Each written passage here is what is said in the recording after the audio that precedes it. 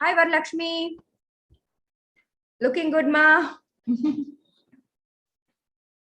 You're muted. You have to unmute, Varalakshmi. Good morning, ma'am. All the best for your speech, ma'am. Thank you. Is this looking too bright? The light. Better now? Good, ma'am. Good, ma'am. Light was a bit too bright. Yeah, ma'am. The background in the top, there is light flash, ma'am. I know, ma. What to do? Can't do anything about that. Okay.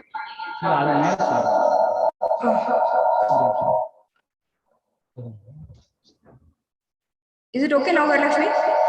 Better, ma'am. But echoing. Better, ma'am. Okay, yeah.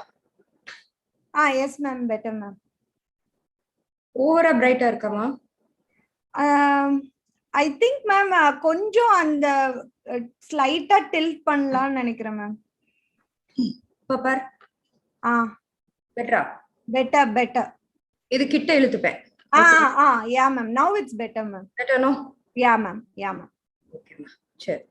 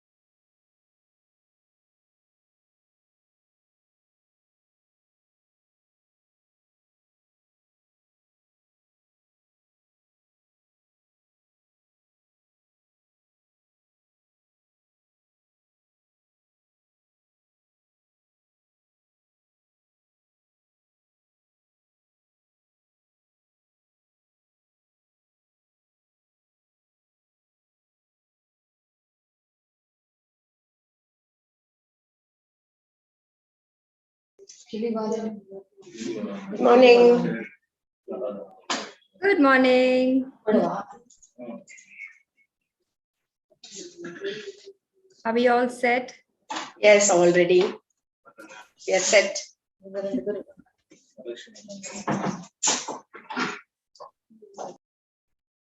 Lipstick ரொம்ப bright ஆ தெரியுது.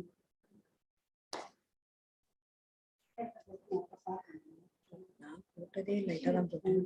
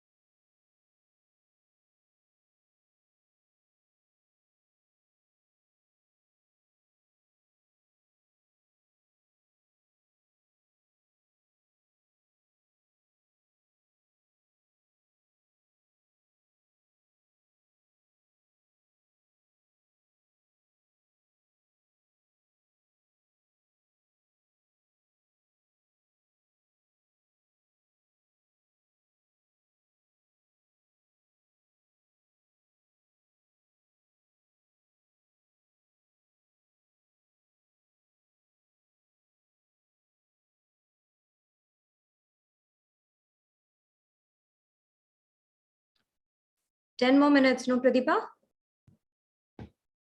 Yes, Anju. We start sharp at 9. Right.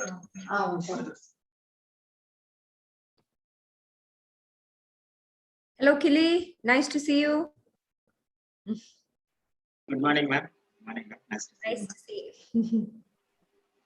you. You discuss among each other who you're going to introduce first, who's going to do what, okay, for the session. Yes, ma'am. Already discussed with you. Right. Yes, ma'am, we have discussed it, ma'am. Super. Great. All the best. Thank you, ma'am. Thank Thanks you, for the ma'am. opportunity. Yeah. Right.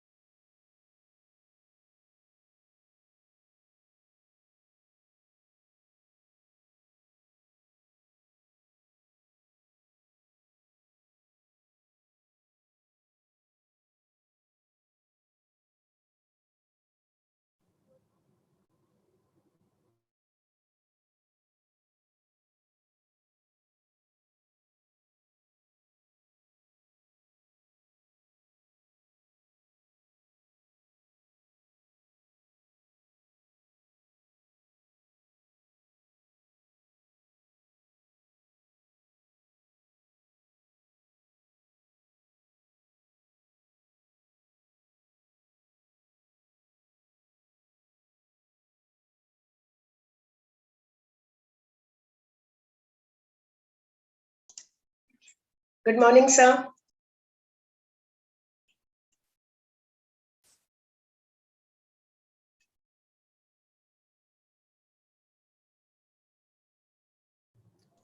Good morning to you. Sir, can you hear us? Yeah, I can see you. Okay. Good morning. Yeah, good morning to you. How are you? Fine, sir. Good morning, Good. sir. Welcome. Welcome, sir. Welcome. So happy to have you. Hello, Diabetes Academy. Yes. So nice. Thank you. How is Happy, everything at in-laws? sir. Oh, he's How's better, sir. He's better. He's better. My father-in-law. Yes. Yeah, that's what. Yeah. Yes. So I feel we should be starting in time, right? We still have 4 minutes. Good morning, sir. We'll start sharp good at 9, sir. Yes, yes. So whatever you tell me, then I'll upload my slide. And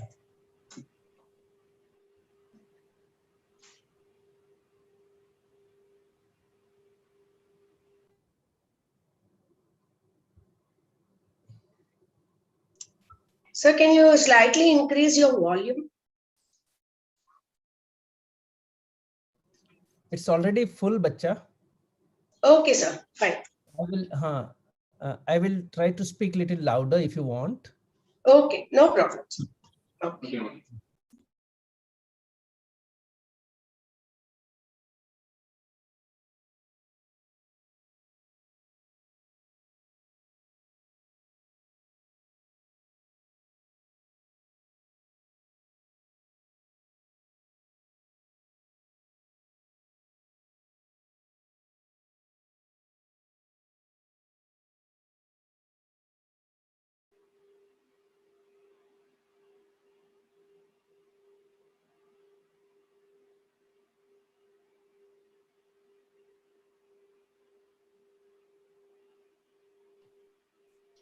So we will start exactly on time, sir. 9 sharp, we will start. No problem. No problem. I'm ready. You're muted, sir. I think. Oh, 1 minute, sir. 1 minute. So sorry, it is me. No, Yeah, sorry. I'm ready, Anjana. Done. I think your chairpersons have come. They're both here, Dr. Varalakshmi and Dr. Kilivalavan. Good morning, sir. Good morning to you. Good morning to you. So we are all opening batsmen here. So We are opening batsmen today. So we get have audience in the start of the another country. 2 minutes. Yes. In exactly another 2 minutes, we'll start. Yes. Yes.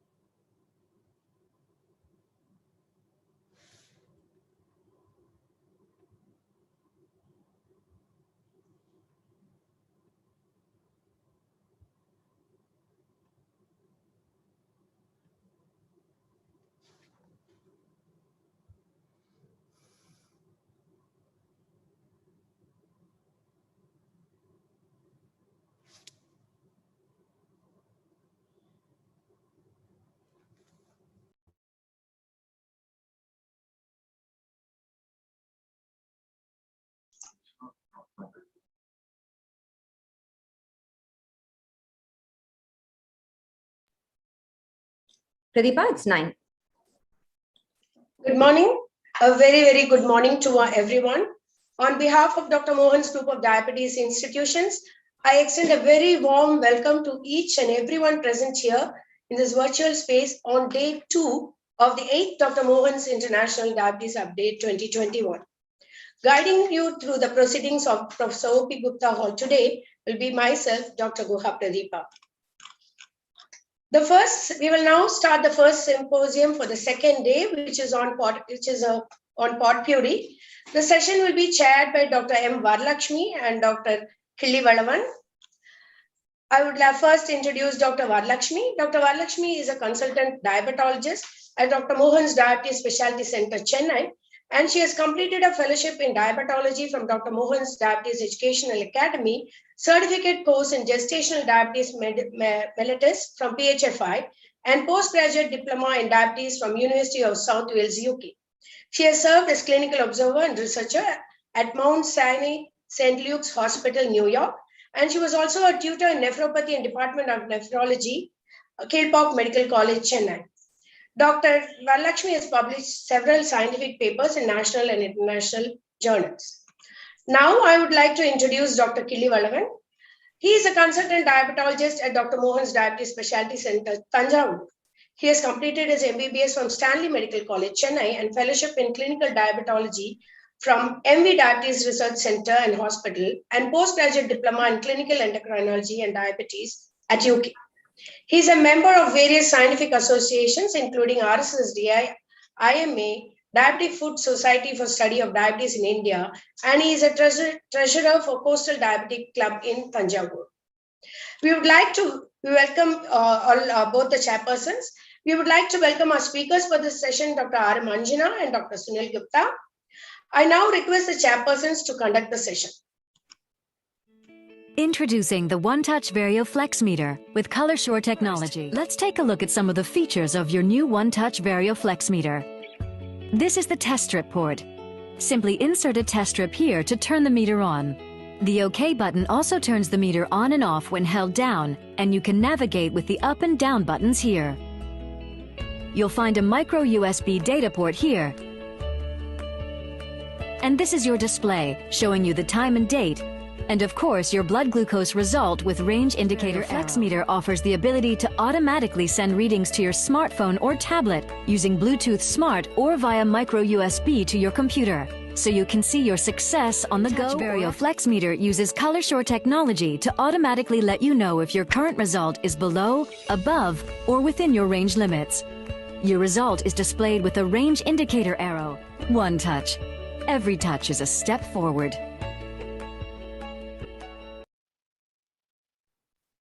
Thank you, Dr. Pradeepa, for that kind introduction. Good morning, all. On behalf of myself and my co-chairperson, Dr. Killi Valavan, and the entire team of Dr. Mogens, we would like to invite all of you for an exciting second day of Dr. Mogens International Diabetes Update. After the fantabulous Friday session yesterday, it's going to be a sizzling Saturday with several hot scientific sessions lined up for today.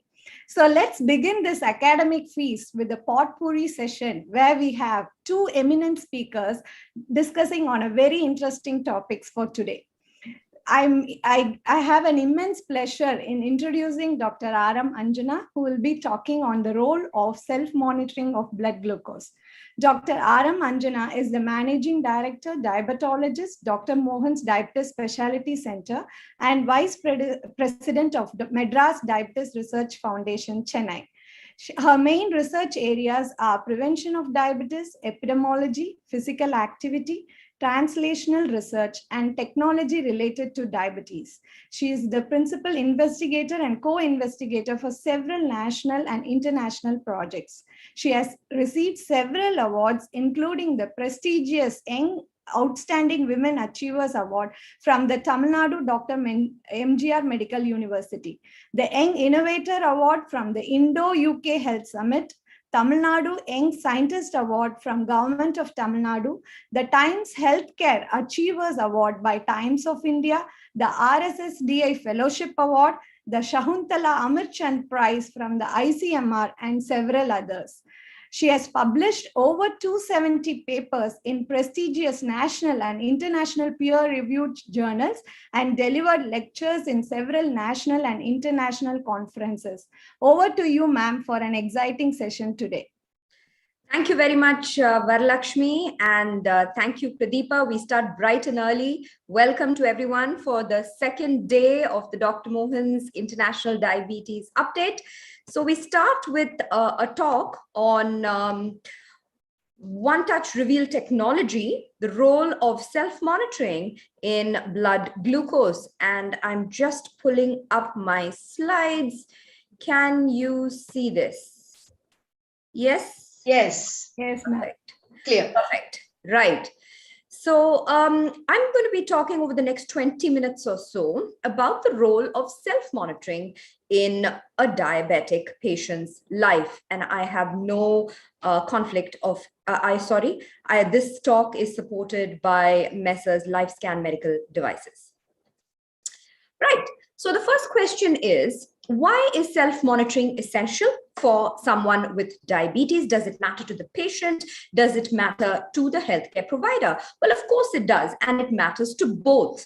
Why do we need this? We need to reach a target A1C of 7. Now, anyone who's treated diabetes knows very well that this is not an easy target to attain, and reaching that magic number of 7 can be a nightmare in most cases. So if you're able to empower the patient along with everything else that you're doing, you're giving medication, you're talking about lifestyle, but how do you know you are where the patient wants to be? Empowering the patient, giving them the opportunity to take charge of their diabetes and avoid that extra glycemic burden, that huge mountain above, that iceberg below of diabetes, that helps them to prevent all the complications of diabetes. I think that is why self-monitoring is very much part, an essential part of diabetes treatment and care.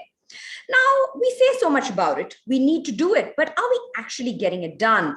Now, this is data from the SMBG International Working Group, and this was published in 2008, and they have data from about 14 countries. I've showed you some top countries here about how much of SMBG does each country report. So we have patients who are only on lifestyle, we have patients who take only OHAs, and then we have a combo of insulin and OHAs. And look at the USA, about 87% of people on combination therapy are able to get their SMBGs done, and good numbers in most of the developed nations.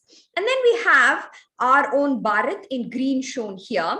And this is the percentage of SMBG that people are doing. Even people on insulin at that point in time reported only 2.4% doing SMBG and 0 for just about everything else. So suffice to say that we're really not testing as we should be. So it's really no wonder that when you look at the ICMR INDIAB study, and this is a national study on diabetes, prevalence of diabetes and all related complications, what you see is that how many people have reached the magic number of 7 on their HbA1cs. So this is data from across the country.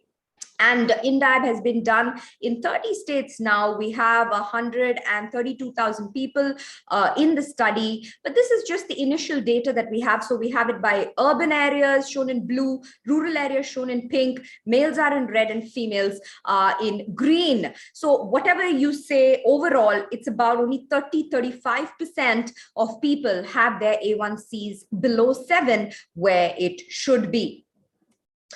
So then what about the self-reported monitoring, the SMBG? Again, I have this by urban, rural, male, and female.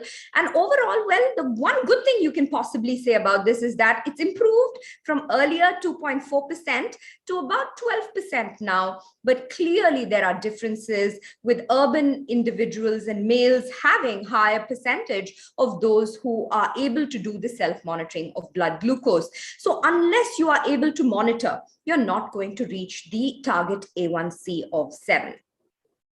So what do the guidelines say? Who should monitor? These are the ICMR guidelines for type 2 diabetes. Of course, they say it's ideal for every diabetic, but it is mandatory for those on insulin, for those with brittle diabetes, prone to ketosis or frequent hypos. Hypo unawareness, another very, very important need for SMBG. Whenever tight control is necessary, pregnancy, acute illness, advanced complications, or when the renal threshold is going up and down. Now, how often should one test? Now, typically, you have 6 opportunities in the day to do testing. So you have 3 meals, you have your breakfast, your lunch, and you have dinner. So ideally, you can test before and after breakfast, that's 2, before and after lunch, and before and after dinner. So that's 6 opportunities for testing really, with another 3 a.m. added. So we call this the 7-point profile, where ideally in the day, you have 6 opportunities to test. But obviously there are many cost considerations, and imagine asking someone to test 7 times, 12 times a day. It's a lot of work and takes a lot of commitment. So we first tell you fix the fasting first. So let's look at the pre-meal values. So you have the fasting, you have the before lunch and the before dinner. And if you fix these first and bring it down to about less than 120 milligrams per deciliter, then goes to say that you'll have an easier job fixing the prandial glycemia. So after you've done the fasting, you then go on to fix the prandial sugars. So now what about type 1 diabetes? So at least 3 times a day. So you type 1s, typically you need them to test 3 is a kind of minimum. You need them to definitely test more. And also if they're having hyper, unawareness, intercurrent illness, very, very important in a type 1. They have fever and they go off their insulin. Your sugars are all over the place then. Changes, any change in the regimen that you've done, switch to pump, switch to any other, type of insulin delivery, or strenuous physical activity. Any of these, especially in children, you'll see them needing to keep testing the SMBG. Now, again, you have multiple tests per day that are shown here. This is just a repetition of what I already said. Now, we've come a long way in SMBG. So from testing and writing down everything, in notebooks, and we used to have charts and notebooks, everything has now become digital. And this is where the one-touch video flex comes in. So this is the latest meter that we have.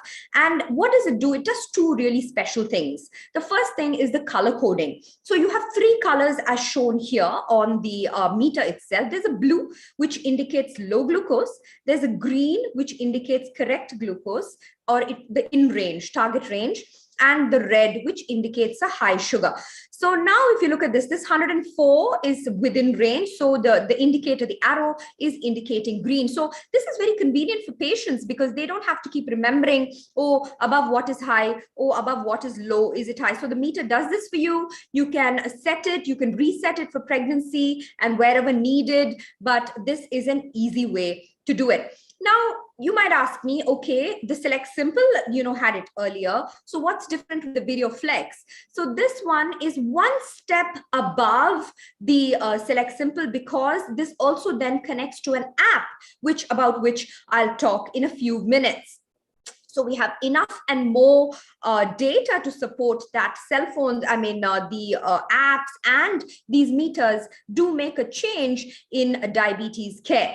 Now, this is the one-touch reveal ecosystem. So what does the meter do? Other than the actual color coding that I told you about, this then connects to an app, which is called One-Touch Reveal. So it is a patient management tool, but there's also a web-based kind of app, which the HCP can then look at. So what does the patient, so on the phone, the patient can make these decisions. You get information about everything that you've done. We'll talk about that soon again. And also there is a web-based thing for patients and a HCP tool, and everything is linked together.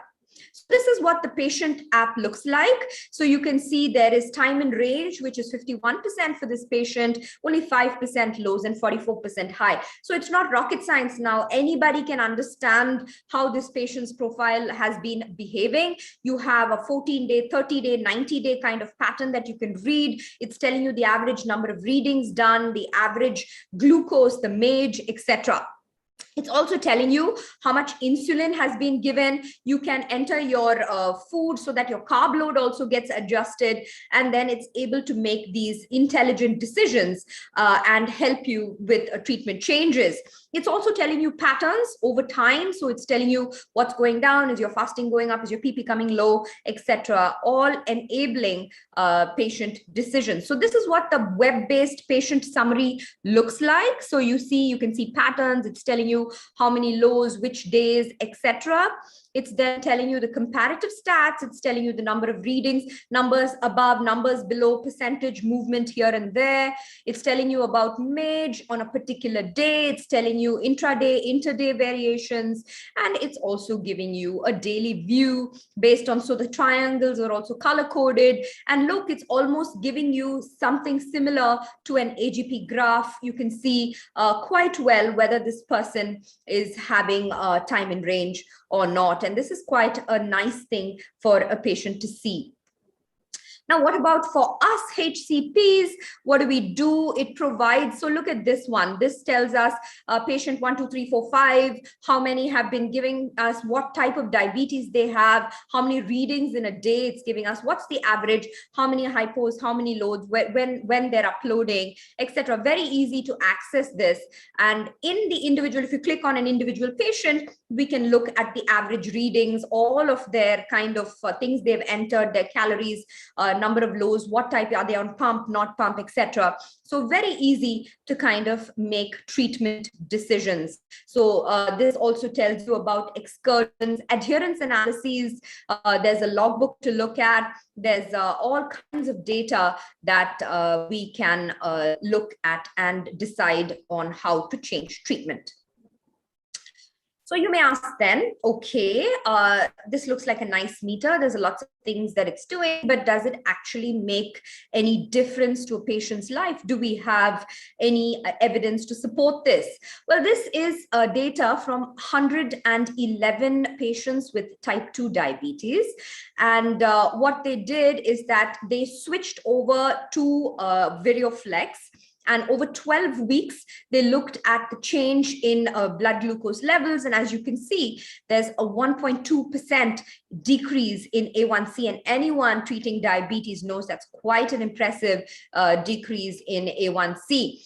And what is more important, though, I think, is that 92% of patients agreed that these meters and this kind of a system help them to take decisions. And this is what I was talking about before, the patient empowerment. Now, this is the most important kind of catch when it comes to diabetes treatment. We as doctors are telling patients, do A, B, C, D. But are they kind of, in agreement with us? We tell them to do something, they do it, but have you empowered them? Have you given the ability to change their glucose values or their insulin values? And that is where I think something like this helps, because patient is also very much in tune with what you're saying. HCPs love it, of course. They think that it helps patients to identify hypos, which is all important, as you know, and also act on the results. This is this was published in JMIR, and what it says is that the app-related messages help in improving glycemic status. The color coding helps for patients because they don't have to remember the values. They just look at it and say, oh, my sugar's fine, my sugar's low, high, etc. Another side, so this is another one. So this is an RCT that is from the NHS, actually. It's 5 sites in the UK. They had 128 subjects, both type 1 and type 2. The baseline A1C was 8.9 here. And what they did, they had 2 groups. One, they had only changing to the meter, which was only the color coding. And then they had the next group, which also had the app involved. So you can see the changes in A1C. So shown on the graph here on my right is the first one is the change in A1C, or rather the betterment in the A1C with only meter and with the app. And you can see huge changes, 0.5% with just the meter and 1% when you add the text messages also. So here, what they did is that HCP was contacting the patient every 2 weeks and reports were going every 14 days. And this, I think, made, so obviously, when you have a doctor also involved, this is going to improve A1C and patient care. But just to tell you that most drugs that we have today help in decreasing A1C by 0.2, 0.5, etc. So these are very, very impressive data that we're showing. Now, what about data from Dr. Mohan's? This is a change in A1C after switching to the One Touch Reveal. This is not the app one. This is just the color coding. And we also were able to show huge differences. We did not have HCPs involved in this. It's just the patients and their color coding differences. Not a very big number. It was just a small sample size, but we did show a movement from A1C from 9.7 to 7.6. So that was also quite good. The last part of my talk deals with polypharmacy in diabetes. And this is something that I think is very, very important, because when you have today, we have data to show that on average, a person with type 1 diabetes takes 5 tablets, whereas someone with type 2, an average 50, 60-year-old, takes 8 medications. So you have your antihypertensives, you have your, antilipidemics, you have your vitamins and whatnot. So you have so many other things that the patient is taking. And the important thing, and this was new for me as well, I did not know that the number of, so things like ascorbic acid and other herbal medications and things can influence your value that your glucometer shows you. So this was a study that was done. So let's look at a case study first. We have a 68-year-old female, 26 years, type 2 diabetes, hypertension, dyslipidemia, GFR is 42, basal bolus regimen, EMPA, atorva, lisinopril, hydrochlorothiazide, acetaminophen. So you'll be surprised. Acetaminophen is a big problem, simple paracetamol. Right. So A1C 6.8, okay, and does the carb count, very, very motivated person doing all these things, develops an URTI, takes flu medication, vitamin C. So now with all the COVID coming in, almost everyone and their uncle is on vitamin C, herbal supplements, you can see, and suddenly she sees that there's an increase in fasting, PP and all of these things. She's checking her readings and everything is showing high. So what happens? The HCP then is increasing the insulin and she's going into severe hypos. So the question is, did the polypharmacy result in falsely elevated glucose readings, leading to inappropriate insulin doses? So this study here looks at exactly this question. So we're looking at the accuracy of the BGM strip to see whether, there's actually accuracy from what they're giving in terms of using all of the polypharmacy. These were 830 subjects, both type 1 and type 2s. And what they were able to do is compare. So we found it's amazing. From 830 subjects, they had some 437 different medications that were used. They then grouped these into 15 subclasses. It went into antihypertensives, anti-OHAs, insulins, etc. And then they were able to do the comparison analysis. So they took a venous blood sample at the same time, and they took these CGM readings as well, SMBG readings as well, and look at the percentage accuracy. So what they looked at is within 15% of comparator, 15 milligrams, this side or that side, and they were able to show about in every class. So they did it class by class. You can see it there: gastrointestinal, anti-inflammatory, analgesic, etc. 98% accuracy overall, except for the urological, which is about 94, and they had some sample size issues, I think, as you can see in this chart.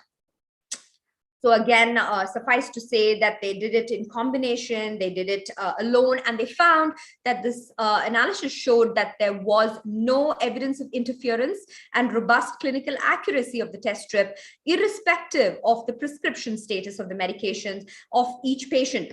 And also what they found is that even when you add on one and keep adding on medications, the accuracy is still quite maintained. So I'd like to conclude by saying SMBG is not just a tool, it's an intervention. It's a patient education and empowerment tool. It helps to monitor with meaning. It's technology enabled, helps to support the patient and address key issues in diabetes management. Connected systems, I think, are the future, and they do give us the opportunity to do remote monitoring. So I think this is the future of diabetes care, being able to transfer technologically and connect with our patients wherever they are in order to achieve glycemic goals. Thank you.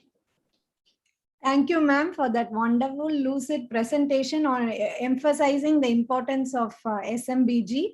And the polypharmacy was an additional add-on point for us. And I hope it will help the clinicians to empower their patients. So already there are a lot of questions. Please continue posting your questions in the chat box. We will take it at the end of the second talk. Over to you, Dr. Kilivalavan. Introducing the One-Touch Vario Flex Meter with ColorSure technology. Let's take a look at some of the features of your new One-Touch Vario Flex Meter. This is the test strip port. Simply insert a test strip here to turn the meter on. The OK button also turns the meter on and off when held down, and you can navigate with the up and down buttons here. You'll find a micro USB data port here. And this is your display, showing you the time and date, and of course, your blood glucose result with range indicator. Flex Meter offers the ability to automatically send readings to your smartphone or tablet using Bluetooth Smart or via micro USB to your computer, so you can see your success on the go. Vario Flex Meter uses ColorSure technology to automatically let you know if your current result is below, above, or within your range limits. Your result is displayed with a range indicator arrow.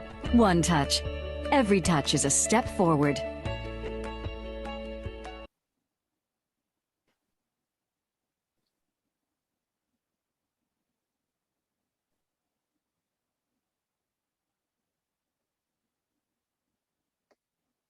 Good morning, all. It's a second day. It's a wonderful lecture, ma'am. Thank you, ma'am, and thank you, Dr. Varalakshmi, for sharing the session. Can I have the speaker introduction slide, ma'am? Yeah, it's my immense pleasure to introduce Dr. Sunil Gupta. He's MD FRCP from Glasgow, Edinburgh. At presently, he's a director and consultant diabetologist, Sunil's Diabetes Care and Research Center in Nagpur. He's a regional faculties for various programs like certificate courses in GDM and National Diabetes Educator programs. He's holding treasurer of RSSDA and president of DIPSI India. He's a principal investigator for several international clinical trials and recipient of several awards, including the Young Achiever Awards 2013 and Outstanding Young Persons of the World Awards. His name being included in the Guinness Book of World Record for participating the largest diabetes health screening at multiple locations. It's not easy to do, sir. We congratulate you. And the contributor of 193 articles in peer-reviewed journals, and is the associate editor of International Journal of Diabetes in Developing Countries. So welcome you, sir. And he will be delivering the lecture of remogliflozin usage in Indian countries in type 2 diabetes. We are waiting to listen you, sir. Thank you very much, the chairperson. And I feel you are able to see my slides. Yes, sir. Okay. You can make it full screen. Yeah. Okay. So once again, my heartfelt thanks to Dr. V. Mohan, Dr. Anjana, Dr. Ranjit, and the whole team of Mohan's Diabetes Institute and the Education Academy. And this is always an honor to be there on the platform of this particular diabetes update since so many years. And I feel like a member of the family, extended family of Mohan's group. Thank you, Anjana, and thank you, sir. Thank you, sir. So my today's talk is on clinical applications of remogliflozin, which is based on the base therapy, which is in Indian's perspective. So this is my disclosure that this particular session has been sponsored by Glenmark and the slides have been provided by them. Now, SGLT2 inhibitors are the only class of oral glucose lowering therapy with multiple extra glycemic benefits. I feel you must have yesterday, today, as well as tomorrow, you will be gliflonized by various talks on SGLT2 inhibitors and gliptins in these 72 hours of this meeting. But just to summarize that how important SGLT2 inhibitors, and we need to have such hammering more often in our clinical practice to understand that how important this particular molecule is. And I feel we should be universally agreeing on the fact that in last 100 years of insulin discovery, if there is some glucose lowering therapy which has consistently shown across the class of the drugs, irrespective of the molecule, has shown the CV benefit. The CV outcome trials from SGLT2 inhibitors have certainly opened our eyes, and that is remarkable. And we now need to spread this knowledge to the hardcore people there in the rural India, in busy practitioners who are unable to possibly understand this science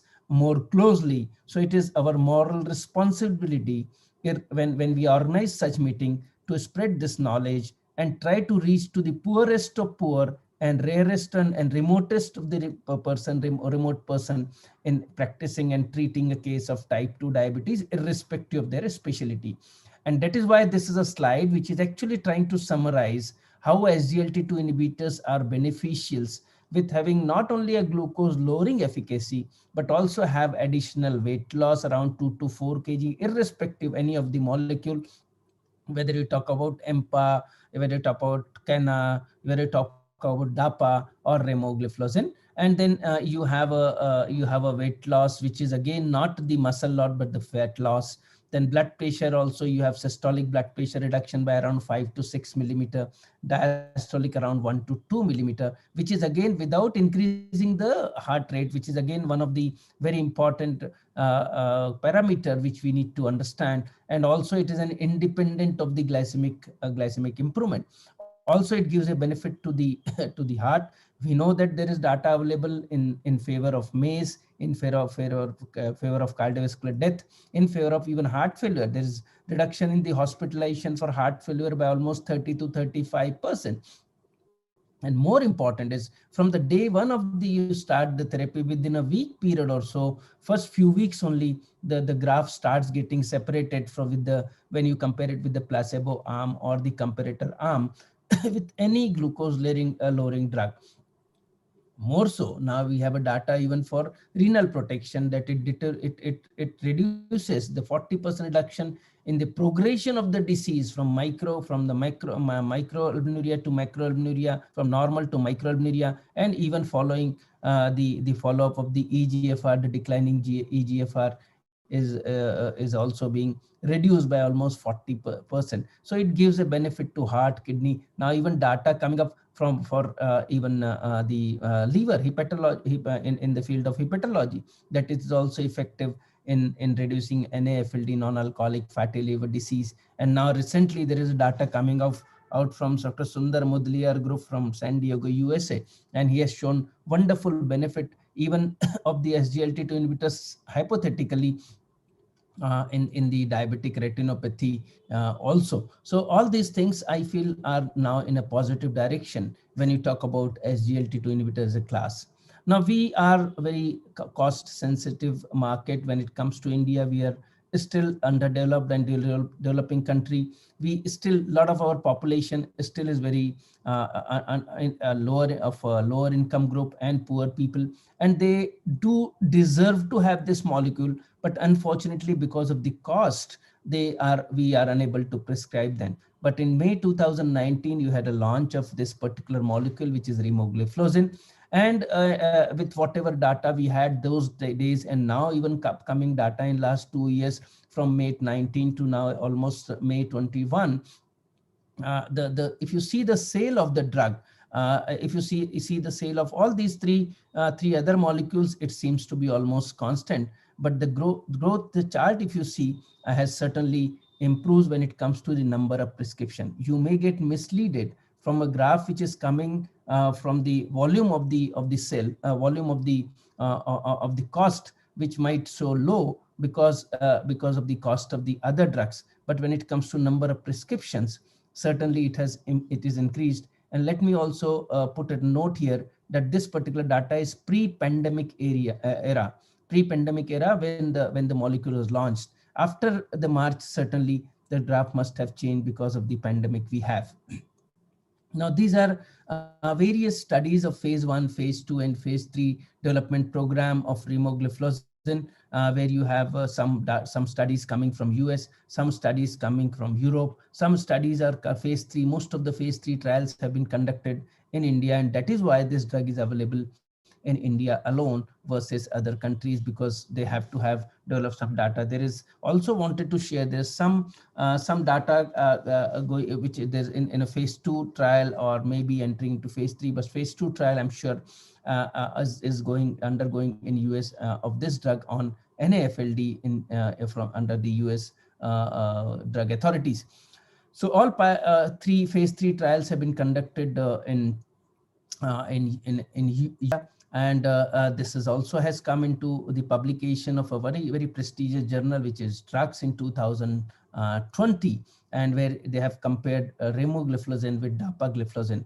And this is again a randomized non-inferiority trial, double-blind, double dummy, where remo has been given in 2 doses, 100 milligram twice a day and 250 milligram twice a day, and it has been compared versus dapagliflozin, which is one of the standard molecule in SGLT2 inhibitors, which has approved CV safety data. And this is the only head-to-head data between the two SGLT2 inhibitors, around 600 patients from India, 58 sites across the country, and data has shown statistically significant non-inferiority. I'm not showing you superiority, but non-inferiority versus DAPA. So it is as good as that of dapagliflozin. It has been shown in these 600 patients, whether that is HbA1c reduction at fasting blood glucose reduction or postprandial blood glucose reduction, those statistically almost similar as that of dapagliflozin, but the non-inferiority has been proved. And one should know as a clinician, whenever you launch any drug, whenever you need to have approval from a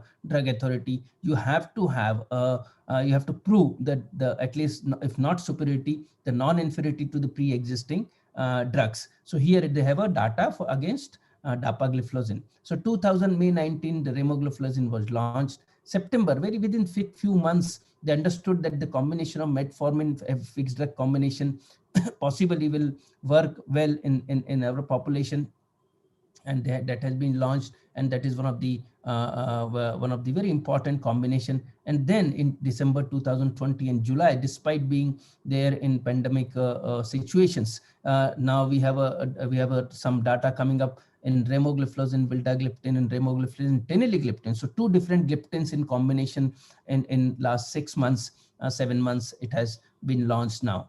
Of course, backup of data does exist. As far as SGLT2 inhibitors and DPP4 inhibitors combination is concerned, I feel I don't need to have any controversy. There's no controversy, there is no discussion, there is no debate on this combination. Every one of us know that globally this combination is being well accepted, and they have a synergetic effect when it is being given, especially next to metformin, or even sometimes without metformin when metformin is contraindicated or is not being tolerated. And we should note that DPP4 inhibitors and SGLT2 inhibitors have the complementary actions with each other, and they address almost all the arms of the ominous octet, whether it is glucagon at the level of alpha cell, whether it's at the level of beta cell, or incretin excess, or at the level of fat tissues, or of course the SGLT2 inhibitor isolatedly working at the level of kidney. But if you add metformin here, possibly then you'll have even liver getting through liver, as well as through the peripheral glucose uptake at the skeletal muscle level. So practically all 7 arms can be addressed if you add this particular combination of SGLT2 inhibitors with metformin. And of course, when you use this combination of DPP4 inhibitor and SGLT2 together, is a published data of 2019 from Journal of Family Medicine. And they again have, as well as ADA 2017 has said that they reduce HbA1c by almost 1 to 1.5%. I feel this is another encouraging results which are coming up from one of the study which was published 2 years back, that SGLT2 inhibitors, when you give, then it is because it causes glucosuria, there is little increase in glucose production to compensate this decrease in the calorie in the whole system. And that is why This increase in the endogenous glucose from the hepatic glucose from the liver actually gets compensated by the DPP-4 inhibitor, and the endogenous glucose production is being suppressed by through the alpha cell by suppressing the glucagon. So there is a pharmacological mechanism which offers a potential durability of the glycemic control when you combine these two molecules together. So this is again another important message to you. Now, when you combine SGLT2 inhibitors with DPP4 inhibitor as together in a fixed drug combination, or even as separately, then you end up with a better results of HbA. When you compare with DPP4 inhibitors, the weight loss is big. Their systolic blood pressure is better reduced versus when you use it alone. Or here again, the genital infections surprisingly seem to be lesser when you combine SGLT2 inhibitors with DPP4 inhibitors versus when you give SGLT2 inhibitors alone. There is no exact hypothesis which has been accepted globally, but it is the better glucose lowering efficacy which could be responsible for it. There are some other also hypotheses that DPP4 inhibitor, there are some DPP4, some bacteria which are dependent on DPP4, which are mycotic infections at the genital, which might also be suppressed because of DPP4 inhibitor. But again, that's a hypothesis. So, and also despite having better glucose lowering efficacy of this combination, there is no increased risk of hypoglycemia. Whenever you try to achieve good glycemic control, you may end up with increased risk of hypoglycemia. But this combination is not having direct access to the beta cell stimulation, and it's actually achieves euglycemia without increasing the risk of hypoglycemia. And we know that it causes beta cell preservation. We know that GLP-1 analog has classically shown that it improves the beta cell health by improves beta cell proliferation, decrease apoptosis, and insulin biosynthesis. And through DPP4 inhibitors, when you inhibit DPP4 enzyme, naturally you end up with having more amount of GLP-1 in your system, which is working well. So you, without stimulating beta cell, you are improving the directly, you are improving the beta cell health. And GLP-1 potential through DPP4 inhibition improves the insulin sensitivity, reducing insulin requirement, and also causes preservation of the beta cell. Same is the case with SGLT inhibitors. Don't have a direct access to the beta cell, and it is an insulin independent action and causes. So in both ways, DPP4 inhibitors and SGLT2 inhibitors gives you better beta cell health and beta cell preservation, which is one of the possibly the hottest therapy at this moment of time. When we give glucose lowering therapy to anyone, we should be focusing on that. The cost is one of the, as I told you, important parameter in our country. And there's a wonderful data coming from US where you have they have a comparison of cost effectiveness of the DPP4 inhibitors and SGLT2 inhibitors combination therapy in type 2 diabetes. And what they have concluded is that SGLT2 inhibitors with DPP4 inhibitors may be more cost effective in lifetime. Maybe in the beginning you will find it to be little costly, but it gives a better quality of life, and it also protects you from multiple complications of macrovascular disease, as well as now data coming out for microangiopathies. So you are benefiting heart, you are benefiting kidney, you are reducing weight, you are reducing risk of hypoglycemia, you are now giving benefit to the liver and other parameters. So if you summarize the role of this SGLT2 inhibitors plus DPP4 inhibitors in this one single slide, yes, it addresses most of the arms of this ominous octet, which is the pathophysiologic of type 2 diabetes, and also it causes beta cell preservation. It also reduces maintains the euglycemia and have a better glucose control by balancing the action of SGLT2 towards glucagon versus and DPP4 inhibitors, reducing the postprandial glucagon, disproportionate increase in glucagon in type 2 diabetes. It reduces HbA1c, so efficacy almost 1 to 1.5%. This combination, it certainly has a benefit on weight, blood pressure, proteinuria, so kidney benefit, heart benefit. You also have a good CV, and CV outcome trials have shown benefits in the cardiovascular endpoints. Maybe it is MACE, maybe it is heart failure, maybe it is cardiovascular death even in EMPA. And then now it is seemed to be wonderfully safe. Basically, there is no overlapping toxicity. There is no increase in the weight, or there is no increase in hypoglycemia despite achieving better control. And clinical practice considerations have been, now it has been come in practically all the guidelines, whether you go for American Diabetes Association, whether it come out European organization or ACE, whether you come out with RSSDI guidelines, almost all the guidelines now, they say that that this combination is acceptable. It can be used with any class of oral drugs. Again, I will keep a word of caution here. When you use DPP-4 inhibitors, should see to it that GLP-1 analog is not there in the therapy, because you can't give DPP-4 inhibitors and GLP-1 analog together. And when the oral semaglutide will come, then possibly I'll have to change this slide. Sir and Glenmark will have to maintain here not oral drugs, but maybe non-GLP-1 oral anti-diabetic drug should be added. No drug-to-drug interactions, and it is oral therapy, and of course a cost-effective proposition. And now we have some data coming up from Remo and Vilda combination and Remo and teneligliptin combination. This is a forever study, another very aspiring study here. It is a randomized control trial to just prove again a non-inferiority for the approval. Double-blind randomized control trial, double dummy, have two arms where remagliflozin was with combination of vildagliptin 100 milligram and 50 milligram. So they have been given twice a day, versus EMPA-LINA combination, which is again pre-existing, around 200 patients, 23 sites in India.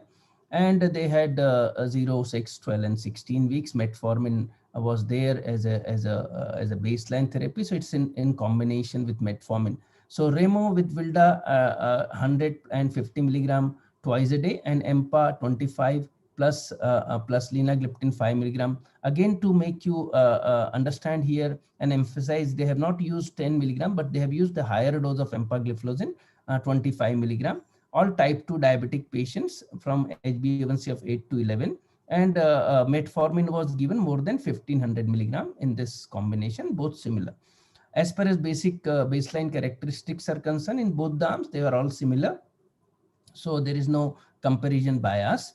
And then you have this data at 6 weeks, 12 weeks, or as well as at 16 weeks. There is significant reduction in the HbA1c when it comes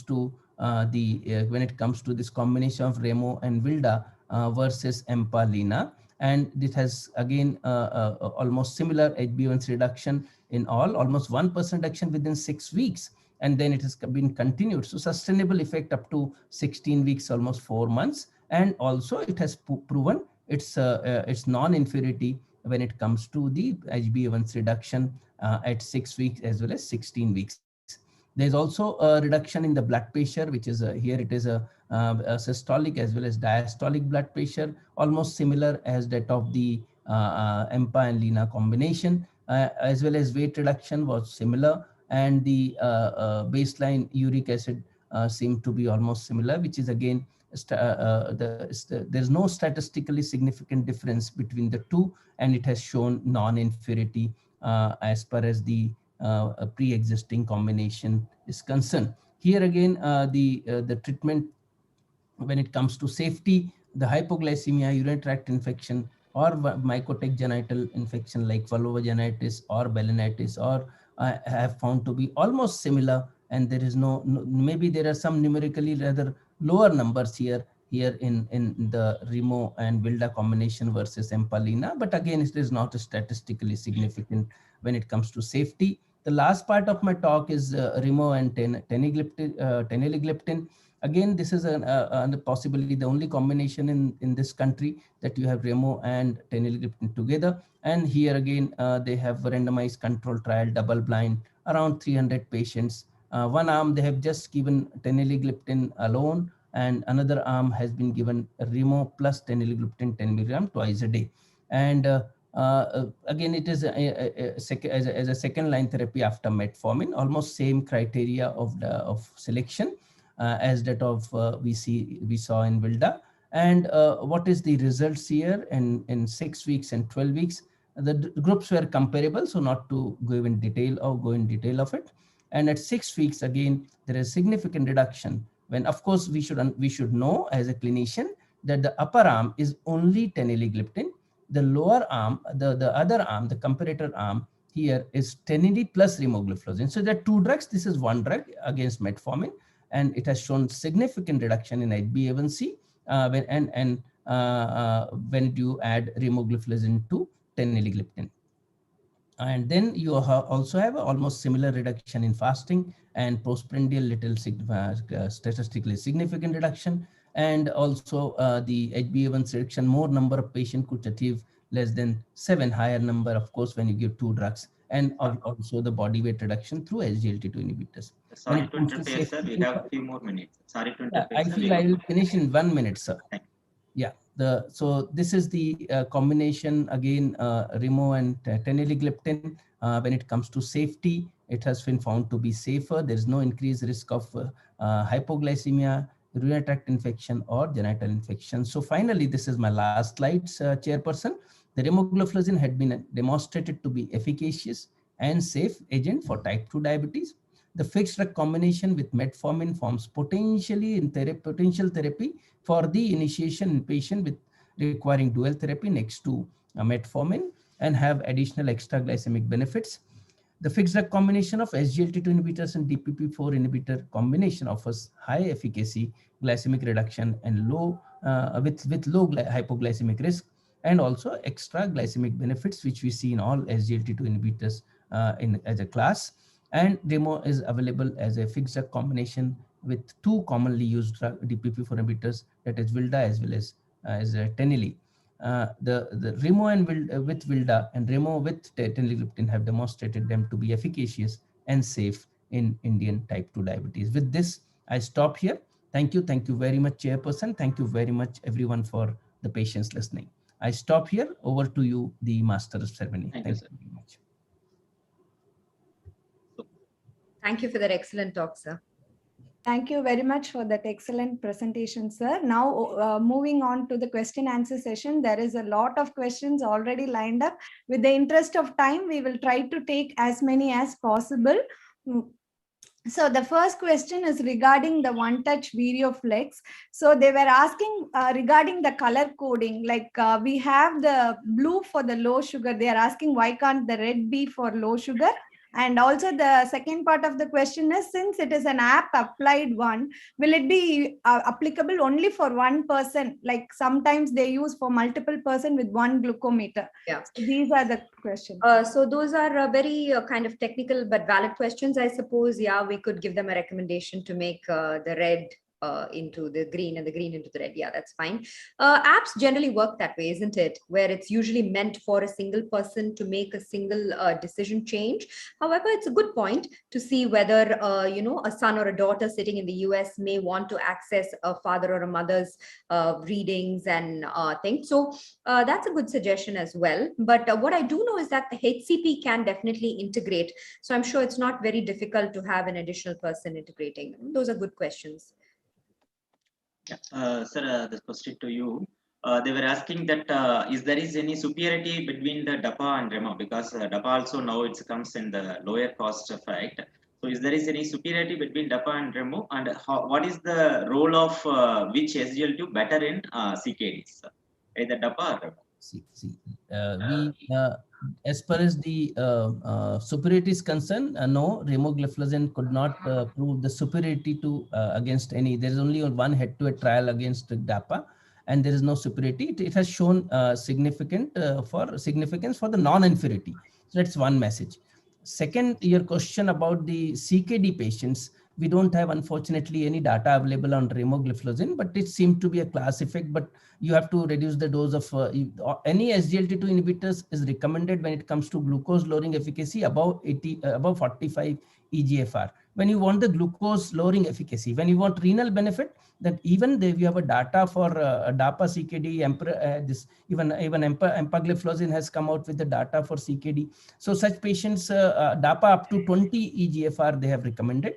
and up to 30 or 35, you have other SGLT2 inhibitors have been recommended for renal benefits. Even in non-diabetic patients, it can be used. DAPA has been possibly approved now in heart failure as well as in CKD. So we have now coming up with more and more such recommendations and guidelines. But at this moment of time, I did not see any data of remogliflozin in patient with CKD as well as heart failure. And that is why we try to understand this more as a class effect rather than the molecule per se. Thank you, sir. So one last question, I think we can take it. So, ma'am, how frequently should a GDM patient do their blood sugar monitoring? Okay, so that's, I talked about type 1, type 2, but I didn't talk about GDM. Okay, so in GDM, so this depends on whether you're talking about classical GDM or diabetes complicating pregnancy, and these are very different. In classical GDM, you try and do 2 to 3, but you do the prandial sugars first because that's what goes abnormal, right? So you try to do a couple of sugars a day, 2 to 3. Mostly you have Sunil Gupta here and all. I see Usha Shriram ma'am, all the kings and queens of GDM sitting here. So I'm just going to try, and if you have anything to add, that's fine. So if in a classical GDM, 2 to 3 times a day, look at the prandial first and then go for fasting. If it's a type 2 or any diabetes complicating pregnancy, then it's a completely different story. You need to do a minimum of a 7-point profile. You're going to have difficulty as you progress in pregnancy. And if it's a type 1, straight away look at, continuous monitoring or something like that. Can I just yes sir, please do add. I want to add, everything is all perfect, Anjana. The only thing that many of our clinicians, I just want to emphasize important aspect here. Our clinicians, they monitor only fasting and sometimes post breakfast and sometimes only post lunch, and they forget to monitor the post dinner blood glucose. I feel that is one area where we need to work very, very hard. Everyone, as rightly Anjana has shared, that you should have fasting, post breakfast, post lunch and post dinner. And with pure GDM, it is going to be, fasting is going to be usually normal, and it's going to be mainly postprandial hyperglycemia. So all 3 spikes need to be covered with your pharmacotherapy if you are using it, or maybe dietary modification. You should try to monitor. And our Indian population in this part of the country practically have lightest breakfast. They go other way around than recommendation. Lightest breakfast, little heavy lunch, and heaviest dinner. And that becomes another issue in this part of the country. Just sharing for delegates. Thank you, sir. Thank you very much. Thank you. Thank you, sir. With the interest of time, just we can close the session, I hope, because lots of questions. Thank you so much, sir. Thank you, sir. Thank you, ma'am, for the wonderful session. Thank you. Well done, chairpersons. Thank you so much, ma'am.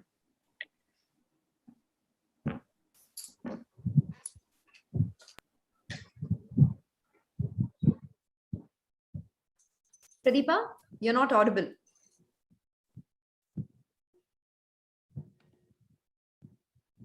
No.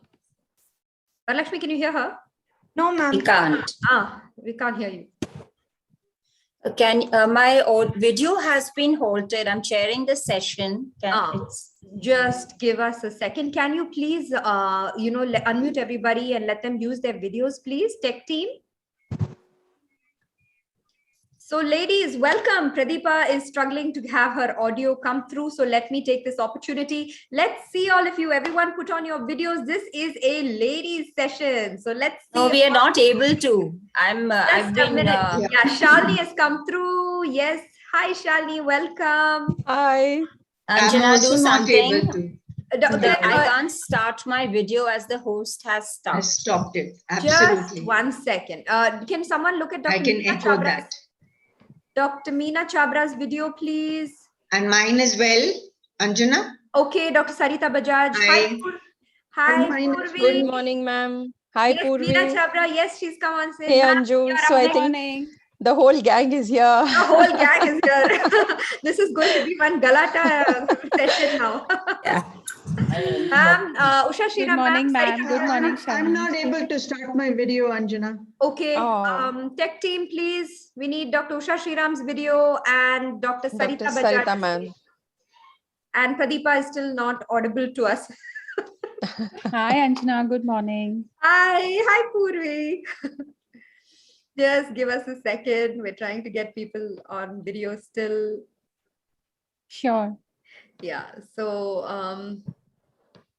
as Varalakshmi said, it's a sizzling Saturday morning and made all the more hot by all the women here now. Tech team, have we got the videos on? Okay, Shalini, I'm just going to go ahead and start introducing you. Sure. Okay, so by the time others can also join. So it gives me great pleasure to welcome Dr. Shalini Jaggi, who is like not just a colleague, but like a friend and sister. Ma'am, Usha Shira, ma'am, I can see you. Welcome. Shalini is a consultant diabetologist and director, Life Care Diabetes Center, which has just turned 1. Congrats, Shalini. Thank you so much. And the Apollo Cradle Hospitals at New Delhi. She's a faculty and tutor for Cardiff University and University of South Wales, UK. She's a faculty of the NDEP program, the National Diabetic Foot Education Program, and various diabetes teaching programs.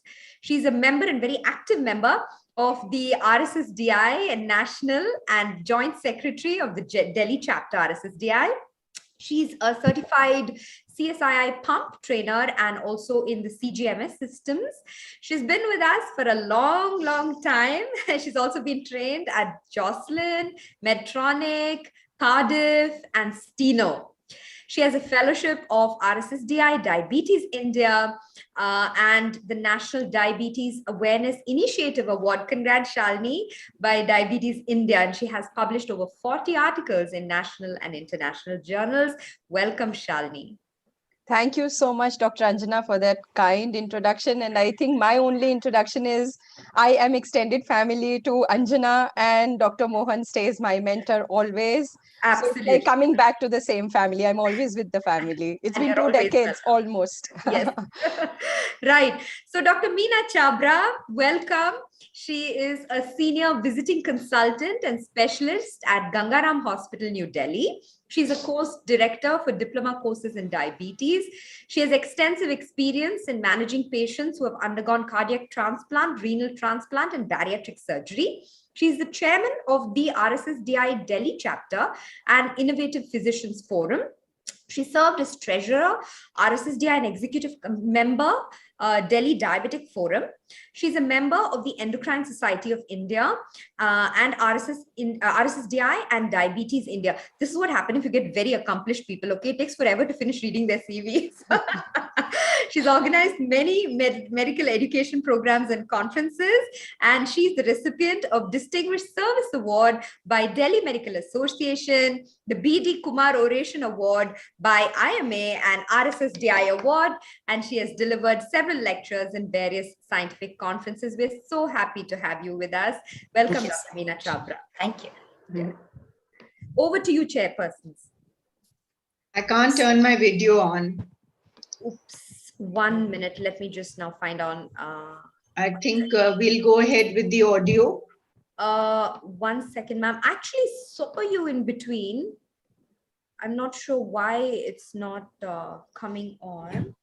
We'll start with her introduction. Yes. Yeah. So good morning, everyone. I think this is a very, very innovative session, diabetes and women. And this is something that deserves its own place. And thank you so much, Dr. Mohans, for placing this session so aptly and getting all the dynamic women on board for this session. So we're going to have a good time. To introduce our first speaker, we have Dr. Sarita Bajaj, ma'am, with us. Can I have her introduction, please? Yeah, her video is finally on, ma'am. Nice to Yes. see you. Nice to see you, ma'am. Thank you. So I think we don't really need an introduction for a dynamic personality like Sarita, ma'am, but for the formalities, she is director, professor, and head Department of Medicine, MLN Medical College, Allahabad.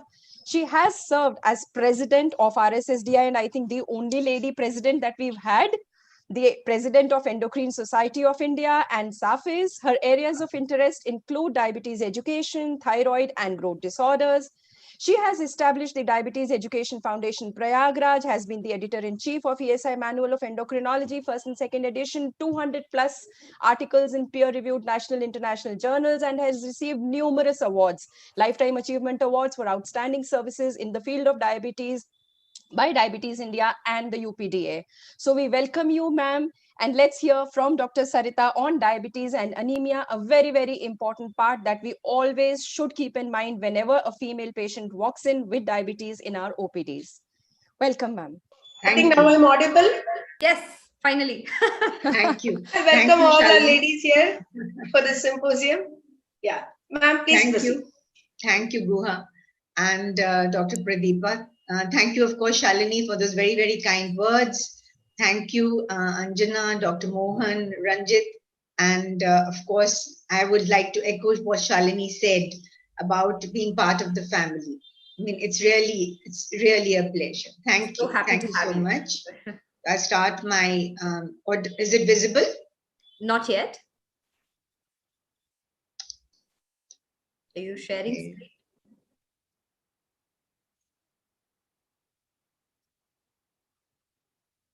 Share screen. Yeah, that's better, I think. Not yet visible, ma'am. That's it. Coming up, coming up. Yes, yes. You can make it full screen, ma'am. Yeah, absolutely. Here we go. So We're I'll all be set. talking, of course, on diabetes and anemia. And my interest stems also from these two publications, Management of Anemia in Patients with Diabetic Kidney Disease, which was published in the IgEM, a consensus statement. And this was followed by a position statement in the JAPI, the Indian College of Physicians position statement on anemia in metabolic syndrome.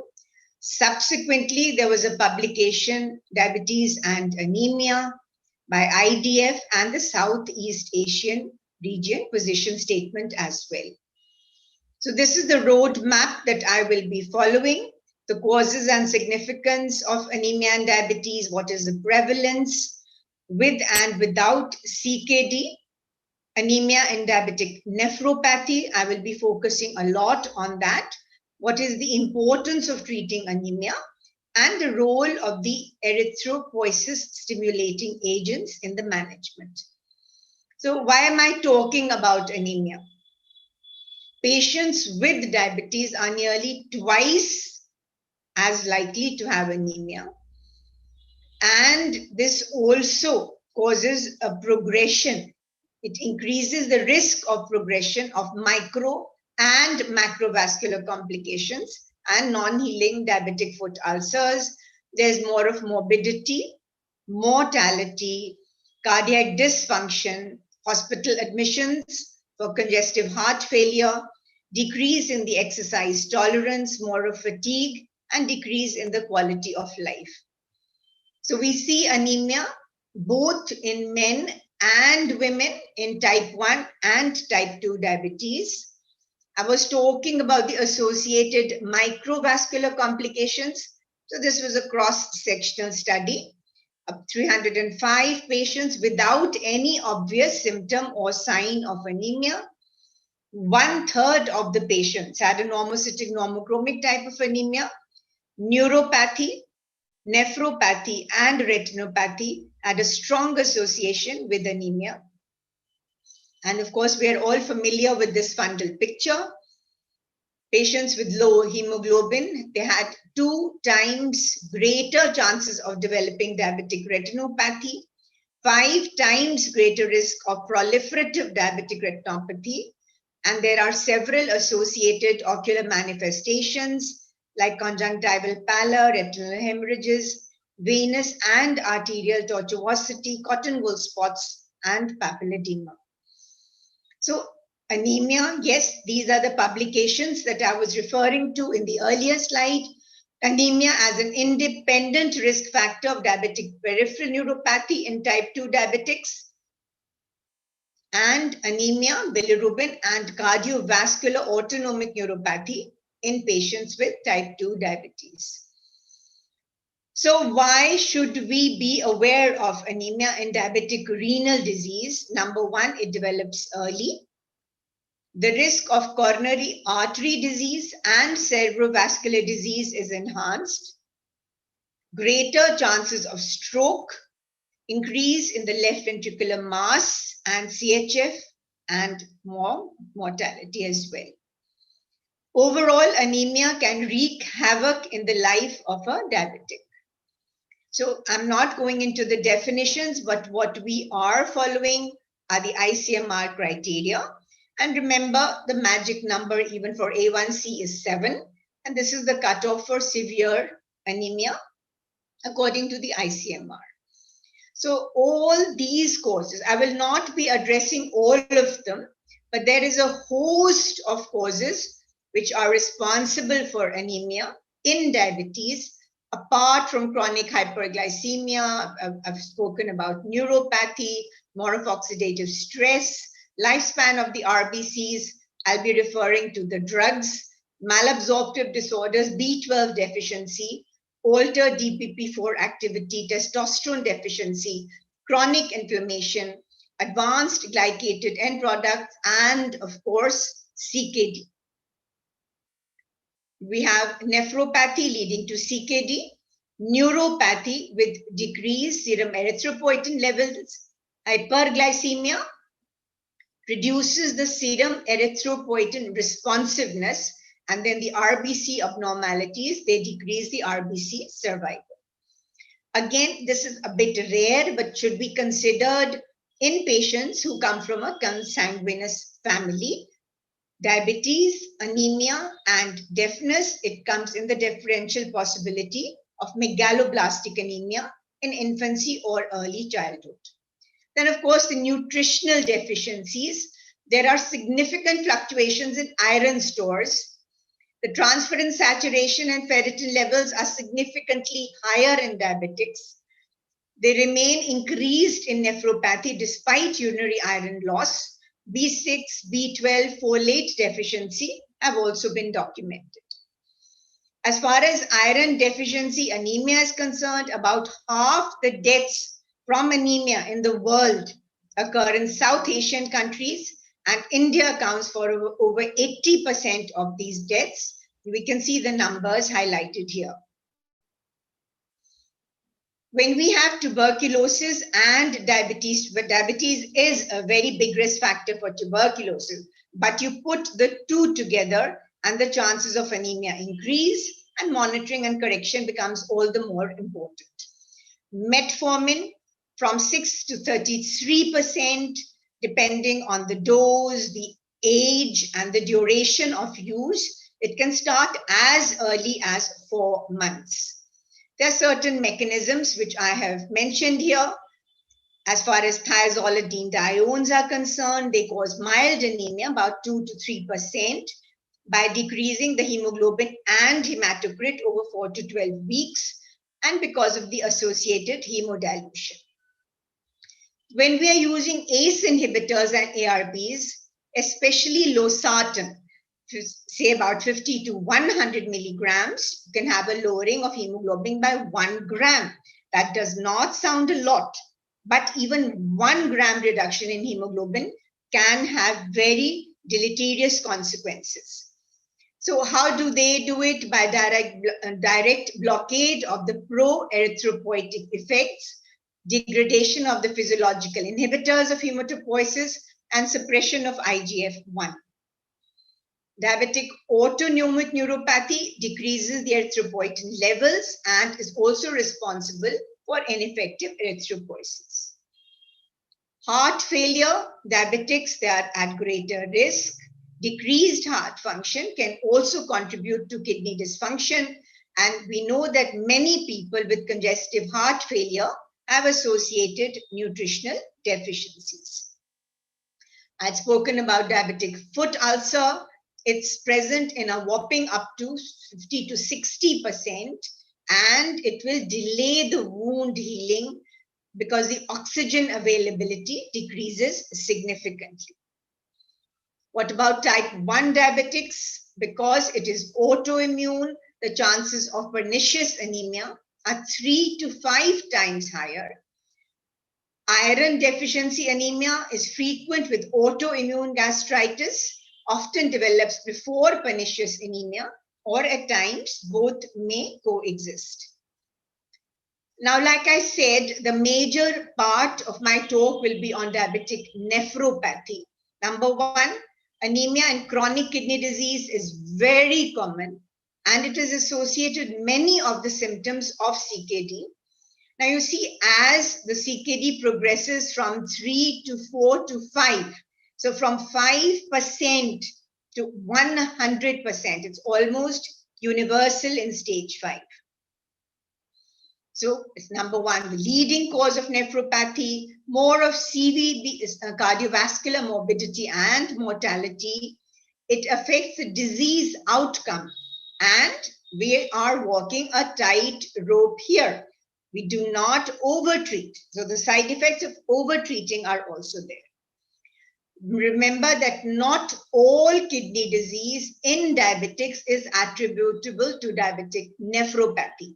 Yes, diabetes forms a major bulk, but we have to exclude other causes as well.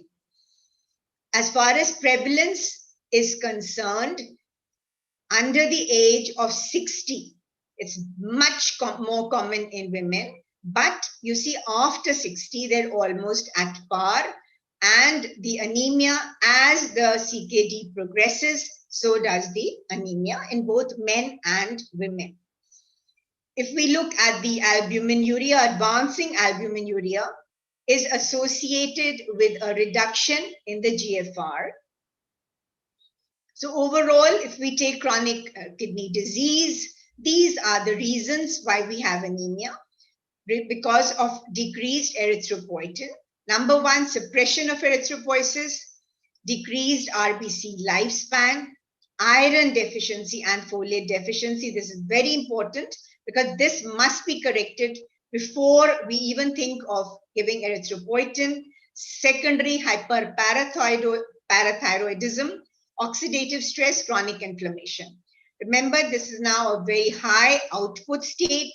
Not only does it result in progression of the renal disease, decreased renal perfusion, decreased filling pressures, but it aggravates heart failure, cardiomyopathy, and myocyte death as well. So this is reciprocal. You'd look at CKD, anemia, CVD, and diabetes. This is the vicious circle. See, if you look here carefully, so from patients without diabetes, without anemia, if we are looking into a GFR about 36, it falls to about 1/3 in patients with diabetes with anemia. So there is a significant reduction in the GFR when anemia is associated. I was referring to that just 1 gram fall in hemoglobin. So just 1 gram fall in hemoglobin can result in concentric left ventricular hypertrophy, left ventricular dilatation, systolic dysfunction, chronic cardiac failure, as well as ischemic heart disease. So the relative risk for each of these increases significantly. Right, so a little bit about the treatment aspect. What are the targets? Why? And how do we do it with iron and the erythropoietin stimulating agents? What is the difference between correcting the anemia and maintaining it? Are the erythropoietin stimulating agents different? And what are the benefits that we are looking into? Erythropoiesis, remember, bone marrow. Erythropoietin is a hormone, 90% comes from the proximal renal tubules. Erythropoietin, what it does is stimulates the stem cells in the bone marrow to lead to RBC production. Iron is extremely essential in the latter phase, and 2/3 of iron in our body is in hemoglobin. So you can see the initial part of erythropoiesis is erythropoietin dependent, and the latter part is iron dependent. And we look at the regulation. If the kidney is knocked out, obviously there is decreased erythropoietin. We have an erythroid marrow. The circulating RBCs are decreased. In patients with CKD, the kidneys are unable to produce sufficient erythropoietin to stimulate adequate erythropoiesis, leading to anemia. So there is Popeye for you, and we know what he used to love. Any guesses for that? So this is Popeye, and his craze was spinach. So the importance of replacing iron. And a word here about hepcidin. When there are increased levels of inflammatory cytokines, we have enhanced production of hepcidin, which is a protein which inhibits intestinal iron absorption, and it also impairs the transport. So we need to correct the iron deficiency with oral or intravenous iron for the correction of CKD. Remember, I said it's very important for the latter part of the erythropoiesis. And if it is untreated, then it is a very, very important cause of hyporesponsiveness to erythropoietin treatment. So if you have less of hepcidin, then there is erythropoiesis, iron deficiency, hypoxia, increased hepcidin, iron sufficiency, and inflammation. So what are the guidelines? National Kidney Foundation for the evaluation. We do the history and exam, look at these indices, the retic count, and then these are the parameters: iron, transferrin saturation, total iron binding capacity, and serum ferritin level. Must exclude GI loss, so fecal occult blood may also be required. So these are the comparisons between the different causes of anemia and how the parameters that we are testing help us decide which of these diseases it fits into. And of course, iron overload may also be considered. Overall, the management, iron has to be given intravenously or oral. That depends on the stage of the CKD. So in pre-dialysis or peritoneal dialysis, chronic kidney disease on hemodialysis, the patient will be given parenteral. Folic acid, pyridoxine needs to be ensured. Prevention of blood loss, erythropoietin replacement, correction of the uremic environment, and blood transfusion as well. So these are the preparations. We can use oral iron, B12, folic acid, parenteral iron, and erythropoietin stimulating agents as well. So these are the parenteral forms of iron which are available: iron dextran, sucrose, and sodium ferric gluconate. And the half-lives, perhaps you need to know what is the renal excretion. This is important because here it is nil. Amongst the different iron, the oral iron preparations that are available, carbonyl iron is 100% iron. The absorption is delayed. It is 3/4 of the ferrous salts, but the availability is only 33%. The timing with the meals is important, but remember, they all cause gastric irritation. So the erythropoietin stimulating agents have actually revolutionized the treatment of anemia, the short and the long-acting ones. They have a significant pleiotropic benefits as well. They can be short-acting, long-acting. So depends, when we say short-acting, they have to be given 3 times a week. The longer-acting ones may need to be given once a week to even once a month. They are not without side effects, and you can see a significant number like hypertension, even seizures, thrombosis, flu-like symptoms, headache, diabetic retinopathy may be worsened, red eye, and certain rare side effects as well. The target hemoglobin level for adults, young people, and children over 2 years is 11 to 12. For children less than 2 years, 9.5 to 11. I said 1 gram is significant, and it's a tightrope we are walking to start taking action within 0.5 gram per deciliter if it is out of the range. So what is the evidence? Yes, the risks and benefits.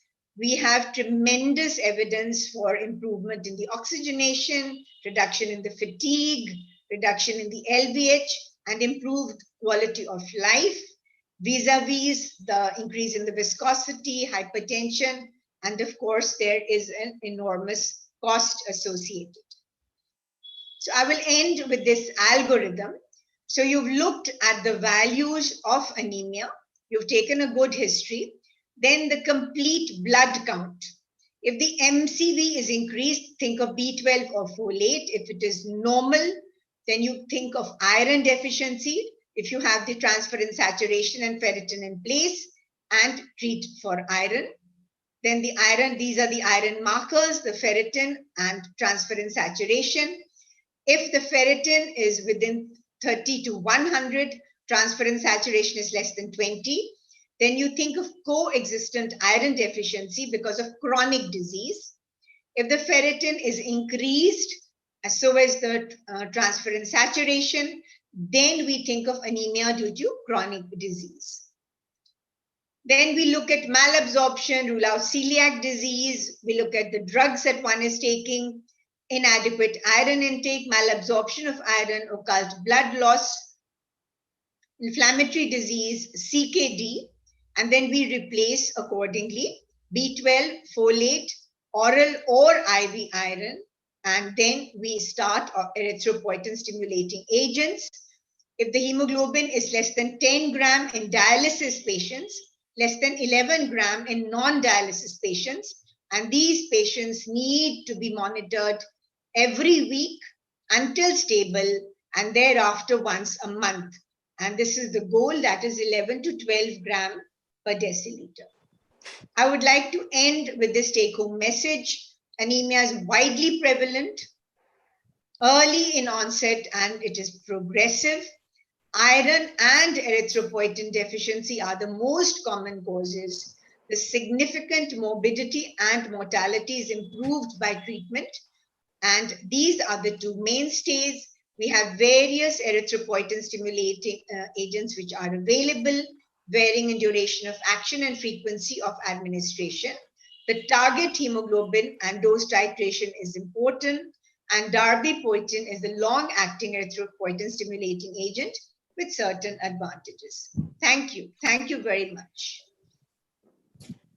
Thank you, madam, for such an extensive talk. And the message to our audience is that screening for anemia is equally important, because anemia not only is can cause pathogenesis of complications, it can also cause progression of cardiovascular, as well as it may signify underlying nephropathy. So thank you so much for that extensive talk. And now we proceed to the next session on, it's my proud privilege to invite Dr. Usha Sriram, the iconic figure she is the one who's brought women and diabetes to several forums. A very warm welcome, Dr. Usha. And she's the one who's taught us that diabetes in women is different, and diabetes among women of different ethnicities and different ages is different.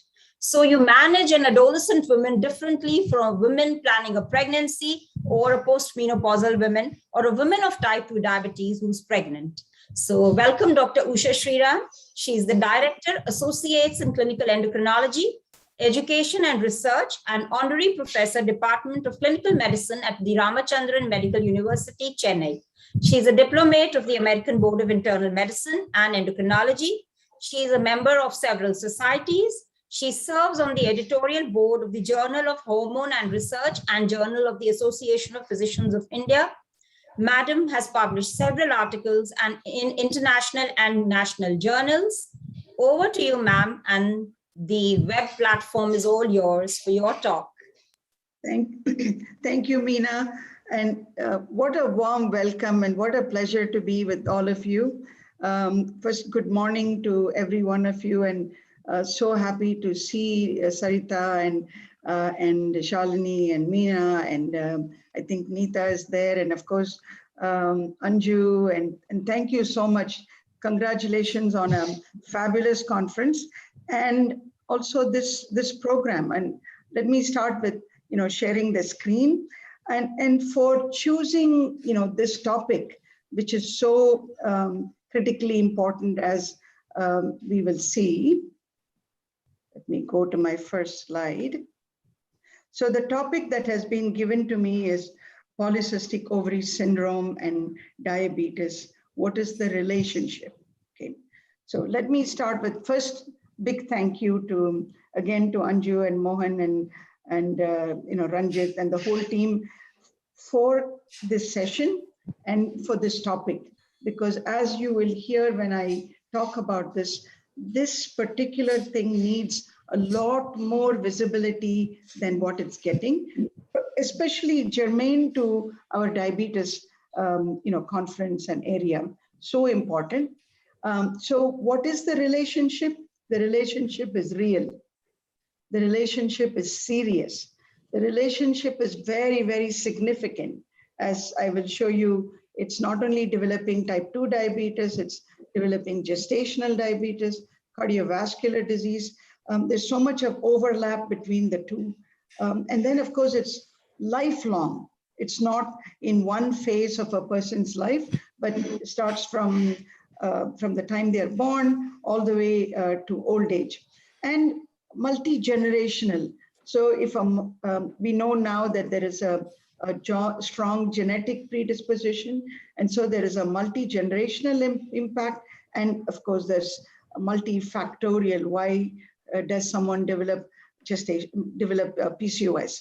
So it's like I said, it's a very significant problem, affects women of reproductive age, the most common endocrinopathy of women of reproductive age. So if you take women between the age of 15 to 49, so there's supposed to be anywhere from 5 to 23%, depending upon the studies and depending upon criteria they've used for calling it as PCOS. But we can kind of round it off to somewhere between 10 and 15%. And that's a huge number, because just to show you, the number of women in reproductive age in India alone is upwards of 300 million. So something like 320 million women are between the ages of 15 to 49.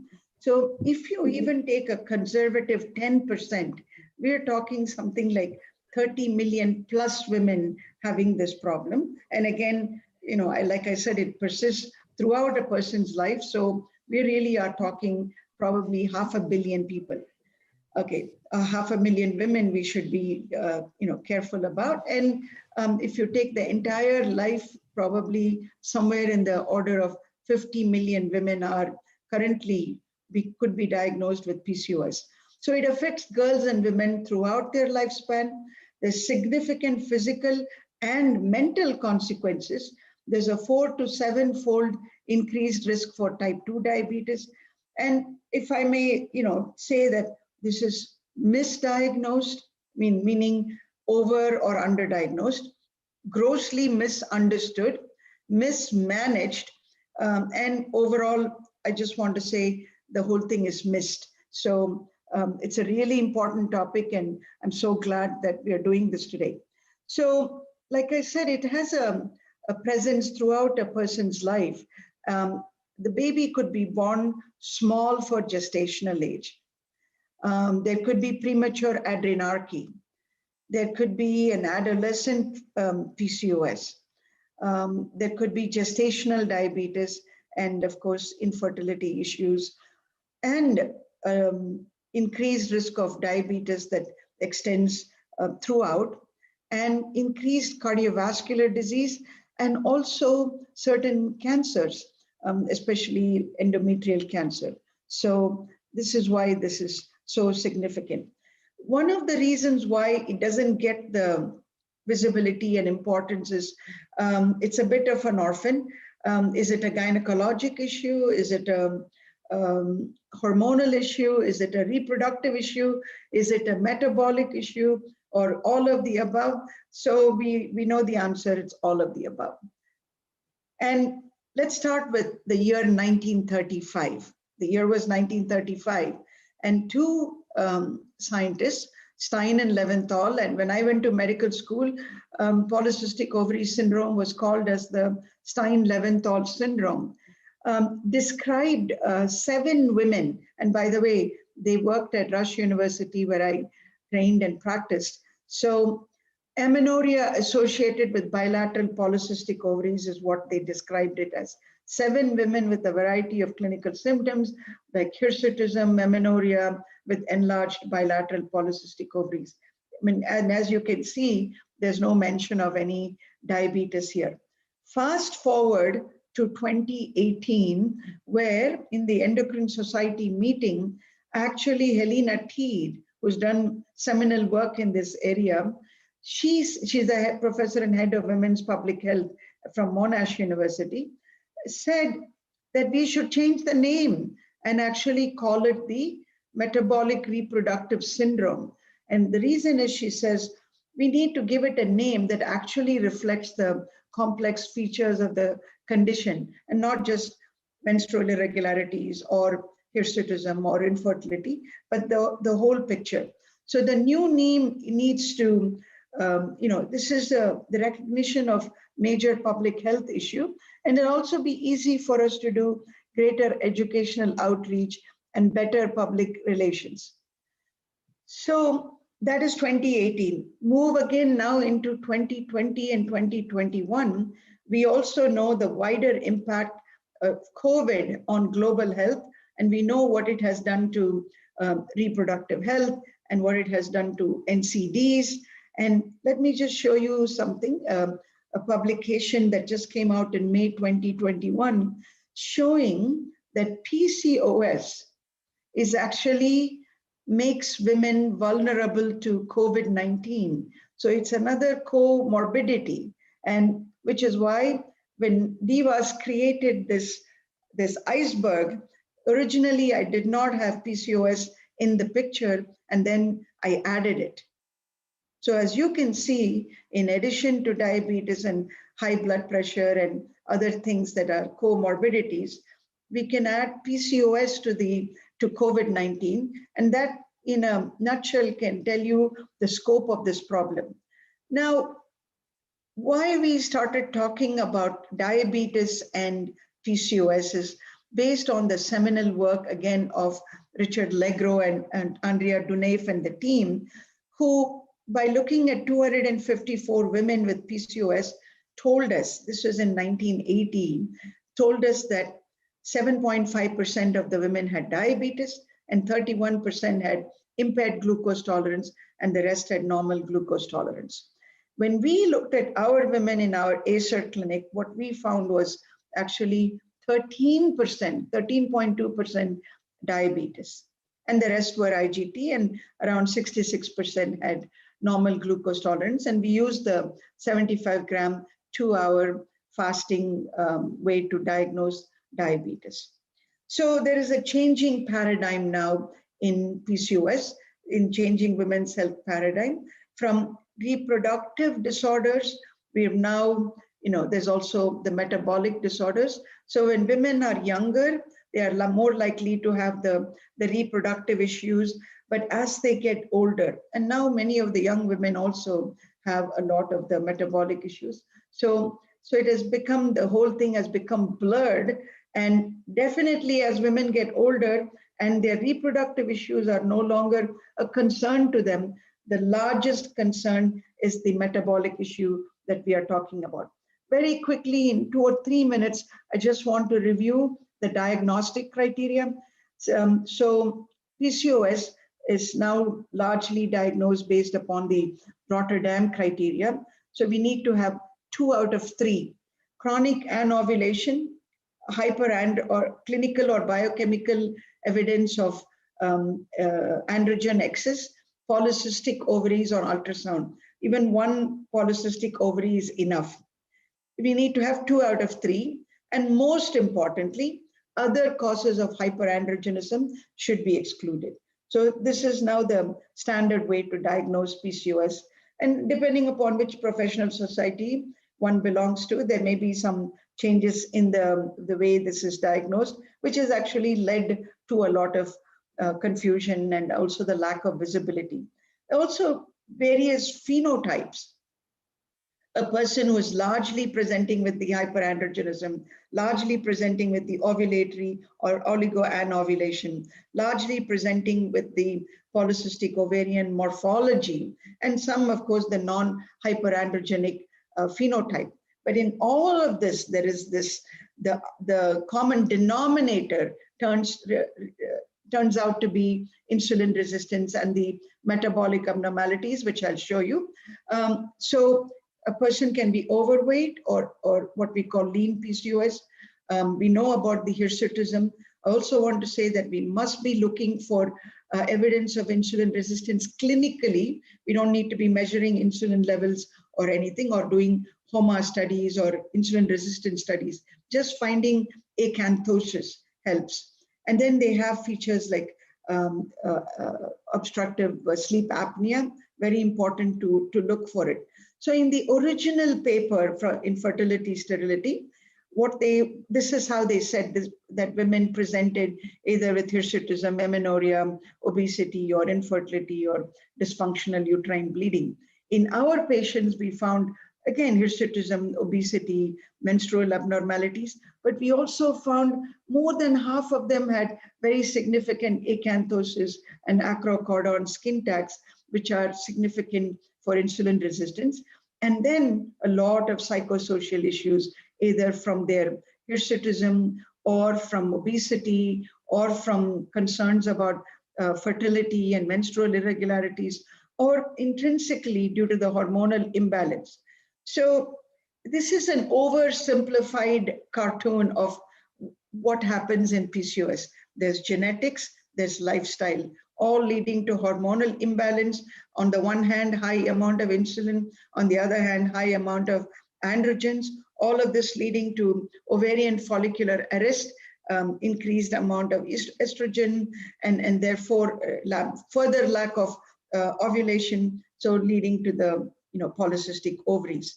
The clinical outcomes because of this was either hirsutism and acne, or menstrual disturbances and subfertility, and relevant to today's talk, a 4 to 7-fold increase in diabetes and cardiovascular risk, and of course, like I said, psychosocial issues.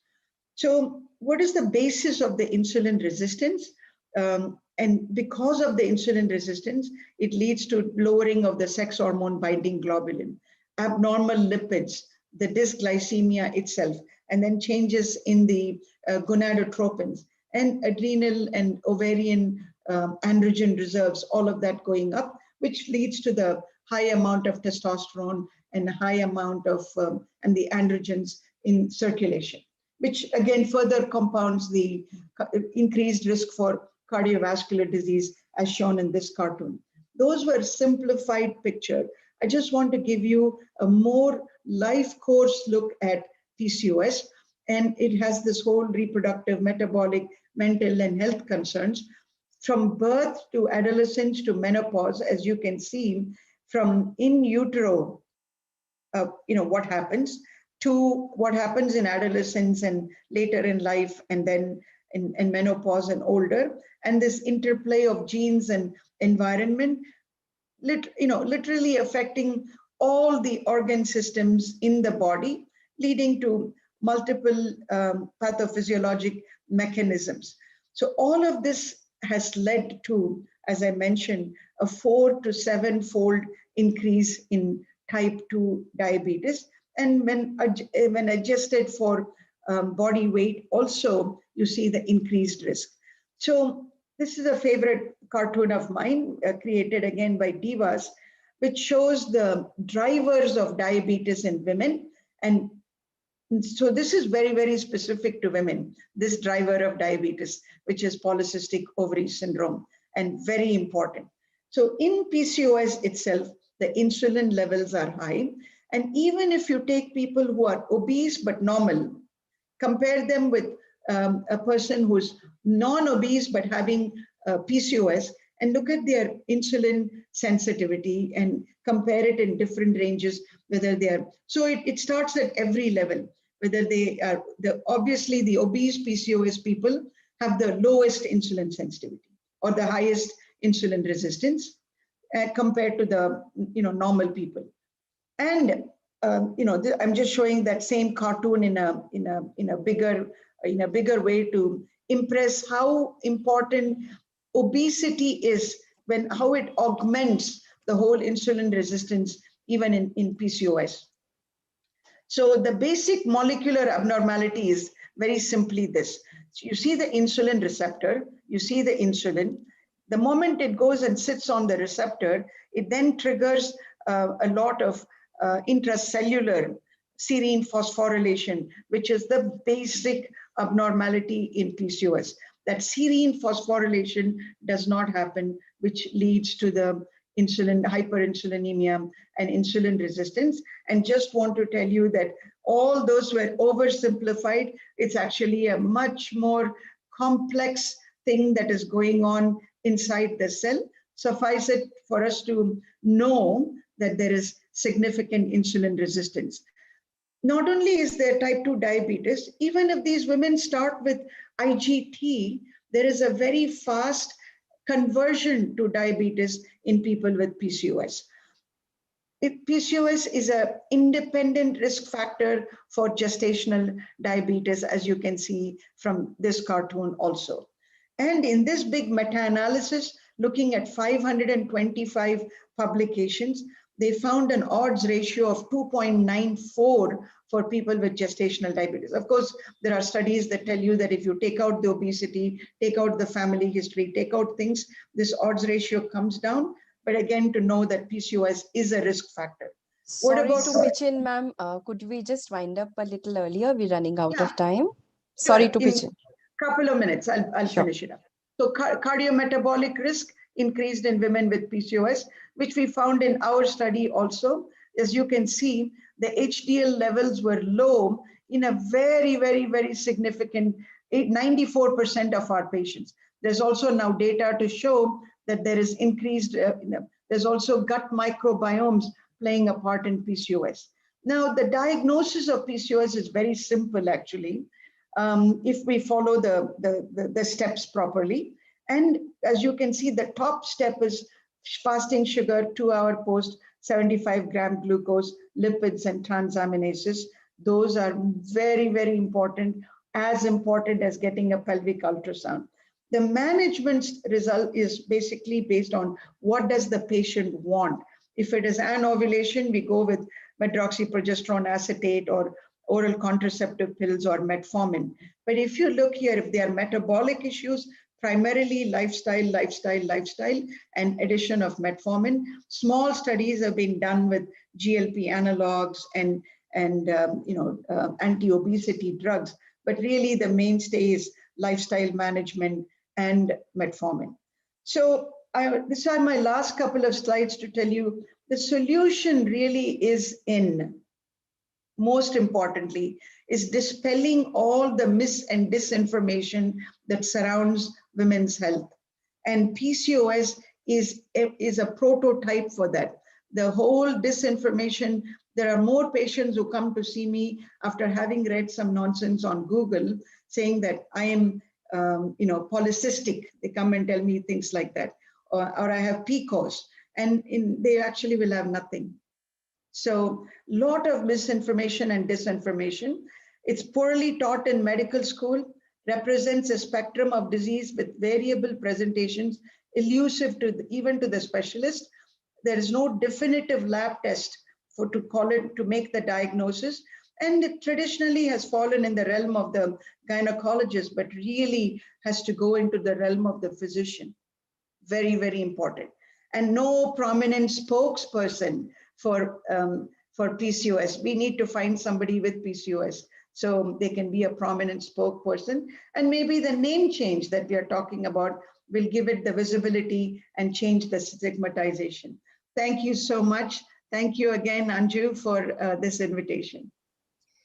Thank you so much, Usha ma'am, for really simplifying a very complex topic. And I'm sure we have a lot of questions. Without much ado, we will move on to the next session. And I have the pleasure of introducing none other than one of our very, very dynamic lady leaders, Dr. Neeta Deshpande, who is going to talk to us about dispelling myths on whether diabetes reversal is possible or not. Just to introduce her, she is consultant diabetologist and bariatric physician, Belgaum Diabetes Center, professor and head Department of Medicine, Maratha Mandal Dental College, and associate professor of medicine, USMKLE International Medical Program. Lot of experience, lot of awards, past chairman, RSSDI Karnataka chapter, a very dynamic personality when it comes to obesity and reversal of diabetes. So over to Dr. Nisha Deshpande, who's going to lead us through the reversal of diabetes, whether it's a myth or a reality. Thank you so much, Shalini, for that warm introduction. Very good morning to everyone, and it is a privilege to be here in this forum. And I thank Dr. V. Mohan sir, Anju, Ranjit, and the entire team for giving me an opportunity not only to speak at this prestigious forum, but also to speak on a subject of my passion. So thank you very much for that. And without further ado, I shall start sharing my screen. We're eagerly waiting. All right. Right. So the topic under consideration is something that I have been doing now for the last 5 to 6 years as a program at my center. And it was triggered definitely by what Roy Taylor spoke to us about, and that is reversal of diabetes through weight loss. Is it a myth or is it a reality? If it is a reality, are there any caveats to it? This is what I'm going to take you through the next 15 to 20 minutes. I do not have any disclosures for this talk, but I do have disclaimers. And that is, this talk is going to be restricted to the weight loss caused by lifestyle modification, because that is what I do, and not bariatric surgery, because that is an entirely different ball game and has completely different connotations. So I'm not going into that, though weight loss aids in diabetes reversal even with bariatric surgery. The other thing is that for the purposes of this particular talk, the terms reversal and remission will be used interchangeably for purposes of simplicity. Having said that, let me just say that when I talk about reversal or remission in this particular talk, I mean that an A1C less than 6.5% without medication in a previously known diabetes. So this is the population that I'm going to be referring to. So let's talk about the myths, because the topic that I have at hand is not how it happens and why it happens and things like that, or the methodology, but the myths surrounding this, because a lot has been spoken about the methodology, etc. So the first myth is, once diabetes is diagnosed, the beta cells cannot recover and it is lifelong. Well, let me dispel that myth by first going to the famous twin cycle hypothesis that was put forth by Roy Taylor. In a nutshell, years of excessive calories are ultimately going to lead to obesity. And this obesity causes an influx of fat into the liver and causes reduced hepatic sensitivity. This spills over again into the pancreas, causing increased fat in the pancreas and affects insulin secretion. And that's how diabetes happens. So whether reversal is possible or not came out of this hypothesis that if you had to spin these cycles in the reverse direction, you need to go to the first step, which is positive calorie balance, turn it into a negative calorie balance, reduce obesity, that is weight loss, and then spin the cycles into the opposite direction. So that is what was thought would be able to reverse diabetes. And to this end, we know the famous counterpoint study. We also know the pathophysiological defects in diabetes. We've been taught that in medical school. So dispelling those myths is not very easy, and that is the genesis of the counterpoint study. So the counterpoint study took a bunch of patients, put them on a very low calorie diet of 600 to 800 calories, and watched them for 8 weeks and looked at various parameters relating to the liver and to the pancreas to prove the twin cycle hypothesis. And as you can see here, the fasting plasma glucose dropped very nicely within the first week itself. If you consider this as 8 weeks, the basal hepatic glucose output correspondingly dropped within the first week. And the liver triglyceride, the liver fat, which was supposed to be the main culprit in reducing hepatic insulin sensitivity, that too dropped. And as you can see here, in type 2 diabetes. Let's not go into the normal glucose tolerance people. Let's just look at the type 2 diabetes people. You can see that this is before and this is after 8 weeks. So this is the drop in plasma glucose. This is the drop in hepatic insulin resistance, and this is the drop in liver fat. So the myth, one of the myths has been dispelled over here, but the more important myth is that it is lifelong because the pancreas cannot recover. So the same counterpoint study showed us this. So this is in relation to the pancreas. And as you can see, the first phase of insulin, which is supposed to be the first pathogenetic mechanism that occurs in diabetes and which is supposed never to be able to recover, is what is shown here to be recovering. And you can see it here, the first phase insulin secretion in type 2 diabetes at the end of 8 weeks has recovered, and this is before and this is after 8 weeks.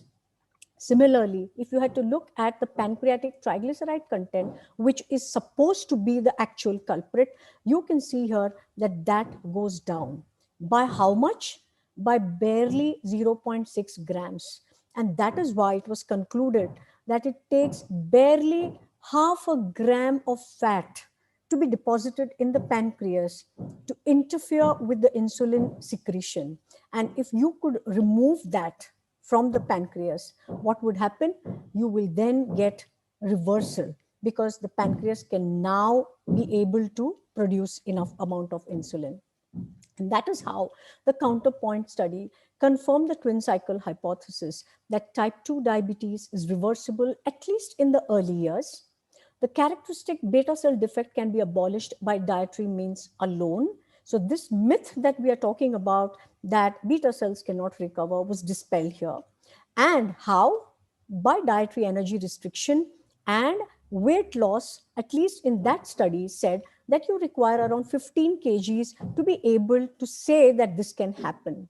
And that is why they concluded that there appears to be a single causative etiology of type 2 diabetes, which is increased fat availability within the vital organs. Let's go to the next myth. The next myth is diabetes is a lifelong disease. It can be managed, it can be controlled, but not without medication. So this was the myth. This is the myth that is still prevalent. So let's see what, again, let me again go to Roy Taylor back, and that is the DIRECT study. And what did the DIRECT study do? This DIRECT study was done in a primary care setup. It was done in primary health care setup. And in this, what he could show was that he could stop medications on day 1, cause weight loss, and remit the diabetes. So that is what the diabetes remission clinical trial is. And what did he show? He showed that type 2 diabetes is historically considered lifelong because of loss of beta cell function. But what was suggested here is that overweight, obese participants with type 2 diabetes of less than 6 years duration achieved remission after a mean weight loss of 10 kgs, 46 sustained remission of anti-diabetic drugs at 1 year at least. And there were some factors that enabled them to achieve this remission. It did not occur in everybody, yes, but the possibility was definitely shown, and that too in a very big way. And we all know this famous slide that as the quantum of weight loss increases, the chances that you will remit your diabetes also increases. And the percentage achieving remission at 12 months, the odds ratio was 19.7 in the intervention arm as compared to the control arm. So this definitely dispelled the myth, though this is 1 year data, that you can remit diabetes, at least in this population of diabetes less than 6 years, without medication. So that myth at least was, it is evidence. Now, how long it lasts, so all of those are future myths. But the myth that it cannot happen has been shown, and that too by weight loss, that too by lifestyle modification.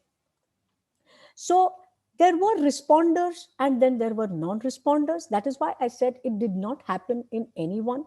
So if the duration of diabetes was shorter, that is 2.7 years versus 3.8 years, you were more likely to be a responder.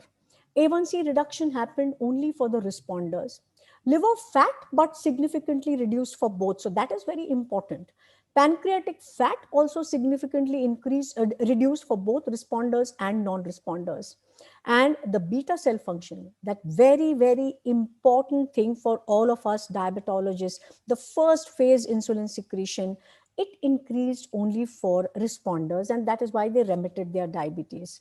And this was sustained at 12 months. So this is the important takeaway from this, that yes, the reality is that you can remit diabetes. This is 1 year data, and this is without medication. And we also showed that it can be done. And this was a paper that we presented last year at the virtual ACE. And this was done in both diabetics and non-diabetics. We did an impact of a very low calorie diet on reversal of metabolic disorders among Indian subjects. And we showed a staged definite regression that happened, and the conclusion that a very low calorie diet intervention that can be done can remit a lot of metabolic disorders, including diabetes. And I'm not going to go into the details of this. This was a study of 72 subjects in whom we showed that many metabolic parameters, apart from blood sugars, could remit in both obese type 2 diabetic and non-type 2 diabetics also.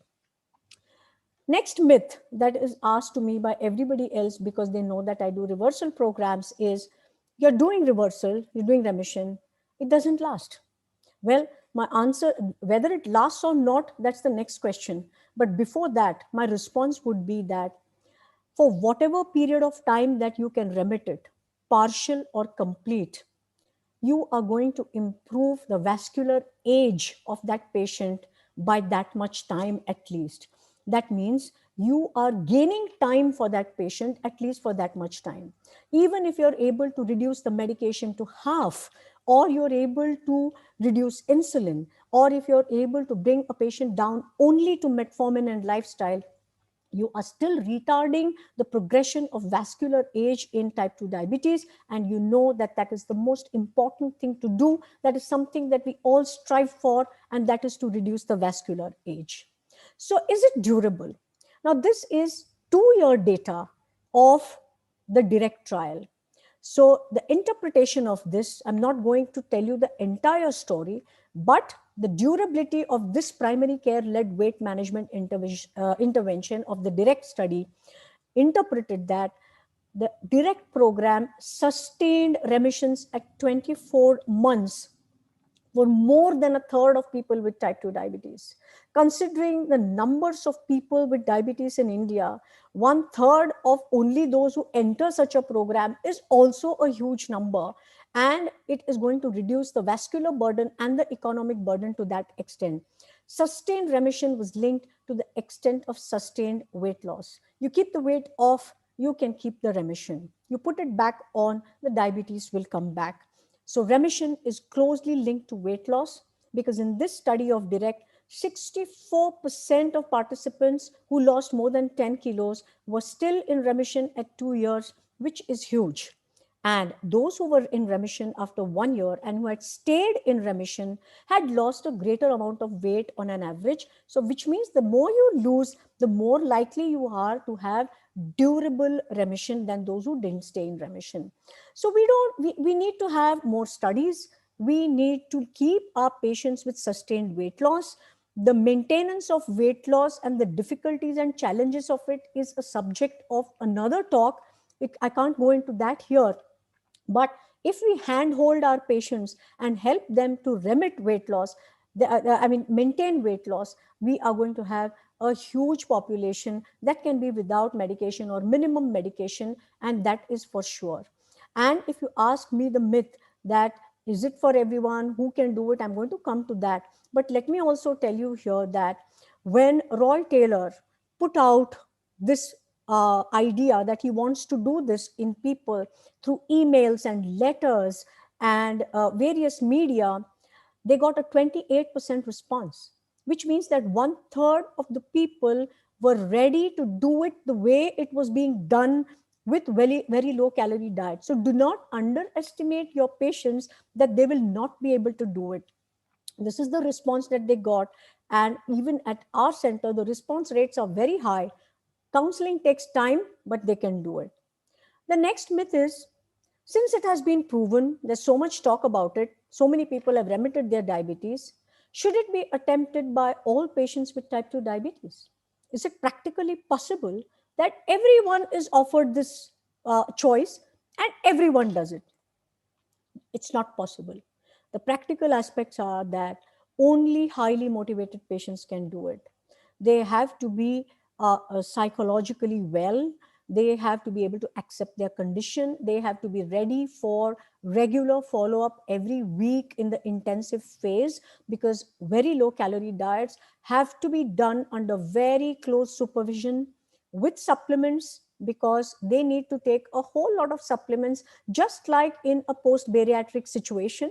Because they're on a very low calorie diet, you do not want different kinds of deficiencies of calcium and vitamin D and B12 and all of those things. So they have to be ready to take those on a regular basis and come for follow-up every week. And that is why I say the patients need to be chosen very wisely. It is not for all. There may be people with eating disorders.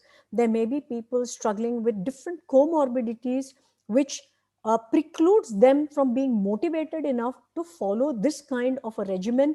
So you have to be very, very careful who you are taking up and how you are doing it. So that is very, very important. The other thing to understand for the patients as well as for physicians listening to this talk is that a very low calorie diet that we institute for reversal of diabetes is not a permanent diet, and patients need to be weaned off carefully as the goals are being achieved. But as I said earlier, hand holding is a must. There are many fly-by-night operators who can give you weight loss in 3 months. In fact, we all know that if you restrict calories by any means, you're going to lose weight and you will remit your diabetes. But that's not all. The person also has to be metabolically normal, has to be supervised psychologically, metabolically, nutritionally, and in every which way. That is a complete program. And for that kind of a complete program, you need a team. You need a multidisciplinary team that includes, of course, the physician, the obesity physician, a good nutritionist, well versed with the different aspects of such diets, the caveats that are involved, a psychologist on call who needs to be there, a coordinator who can talk to the patients, and somebody who will goad the patient into coming back for follow-ups at the correct time. So that is very, very important. While remission may not be the goal in all patients, as I mentioned earlier, reduction of medication, better metabolic parameters, such as lipids, blood pressure, NAFLD. I've not shown you my own data of how the NAFLD comes down like magic. And that's not rocket science, that is well known, and NAFLD can be reversed, and an improved quality of life. And when I have done reversal not only of type 2 diabetes, I have done reversal of pre-diabetes and brought them back to normoglycemia as well. And as I said, there are hits and misses, there are failures and successes, but the myth that it cannot be done must be dispelled. It can be done is the take-home message. And therefore, what is the myth that it cannot be done? It's a lifelong disease and it cannot be done by everybody I know, but many more than you think can actually do it, and that is the truth. And the important thing is we need to keep the patient at the center. We need to know what he is capable of, what he needs, and what he can do and cannot do. And as I said, your healthcare team is very important to convert this myth into the truth and a reality. Of course, safety is of the utmost importance. You must know whom not to attempt reversal in. The operational performance is very, very important. Your follow-ups, weekly follow-ups, and the counseling has to be par excellence, and the quality of care has to be really, really very good. So if all these are taken care of with the evidence that I have shown you, it is not a myth, it is the truth, but with certain caveats, which if you use judiciously, just like you use SGLT2 inhibitors judiciously, just like you use any medical therapy, GLP-1, any drug that you use judiciously, and you know whom not to do it in, it is the very same with reversal of type 2 diabetes. Know your limitations, know your patient, and this is what it all boils down to: the right patient, the right place, and the right time. If you are able to walk this tightrope very well, reversal of diabetes by weight loss and lifestyle management is not a myth, but a reality. And I thank you for your attention. Thank you so much, Dr. Neeta, for dispelling the myth. But here I reiterate again that you've written the right place, the right time, and the right patient. But I want to tell our audience the right doctor.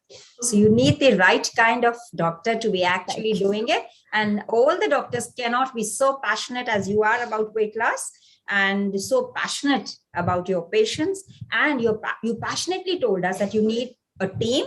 Yes. And it's not a one-man show or a one-man army. You need a team, you need a multidisciplinary approach. And only when everything is in place, it's the right time, the right place, the right patient, and the right doctor. So only then the myth that diabetes cannot be reversed can become a reality. So thank you so much. And we'll be waiting to ask you questions during the question answer session.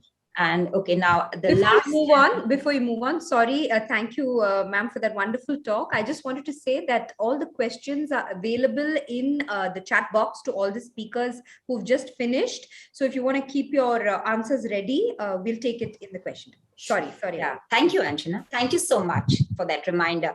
So now it's my proud privilege to introduce the youngest and the most dynamic speaker, Dr. Purvi Chawla, in this symposium. And Purvi is a dear friend, and she's been the face of the RSSDI campaign, the media campaign. And relentlessly, she's been working throughout the pandemic with the RSSDI media. And that is really, really very, very, I really congratulate her for doing that.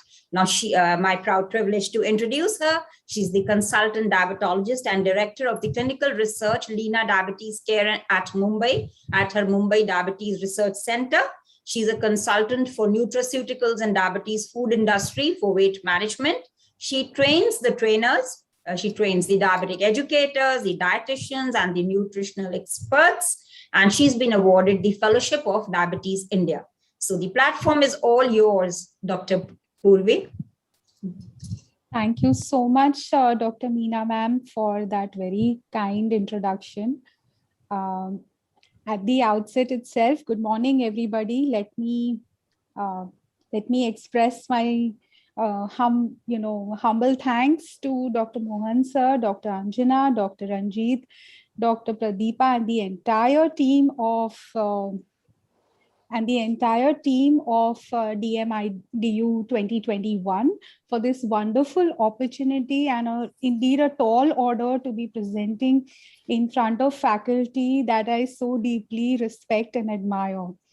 Today's presentation is a huge inspiration from Dr. Bajaj ma'am, Dr. Shriram ma'am, Dr. Neeta, Dr. Benny, Dr. Sheila Sheikh, Dr. Meena Chabria, and my dear friend, Dr. Shalini, and Dr. Anjana as well. So thank you so much for this wonderful opportunity. Let me start. So 360 virtual view of diabetes in women. India is a land of extremes. Here we have PV Sindhu, who just won the semi-finals yesterday. And then we have millions who are struggling with the burden of diabetes. So diabetes is one of the top non-communicable diseases in Indian women and contributes in part to the 36 million deaths worldwide every year. Excuse me. The prevalence of diabetes at 9% currently will continue to increase in women especially.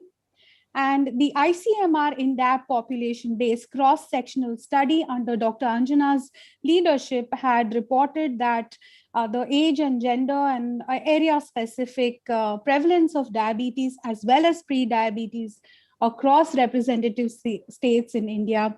And they also show that across the age tertiles, it's fairly increasing in women, but at a certain point beyond 55 to 60 years, the women prevalence increases even beyond men. When I looked at the Ministry of Health and Family Welfare document for, or the module for multipurpose workers and their training on non-communicable diseases, they reflected on why the burden is increasing, and they feel that people are shifting from rural to urban areas, making changes in lifestyles, eating patterns, less exercise and other behaviors, increase in life expectancy itself, decrease in physical activity or lack of appropriate space for exercise, increase in the use of tobacco, alcohol, and availability of highly processed foods, less consumption of fruits, vegetables, and then increasing environmental pollution are all responsible for the increase. But what they talk about women is particularly disturbing to me, and that's why we are having this talk today. And they say that women are particularly disadvantaged as they are often more vulnerable because of their status within the family and society. Poverty is indeed a factor that increases this vulnerability. And as compared to men, they lack access to healthcare, have little control over the household income, and are unable to make even decisions for themselves and their health. This is quite disturbing because this is a document that has been that has come from Ministry of Health and Family Welfare India. To this learned audience, I don't have to explain this life cycle and diabetes. You've seen this plenty of times. Diabetes begets diabetes, and this transgenerational risk of transmission is enhanced. But what I must describe is the difference between sex and gender. So sex is based on biological factors like genetic, molecular, cellular, and physiological factors. And then gender is based on external influences like the lifestyle we lead, behavior, environmental, sociocultural, and economic experiences. Sex includes reproductive function, concentrations of sex hormones, and then expression of chromosomes and genes and their effects on the body fat composition as well as other behavior. On the other hand, gender is what determines the access to healthcare, maybe prescription of drugs, preventive measures, so on and so forth. And gender behavior can actually impact and modify the biological factors and thereby influence a lot of clinical manifestation, epidemiology, and pathophysiology of diseases, disease progression, and response to treatment approach to healthcare. So we cannot have a one-size-fits-all kind of guidelines that we are globally using, and there is a need for gender-specific guidelines. Again, this interplay of gender and sex continues throughout the course of the life cycle of a female, right from the germ cells to the fetus to the child to adult, and they constantly interact and impact each other's manifestations.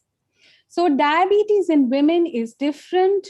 It's diverse and debilitating and causes more death. Again, all the reasons are outlined here, which I will review a little more in the subsequent slides. Specific factors that lead to this with diabetes are biological factors, psychological and socioeconomic factors, and management side effects as well. So biological factors are probably the important ones, where before menopause and after menopause, we have changes or different trajectories in the hormones in our body, and that is what impacts the clinical manifestation in disease and disease progression and comorbidities and complications.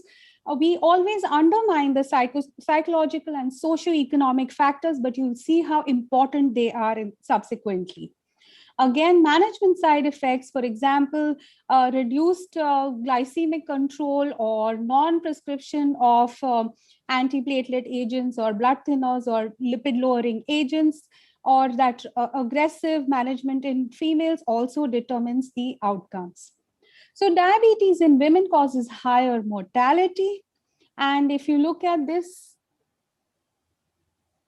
and if you look at the number of numbers in of deaths related to diabetes in adults, you will see that the women in red are slightly advantaged in the middle years of their life, but then again the incidence of the death increases much more in the latter years of life.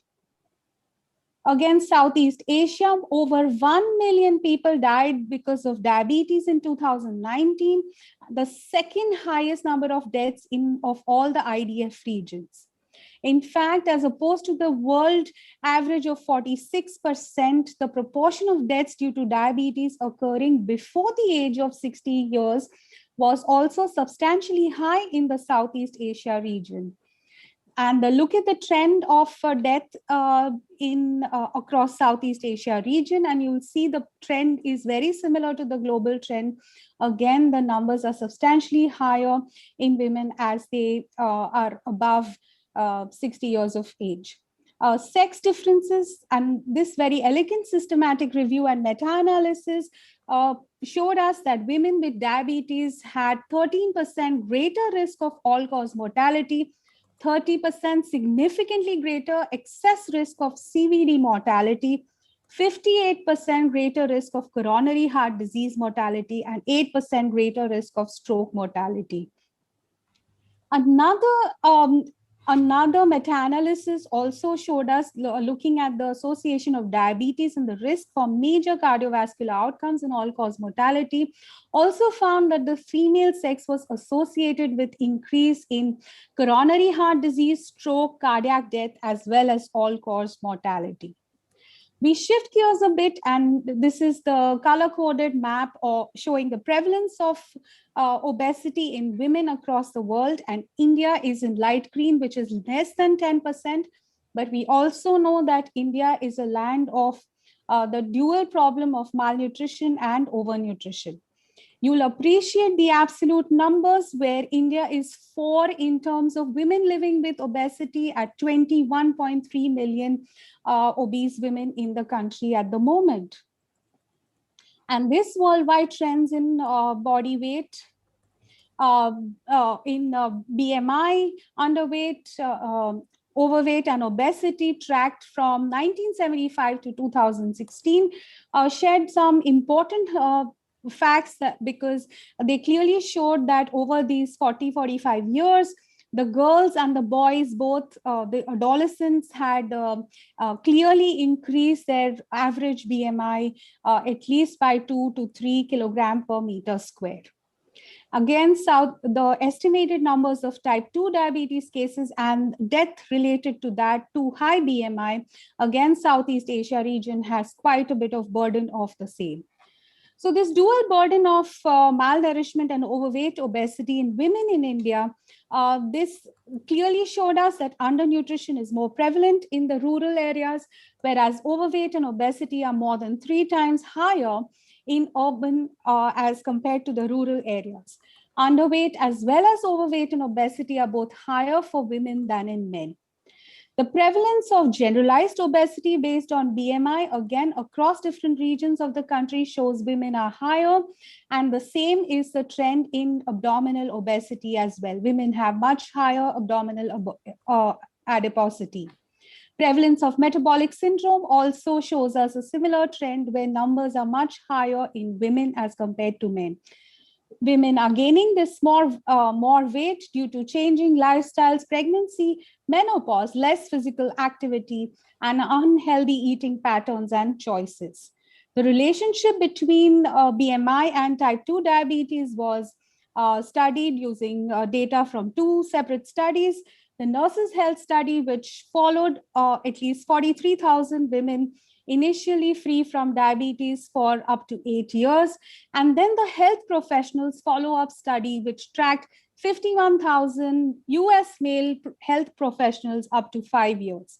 And they found that increasing BMI was associated with increase in the incidence of type 2 diabetes, and this inflection point appeared to be somewhere around 25 kilogram per meter square of BMI. Now we go to polycystic ovarian syndrome, and which is a complex metabolic disorder. And we just heard a beautiful talk by Dr. Usha Sriram ma'am. And we know that insulin resistance is at the center of PCOS, and hyperandrogenemia and the interaction between the two with visceral adiposity leads to a myriad of metabolic disorders, including type 2 diabetes, and each of them separately feed into the cardiovascular disease pool. So PCOS is an increased or an enhanced risk factor for diabetes as well as cardiovascular disease. And the risk for developing type 2 diabetes was found to be 4 times higher in women with PCOS as compared with controls. Now we come to pregnancy. Pregnancy is a wonderful opportunity or window of opportunity to provide optimal maternal care services, reduce the traditional maternal and perinatal morbidity and mortality indicators, address this intergenerational prevention of non-communicable diseases. And the prevalence of hyperglycemia in pregnancy is increasing, especially in India, and that is what calls for urgent measures. The intergenerational cycle of chronic cardiometabolic disorders is displayed here in this cartoon. Well, poor preconception care, genetic predisposition, and then the gestational maternal lifestyle as displayed here, all of them impact both mother as well as the baby to unfavorable pregnancy outcomes, thus creating an intergenerational cycle of obesity, insulin resistance, and associated disorders. In fact, the fetal origins of metabolic syndrome are right here, because fetal programming takes place during gestation, and prenatal development is a critical period in the etiology of human diseases, as we have learned. And maternal nutrition imbalance and metabolic disturbances have persistent and intergenerational effect on the health of offspring, as well as risk of diseases like obesity, diabetes, and cardiovascular diseases. How does overnutrition in utero lead to childhood obesity? Well, exposure to because of maternal overweight, obesity, or GDM leads to higher fasting insulin at around age of 10 years in the baby, despite normal weight status, and this may lead to greater adiposity gain and higher insulin resistance right from 10 to 16 years of age itself. We also know that progression to type 2 diabetes in women with known history of gestational diabetes has been reported, but this is a very elegant systematic review and meta-analysis that came out last year in BMJ, and they reported that the pooled relative risk for type 2 diabetes was almost 10 times higher in women with previous GDM than in healthy controls. In fact, every study showed that the risk of type 2 diabetes was greater in women with GDM than in controls.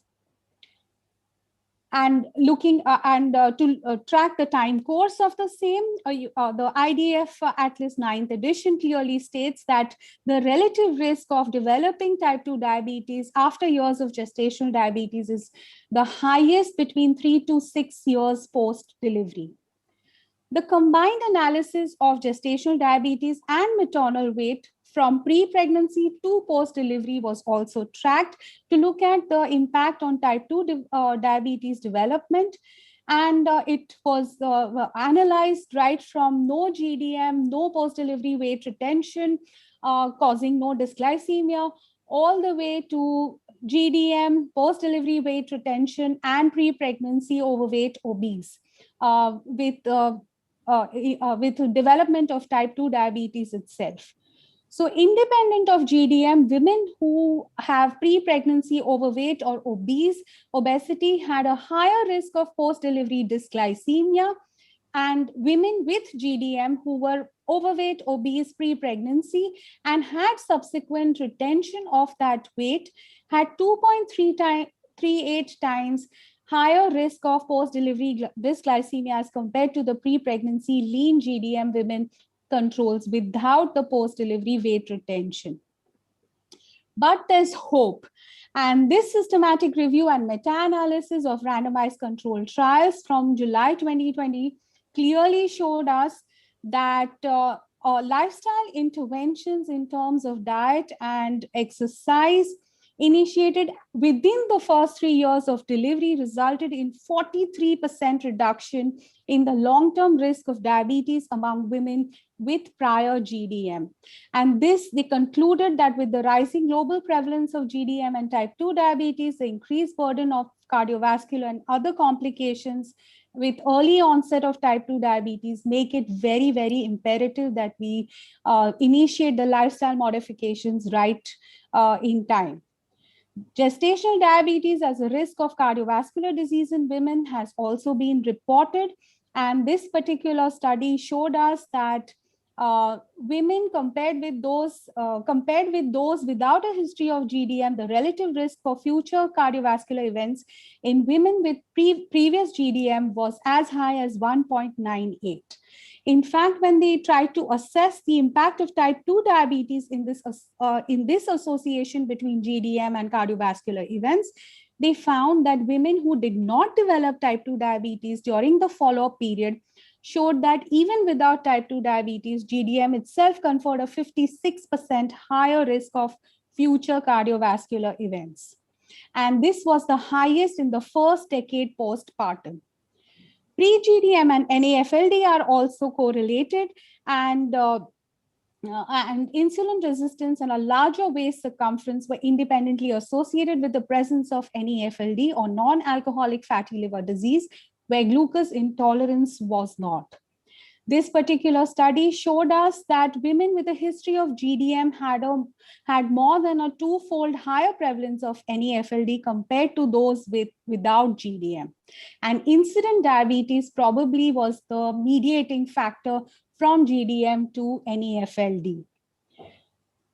Decades ago, the Framingham study also showed us that diabetes confers cardiovascular risk on men and women, and in women as high as 4 to 5 times increased mortality rate is due to diabetes, and in men 2 times higher risk of death due to diabetes. Overview of the global trends shows us, and I'm going to focus only on the macrovascular macrovascular complications here. We know that coronary heart disease is very highly prevalent in diabetes in men and women with diabetes. The risk of death from coronary heart disease is higher in women than in men. And the details will be in the subsequent slides. As far as heart failure is concerned, it's the second most common initial manifestation of cardiovascular disease in type 2 diabetes, people with type 2 diabetes. And the risk is 5-fold higher in women as compared to men. But there are some factors that differ in women.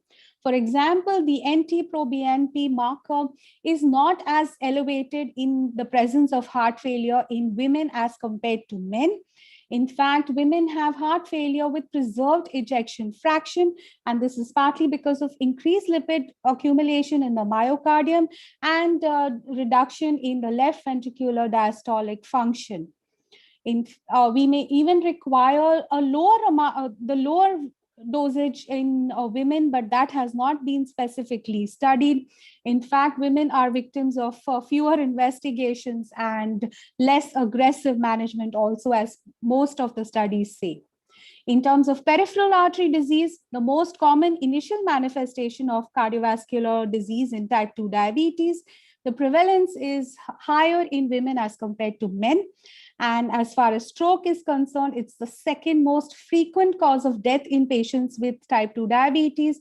And the prevalence, as per the latest numbers, seems to be similar in men as well as in women.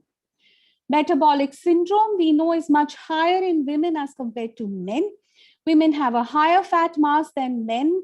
And of course, the direct influence of the sex hormones, estrogen and testosterone. Mental stress is also known to aggravate or precipitate ECG changes of ischemia, and diagnosis of a heart attack by symptoms, ECG and blood measurements are done in men and as well as women using the same thresholds for each of the markers, even though women have smaller hearts. Women are more likely to be misdiagnosed and undertreated for myocardial infarction, and 50% of women sent home with normal coronaries continue to experience chest pain even after that. Persistent chest pain with no obstructive disease found is not exactly a benign condition, and it appears that 2 times the number of cardiovascular events occurs in people with persistent chest pain, or women with persistent chest pain, than those without it. One of the studies called FATCOR that studied preclinical, subclinical disease at length found that women actually have a very high prevalence of subclinical cardiac disease as compared to men, and that is why we probably miss them. Look at this very old slide from 1999 that clearly shows us the gender differences in the presentation of coronary artery disease, and chest pain is almost non-existent in women, making us less suspicious of the manifestation of coronary heart disease. Get with the guidance document looked at the differences in quality of care and outcomes in per age and sex, and they found that quality of care was significantly lower and mortality was higher in younger women as compared to younger men. And simply because women were less likely to receive ACE inhibitors or ARBs, less likely to receive lipid lowering therapy or have controlled blood pressure at the time of hospital discharge, and fewer women received door-to balloon time less than 90 minutes, which is the standard for cardio intervention in case of myocardial infarction. And underrepresentation of women in clinical trials, whether it's diabetes, heart failure, and the rest, is very evident now, and that's not acceptable because we know that there is quite a bit of adversity in women with diabetes. In fact, this particular Indian paper, where Dr. Anup Mishra was also one of the authors, clearly showed us that in urban women, that among both rural as well as urban areas, there's cardiovascular risk factors in middle-aged women. But in urban women, mean BMI, waist circumference, waist ratio, systolic BP, hemoglobin, fasting plasma glucose, cholesterol was significantly greater because of the changing patterns of lifestyle. Menopause, we have last 2 minutes. Yeah, Dr. 2 minutes. Purvi, Yeah, another 2. Menopause increases the risk in the occurrence of heart attack, as we see here. Again, shifting to another very, very important aspect of diabetes, which is dealing with gender differences in diabetes attitudes and adherence, where we see that depression and anxiety are 2 times more common in women with diabetes. And many factors that are listed here contribute to the same, besides the psychosocial aspects. In fact, diabetes and mental health, and yesterday Dr. Hol's oration was absolutely fabulous on the same. We know that psychiatric disorders, namely major depressive disorders, generalized anxiety, and eating disorders, are more prevalent in people with diabetes as compared to the general population, and it's also vice versa. So they have a bidirectional relationship. But compared to those with diabetes alone, those with comorbid diabetes as well as depression have decreased medication adherence, decreased compliance with diabetes, self-care, increased functional impairment, and risk of complications, etc. And that is why we need to address this very aggressively in our practice, because they both feed into each other, and we want the quality of life as well as the glycemia to improve. Again, a very elegant paper where Dr. Anjana was one of the authors. They found that the prevalence of depression in the different grades of diabetes status, with as high as 30% in known diabetes, and those on insulin had much higher depression prevalence. The solution again is a good integrated care of diabetes as well as depression with adequate screening. The pregnancy-associated mental disorders also should not be ignored. And with that, I want to quickly bring your notice to the age of menopause and premature ovarian insufficiency, which has been studied for the first time as an impact on type 2 diabetes. And we know that women with early menopause and primary ovarian failure have a much higher risk of developing type 2 diabetes as opposed to others. The risk factors are all listed here, and I'm not going to belabor on that. Menopause and diabetes, again, are also impacted, and the cardiovascular disease is also impacted by the different trajectory of HDL as well as LDL cholesterol that happens at menopause. Osteoporosis, the risk increases in women and those who have had diabetes for at least 10 years. There's more than a 30% risk of major osteoporotic factors. Again, we need to keep that in mind when we are designing the therapy for the same. Dr. Purvi, can we please finish up? Yes, sorry to interrupt. Diabetes and cancer, again, are closely linked, and there are several factors impacting the two. Sexual dysfunction is a more neglected part of diabetes, and 68.6% of women with diabetes suffer from the same. Again, a lot of other complications like retinopathy are also more prevalent. Gastroparesis and foot ulcers and lower limb amputations more in women at an older age. And the reasons for the same are all in these slides here. There's more sedentariness, inactivity, lack of physical exercise. Again, this has been shown in the ICMR in-depth studies here, where physical activity is dismal in females.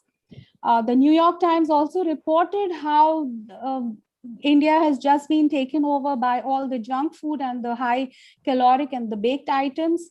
The socioeconomic factors have also been studied formally and have been proven to be important in case of women.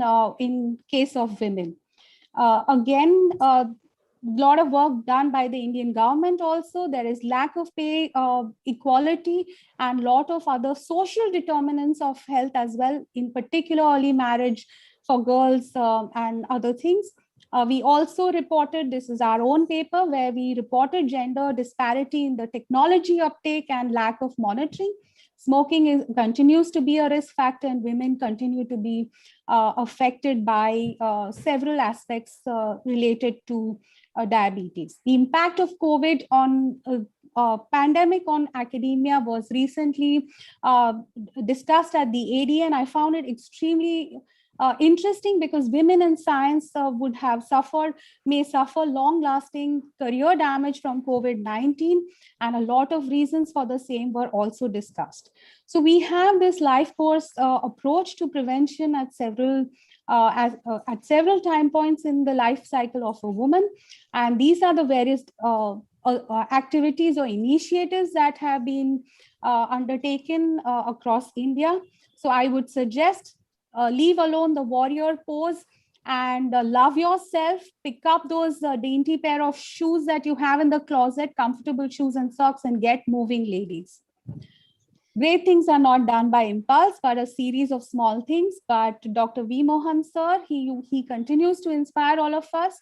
And he said that if you are a true leader or a visionary, you have to keep constantly raising the bar. With that, I thank you very much for this wonderful opportunity.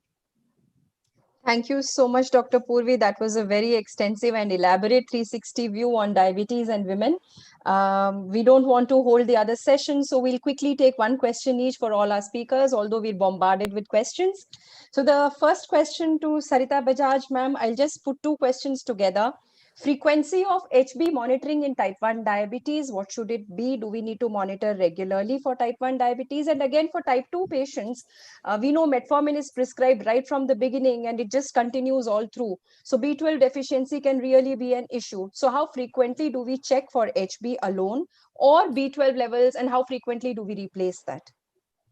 So clear-cut answers.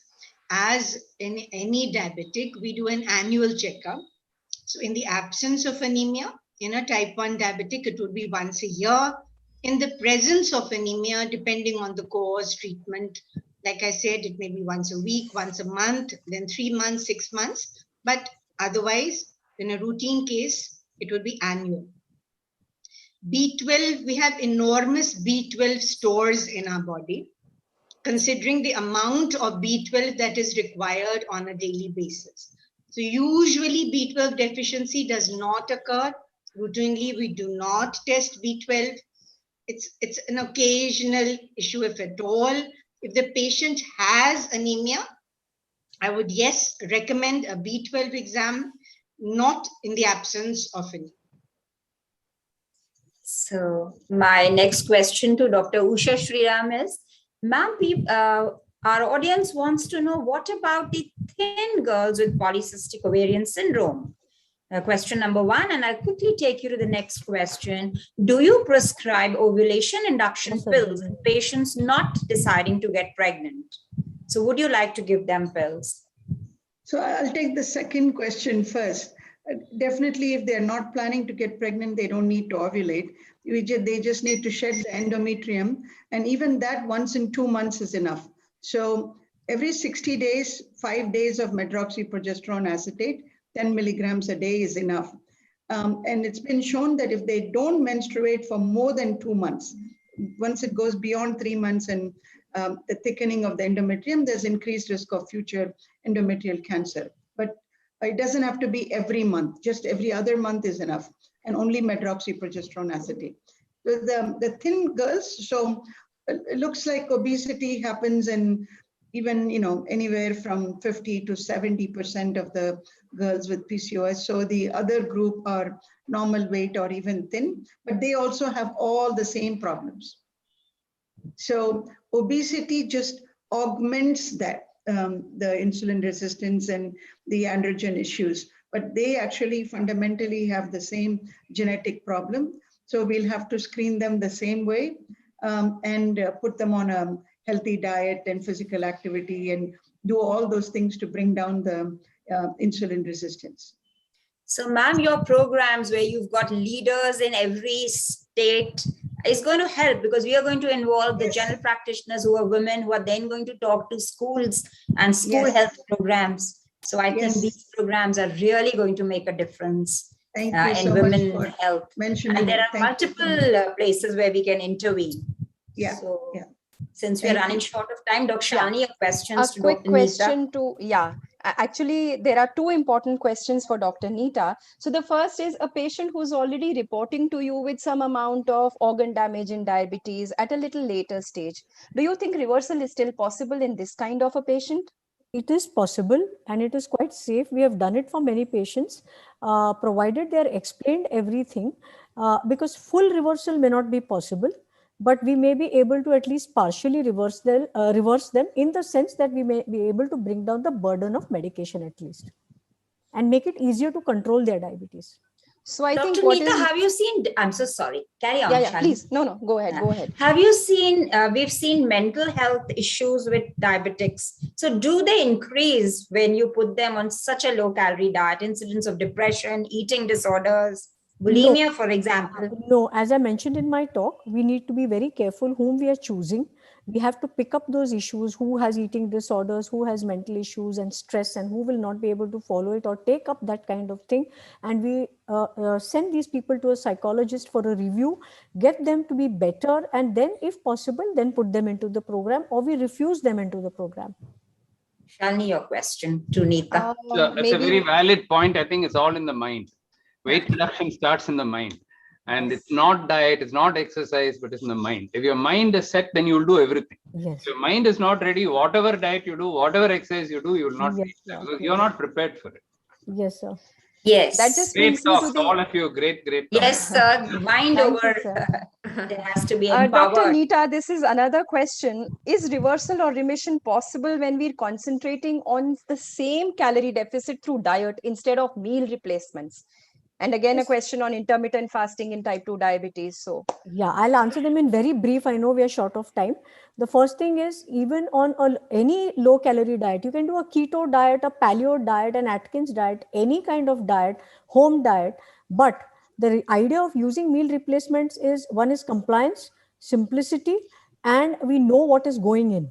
That is the only reason that we use meal replacements, and it is scientifically proven also, and that's what we use. Second, intermittent fasting by itself is not a diet, it is the timing of what you eat. So if intermittent fasting is safe in a diabetic who's using the proper kind of oral anti-diabetic agents or insulin, if he loses weight, he can reverse his diabetes. So that is the second part. So my question to Dr. Purvi, our last speaker. Purvi, how important is medical nutrition therapy for the patient? Because you're talking about the patient at various stages. So adolescent, female, we can intervene. And second is, do you think body shaming is right? Because sometimes you can get into trouble when you talk to your children, you address them and you're seeing the diabetic mother and father. You think that's a problem if you talk to them about obesity and they think it's body shaming? And isn't it a delicate balance between weight reduction and body shaming? Absolutely. Very, very pertinent point brought up by you. I think traditionally we are not, I won't say we want to be rude or insensitive, but I think it's the lack of awareness, and people often do that with their adolescents and even other people, not realizing they are offending or going to have a psychological impact on the patient suffering from diabetes or obesity. So I think that increase in awareness and that sensitivity has to be transmitted from treating physicians as well. A lot of times even physicians themselves don't know how to address this. And medical nutrition therapy is absolutely, we are using the food we eat as therapy, but it has to be given by a registered and by a qualified and an expert, experienced dietitian, and not just any fad diet taken off the internet. So in very short, I think that's my view on that. Thank you so much. I think although we have a lot of questions, but we're running short of time, so we'll wind up. It's always a pleasure to interact with like-minded women. And I think when all the like-minded women get together, things do change. And that is the change that we all are looking at in terms of diabetes and women's health. So with that, many thanks to all our esteemed speakers and my co-panelist, Dr. Meena Chhabra, for a very stimulating session that we've had. Many thanks to Dr. Mohan, Anjana, for having all of us here and highlighting the importance of women's health and diabetes. So with that, I hand over back to Dr. Pradeepa for the next session, please. Thank you so much. Thank you. Thank you, Anjana. Thank you, Mohan, sir. Before you leave, ladies, this was an all-ladies session, and I didn't get a chance to say how brilliant each talk, each one was like better than the other, and I didn't get a chance to say how excited I was to see everyone. Let's do a quick thumbs up for a photo, ladies. Yes. This is an all-ladies session. Lovely seeing you. Thank you. Lovely seeing all of you. Thank you all. Thank you so much. Thank you All you so wonderful much. ladies. Thank you, Dr. Mohan. Anjana. Because you said all ladies, I couldn't even put my thumb. And put two thumbs up. Thank you, sir. Thank you, sir. Thank you, sir. Thank you so much. Thank you, Pradeepa. Thank you, Anjana. Well done, beautiful. Thank you. Bye-bye. Bye. Thank you. Bye.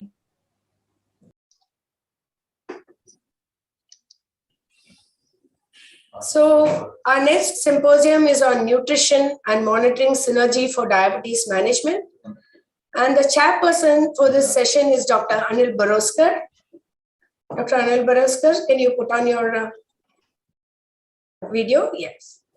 Dr. Anil Baroskar is a senior consultant diabetologist at SL Raheja Hospital, Asian Heart Institute, Asian Cancer Institute, Mumbai. He has over 25 years of experience as a diabetologist and teacher. He has served as Associate Professor, Department of Medicine, Grand Medical College, Mumbai. He has been the Scientific Secretary for Diabetic Association of India and Course Director for ICF Center of Education and Excellence in Mumbai.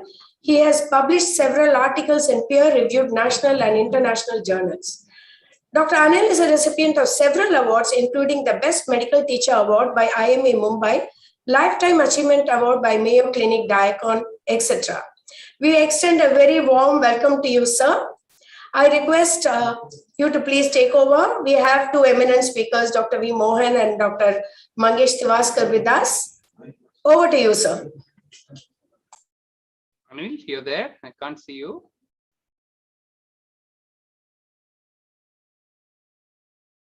Is Anil there? Or want to call him? No. I think he's back now, sir. Oh, he's back. Yes, I think he. Anil? Dr. Anil Paraskar, can you put on your video?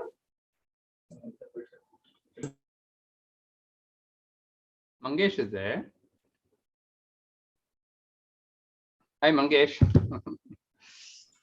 Morning, sir. How are you? Morning, morning. Fine, fine. Just Congratulations. Thank you. Thank you so much. There is Anil joining from the clinic, so I was a little scared. Oh. Very good. We're both wearing blue also. So blue shirts. No, in fact, I've already got my jacket also. Oh, okay. Wanted to, Yeah. I never wanted to miss your talk. So that was. Thank you. Should I start?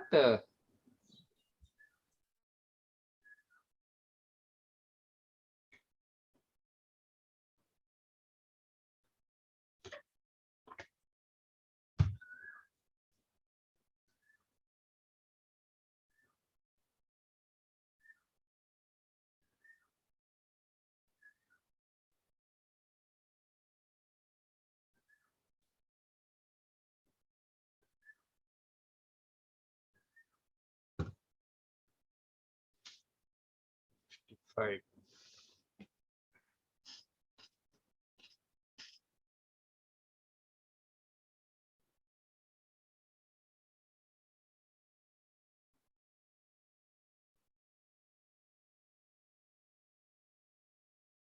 Dr. Paraskar is joining us in just a minute. Okay, perfect. Just wait for a minute. Sure, no.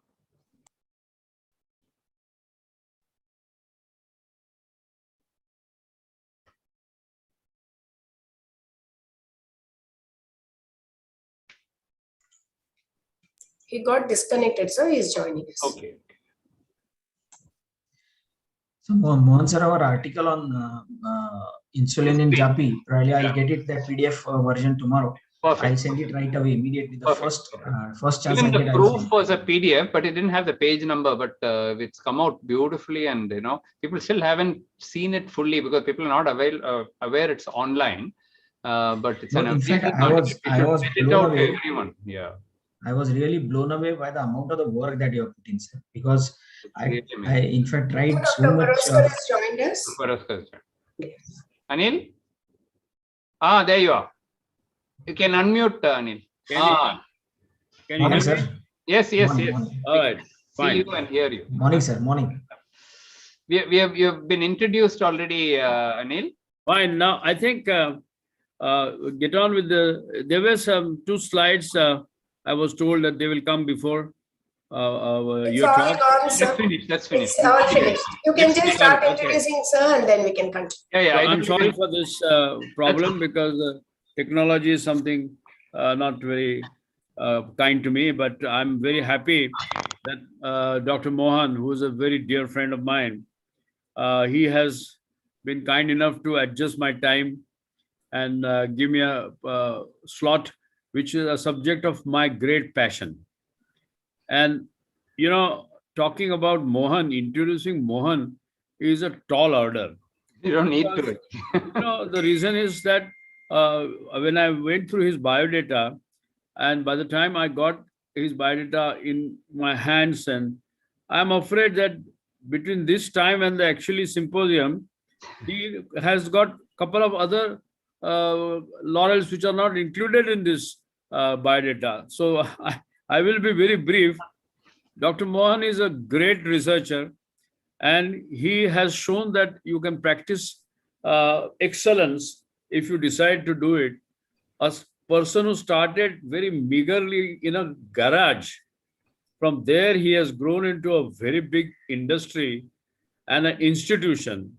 He has a fellowships of 4 Royal Colleges, and he has got a BC Roy Award, Dr. Ambedkar Award, and more than 1,400 awards, and I think more than 140,000 citations. So, this man's introduction might take one full day. So to be very brief, he is a very keen clinician, he's a very clean researcher, and he does not spare a single moment in promoting youngsters, upcoming doctors, and he encourages them on all platforms. Now, today he is going to cover a very important topic, that is nutrition. Now, people have forgotten the importance of nutrition. We were passionately pursuing nutrition in Raheja Hospital and came out with various theories of omega-6 fatty acids and omega-3 fatty acids.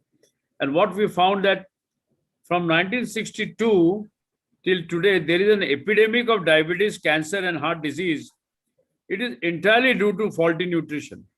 Faulty nutrition of the mother, faulty nutrition of the infant. The child obesity is on rise, and we are very, very lucky to have Dr. Mohan talking on this very important subject.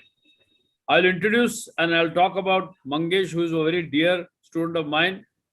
I love him like my son. But once Dr. Mohan starts the entire proceeding on nutrition and what is specific about this nutrition in type 2 diabetes. Over to you, Mohan. Thank you very much for giving me an opportunity to chair your session. Thank you, Dr. Anil Boroskar, for those very, very kind words. I know how much, you always speak from your heart. So thank you, and thank you for joining. I'm also honored to, have this session along with Dr. Mangesh Sivaskar, who will be talking about artificial sweeteners. It will be a natural continuation of this particular session. I actually have 2 talks, and both are, sponsored by Abbott. And so I will take them one after another because they are in a way related to each other. And they are 2 separate talks that they wanted me to give. And actually, they're based on some of the work which we have done also. So without wasting further time, let me get into the first slide. When you talk about the pillars of diabetes management, Anil, you'll be happy to note that the first pillar is actually nutrition only.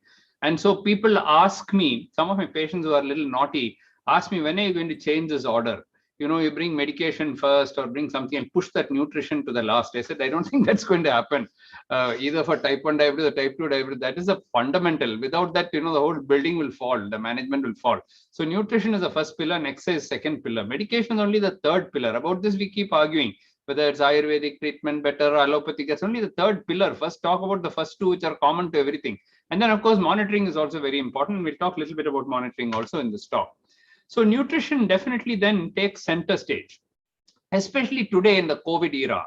I was asked to talk a little bit about the COVID era, but I thought I'll make it more general, because whether COVID is not there, you think your diabetes control is not important. To me, it is immaterial. To me, okay, COVID may be there for 1 more year, but after that, COVID is going to go.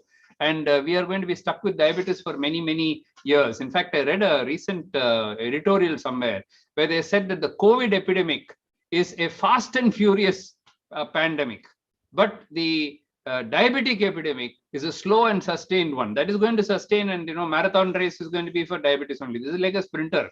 He'll come, finish his 100 meters, and he'll go away. But this one is going to continue for years together, and therefore nutrition has to be in the middle, and it will also help the immune system, metabolism, and the microbiome. We are learning more about the microbiome also. All these are due to nutrition.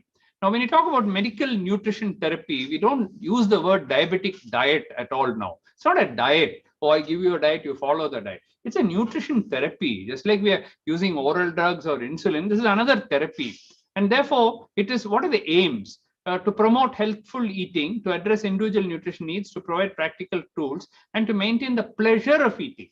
So at the end of the day, it's not something you just put into your stomach to control your diabetes. No, it is something which you enjoy. And therefore, whatever you eat, we just had a big session before this where all the ladies were talking about diet and everything. Neeta Deshpande is talking about reversal of diabetes and so on. You're not going to do that. And somebody is asking, will you get depressed if you go on a diet?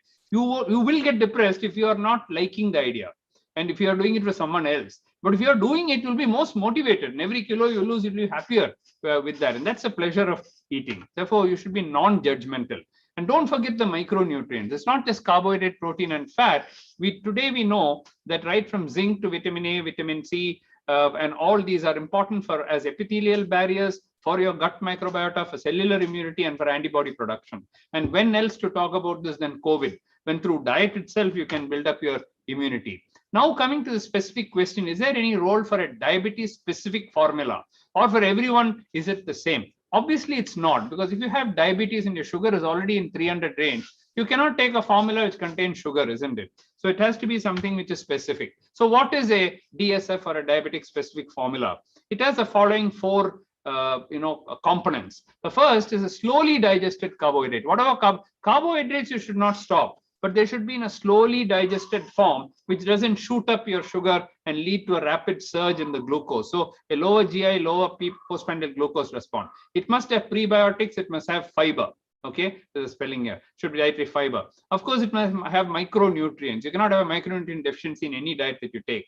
And finally, MUFA, or mono unsaturated fat. This is supposed to be very good. All fats are not bad. Saturated fats may be bad, trans fats may be very bad, but polyunsaturated fat, okay. But MUFA is very important. Our own studies have also shown that. So this replaces saturated fats and supports lipid level. Even HDL can go up, which is very low in Indians. Now, what do you mean by the slowly digested carbohydrate? When you take the regular carbohydrate, this is easily broken down. And then, the glycemic index, if you see the glycemic response, you'll get a rapid glycemic response because very rapidly broken down. Whereas if you modify it, and we use a substance called a fiber salt, so if you modify it, then it is very slowly released. And because of the slow release, you can get a glucose profile like this, where you can see this big rise in the glucose, which you are seeing. You may not see when you add this increased fiber and the slower released carbohydrate. You can see the rapid rise there as compared to this is what we want in diabetic patients.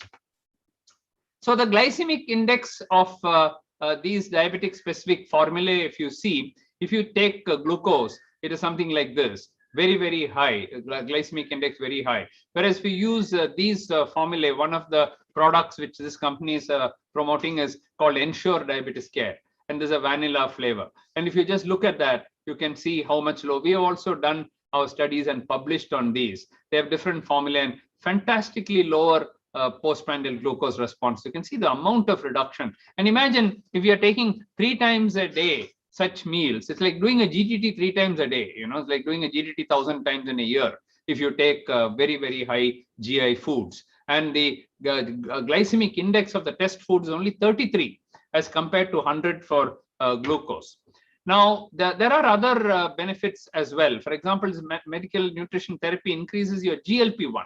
Now, everybody is trying to get drugs to increase your GLP-1. You're using GLP-1 receptor analog, liraglutide, semaglutide. You're using DPP-4 inhibitors to increase your GLP-1 release. But what if we can do it with the diet itself? And this GLP-1 is now recognized as a key determinant of glucose homeostasis because it helps in insulin secretion, it slows down gastric emptying, it suppresses the glucagon. So both the hormones, the alpha cell and the beta cell. The alpha cell, which is hyper-responsive, it reduces. The beta cell is sub-responsive, it increases. Both are done by using MNT. So using MNT is like using liraglutide to some extent, may not be fully, but why not use your diet itself to do that? Of course, helps to control overeating because there is satiety. We have shown that you feel full when you eat more fiber. Okay, and this is the same thing to show you in another way how the slowly digested carbohydrate and the rapid absorption, how it occurs, and if you slowly release it, how it is slowly released into the circulation. Now, definitely these diabetes specific formulae support glycemic control because you're reducing the total carbohydrate to about 35 to 40%, and we have just looked at the INDIAB data. And we will, I think by next year's update, we'll definitely be able to show you some stunning data that we've got from all over India. They're still working on it. But generally, if you can reduce your carbohydrate from 60, 70 to about 35, 40%, it's good enough. You don't have to go to keto diet, zero carbohydrate, then it becomes an unbalanced diet. But you should use the right kind of carbohydrate and slightly reduce the quantity of the carbohydrate. So many studies have been done to look at, for example, an oatmeal, the diabetic specific formula compared to oatmeal or a no meal kind of a diet. This is a study which was done and published, and you can see here that if you look at the glycemic responses to the oatmeal, much higher glucose responses and much lower when you use the diabetic specific formula. And also it helps to stimulate the insulin release because it is using the GLP-1 response, and that is what is shown here as well. If you measure the GLP-1, you can see how much more the GLP-1 is stimulated just by using diet, not pharmacologically. So if you kind of were to summarize the results of all the clinical studies, it definitely results in superior postprandial control. It reduces the A1C, improves the mean blood glucose, improves glycemic variability. We have shown this through, I'll show it to you in the next presentation. By using continuous glucose monitoring, we're able to show that if you use these diets, the glycemic variability reduces. The mean amplitude of glycemic excursion, MAGE, is also reduced. And therefore, there's less of hyperglycemia, reduced hypoglycemia also, because the variation you're reducing. Increased GLP-1, it reduces the weight because satiety comes in. And of course, it improves the blood lipids because you have all these beneficial effects of fiber and so on. Improvement in blood pressure because your weight can also go down. Reduced insulin requirements, we have shown that if you take a proper diet, your dose of insulin come down. Some reduction in the medication as well. Of course, mortality and so on, we have to do long-term follow-up studies, but we think if you do all the right things, it can help you. And of course, in the long run, it turned out to be beneficial. Now I'm just moving smoothly to my second talk because both are very much related. We'll take the questions after that. Now, what is this glycemic variability which I talked about? Now, glycemic variability, now here shown here are two individuals.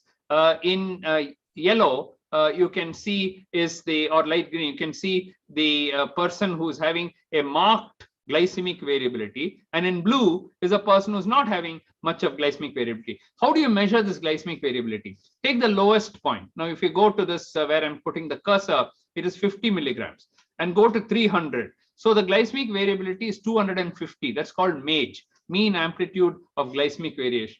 So if this is a patient of yours who's eating a regular meal, a lot of carbohydrate, refined carbohydrate, this is a kind of load that he's putting on his body and getting all these spikes. If you change to something which reduces the glycemic variability, you'll find now the lowest point is above 100, and the highest point is only about 180 or so. So the whole range has now come down to 80. From 250, it has come down to 80. Now that every meal, if you're going to do it, just imagine that you won't be pulling out every time you do that, you'll be pulling out and straining the pancreas. Here you're making it a smooth profile.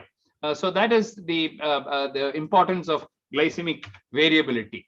Now, is there any evidence that it is a risk factor for CAD? Yes, there are studies which have shown. This is a paper published in Cardiovascular Diabetology that if you look at all the risk factors for the heart, take smoking, male gender, hyperlipidemia, hypertension, HSCRP, renal insufficiency. Now the MAGE, if your mean amplitude of glycemic excursion is more, you can see the odds ratio or the hazards ratio for development of heart disease. So it's definitely a risk factor because when sugar goes up and down, what happens is that the oxidant stress is increased, oxidative stress is increased, and that is what happens. So if you reduce that, you wouldn't think that you'll give it the same importance as hypertension and dyslipidemia and smoking. So it's equally bad, and therefore if you can control that, you will be able to reduce the risk. So glycemic variability, well-controlled blood glucose is defined when glycemic variability has a narrow range. So that's what we call as time in range. So when you put a continuous glucose monitoring device, if it is between 70 to 180, we call it as time in range. And if it goes above, we call it as time above range or TAR. And if it goes below 70, we call it as TBR or time below range. So we would like to have at least 70% of the day under control.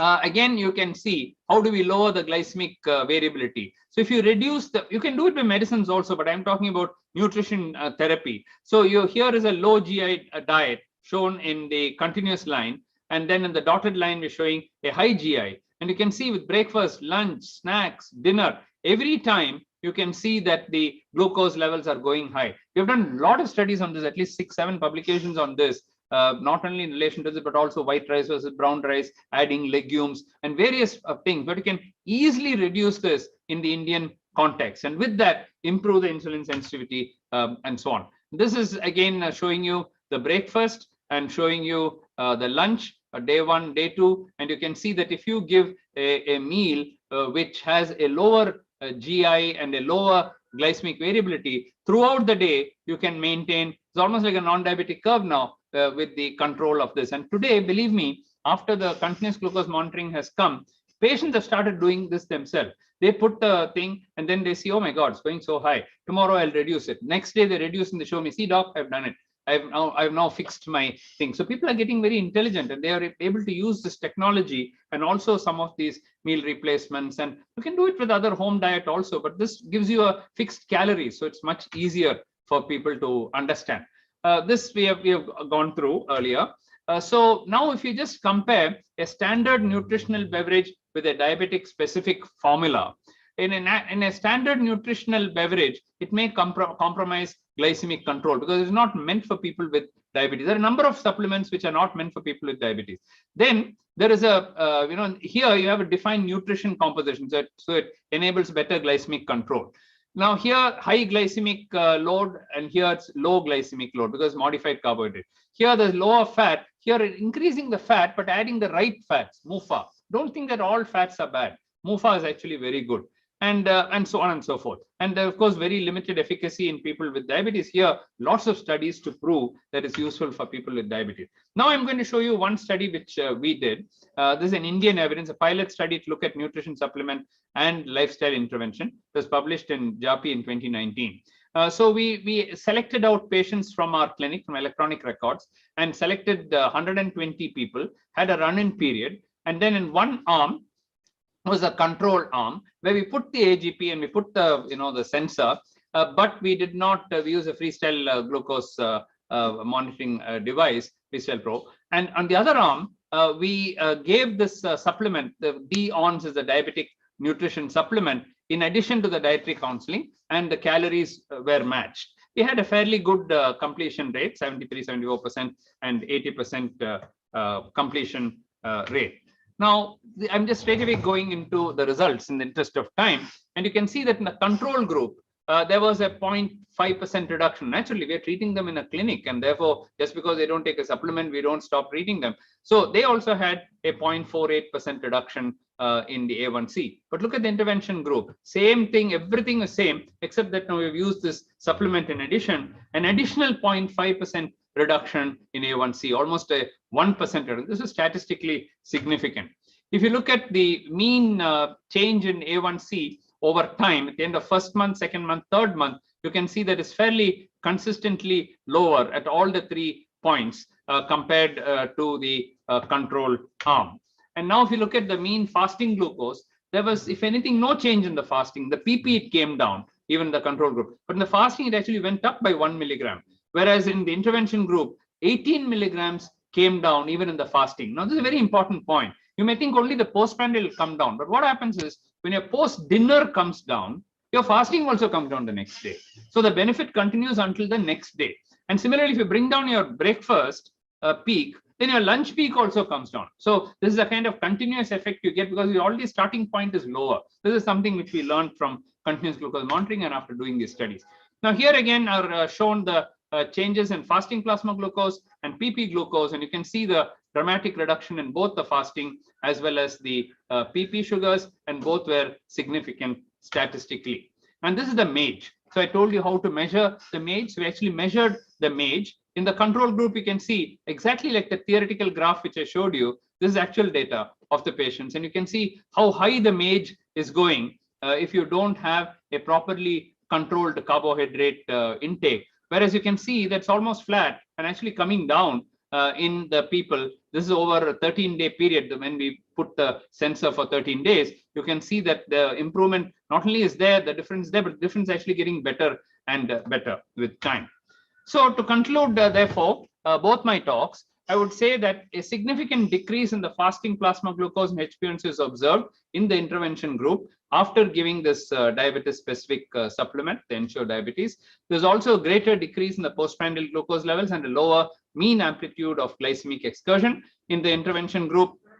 There was a greater decrease in the body weight in the intervention group, and the intervention group participants also reported improvement in satiety. I'm not shown that here. We had a satiety scale, and we showed that there was definite improvement in satiety because of fiber intake. So they didn't feel so hungry. So they're able to reduce their next meal after taking this. And I'm going to stop here and 12:18.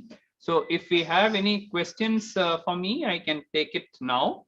And then Dr. Mangesh can take, because the other topic is on sweetener. So maybe 2 or 3 questions. Maybe Anil, you can start off with some questions. You can unmute it.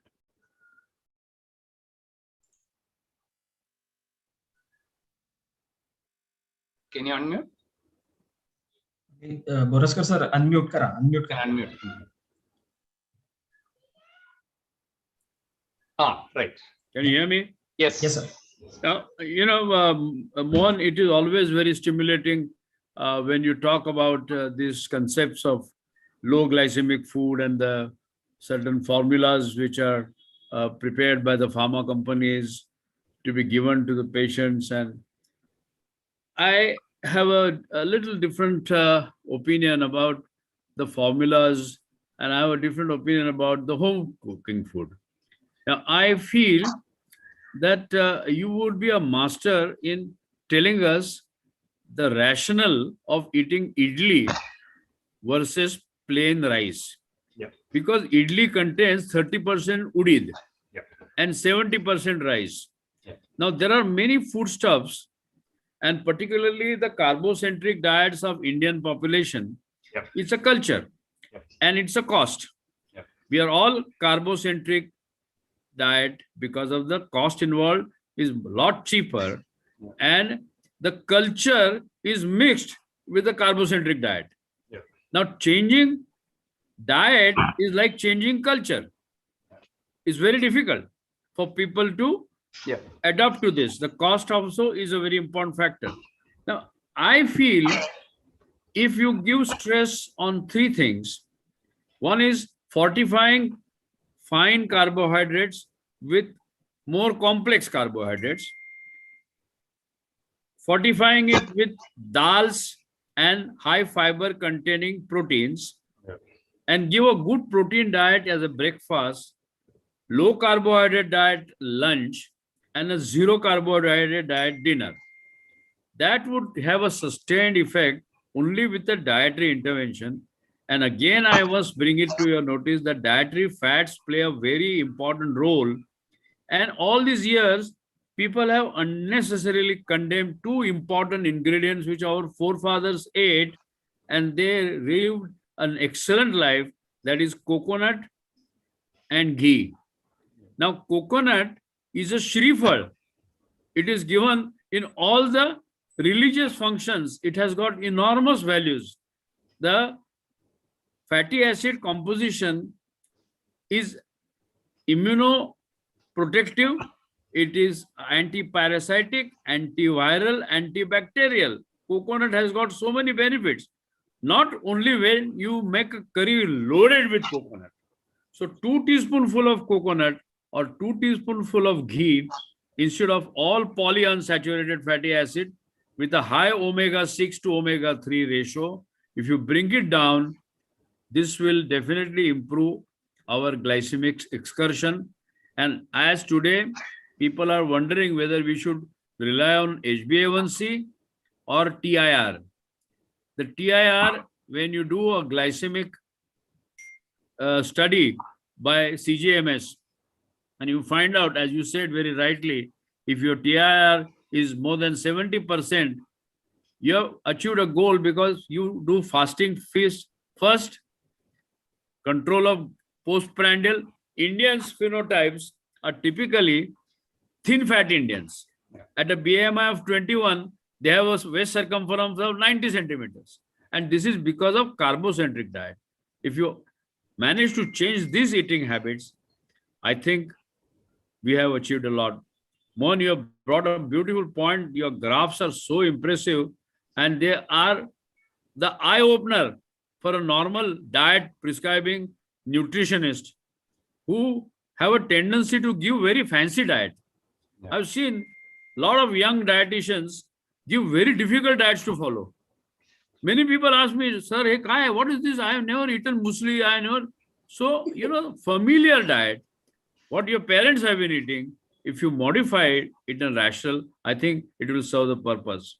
Thank you, Anil. I couldn't agree more with you, and I think there is no one size fits all in life in general, and in diet in particular. There is, what is suitable for me will not even be suitable for the person in Bombay or Delhi, or leave alone in Chennai itself. It will not be suitable. A Brahmin diet will be different from a non-Brahmin diet, and a Muslim diet will be different from a Hindu diet, and so there is no one diet at all.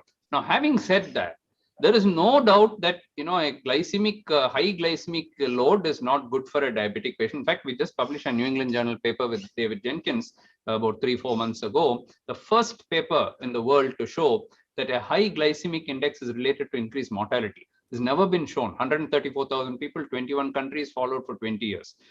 Jenkins, the first author, and as a co-author on that paper, New England Journal paper. So there is no doubt that it's good. How do we reduce it in a carbocentric diet, as you said? Of course, you can modify the diet. And of course, the idli is better than rice alone, because 30%, that's exactly the thing, that you can do that. So people who can do that, who are happy doing it and who don't want formula and all that, perfectly all right. Absolutely no problem. And you think everybody in the world has eaten a formula. But there are people who say, see, I'm a busy person. So if I start eating this and all, I don't have control. So for 3 months, 6 months, let me reduce my weight. At lunch, I'll replace with 140 calories. That's it. I take this, it's very filling, and off I go. 10 minutes, I finished it and I'm gone. It's a drink. So there is that clientele of people who are, lots of them are there today. The modern world is like that. So for them, they're not even able to have a home meal at home. Instead of buying from Pizza Hut or something else, at least they'll take this meal. They can carry it with them, just mix it, take it in the office. So in that context, it is really good. So I think there's a place for this, there's a place for that. And it depends on your nature, your culture, your likes and dislikes. We cannot say everybody go on a supplement. We cannot say. Same time we say, no, if you want to take a supplement, it's wrong also. We cannot say. The supplement must be a good supplement. It must be a diabetic supplement. Do we have any evidence that it is good? We are showing you the evidence that it is good. So that is the only thing. Any other? Well, if you allow me, I have to ask one question, because you are also a Pandit on genomics. Now, you see, there is something known as food genomics. And in our lingo, Maharashtrian Brahmins, we call it Pinda.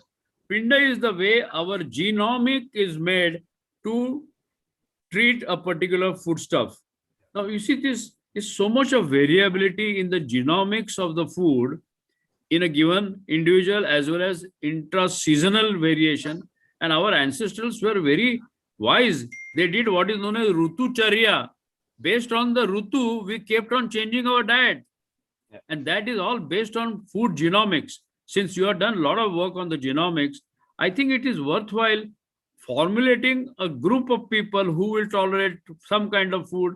Some people will tolerate, some people, they say one man's food is other man's poison. Correct. So this is what we have to consider while writing a diet. I feel that. Absolutely. And so that comes down to what is called as nutrigenomics. So there is a whole subject called nutrigenomics. The problem is, for nutrigenomics to be properly analyzed, you need very large sample size, and that makes the subject very costly. So we are doing it. We have got 2-3 papers now coming out on nutrigenomics to the extent that we can do. We have done it, and Ayurveda talks about Vata, Pitta, and thing. So there. The food is actually divided according to your body constitution. There is some merit in that, except that it's too crude. I mean, this was kind of proposed 1,000 years ago when you didn't know anything. It's like the planets, only 9 planets. All that is now we know is not only partly correct, not partly. So like that, I think each person, one person he takes lime juice, you'll get citric acid, you'll get acidity. Another fellow takes it, so good for him. So as you said, one man's food is another man's poison. The whole idea of the symposium is there are alternatives out there. There are people who are trying to lose weight as quickly as possible. Like my marriage is 3 months later. I want to lose, in 3 months, I want to lose 15 kilos. Now, how do I do that? These things absolutely help, and they're a good start. Once some people say, let me bring that 15 kilo down, then I'll maintain it with everything else. But I need something to kind of stimulate, my interest in this. So that is how. I think we're running out of time. Yeah. Maybe I'll stop here, and then you can introduce Mangesh Tivaskar. And the next topic is also equally important. And just to tell you, Mangesh and Anil, we purposely brought in this topic of artificial sweeteners because, I made many videos on, on YouTube, 102 videos now I have. The maximum number of views and the maximum number of criticism also I had was for artificial sweetener. Everybody in India is convinced we take artificial sweetener, you'll get cancer, and that came out of 30 years ago in mice. Saccharin was supposed to produce cancer. Now every person, but that will produce cancer. No, that will produce cancer. Show me one case where you have seen cancer. Have you seen one case? Show me. No, I haven't seen, but I heard it produces. So everybody has heard. So I thought in this particular session, I should get Mangesh to talk on this to clear the myths about artificial sweeteners. I won't talk more than that. But I'll leave it to you to take over the next session. Thank you. Thanks, Mohan. I think it's a very important topic. You'll realize that artificial sweeteners have taken a great deal of toll on dietary eating practices. And artificial sweeteners lobby is a very strong lobby. I can tell you there was an article about aspartame causing problem in American soldiers. And American soldiers were given a cola, which was so-called diet cola, which instead of sugar contained aspartame. And at the Saddam Hussein's war, the American soldiers developed very obscure neurological illnesses, and they called it desert neurological illness.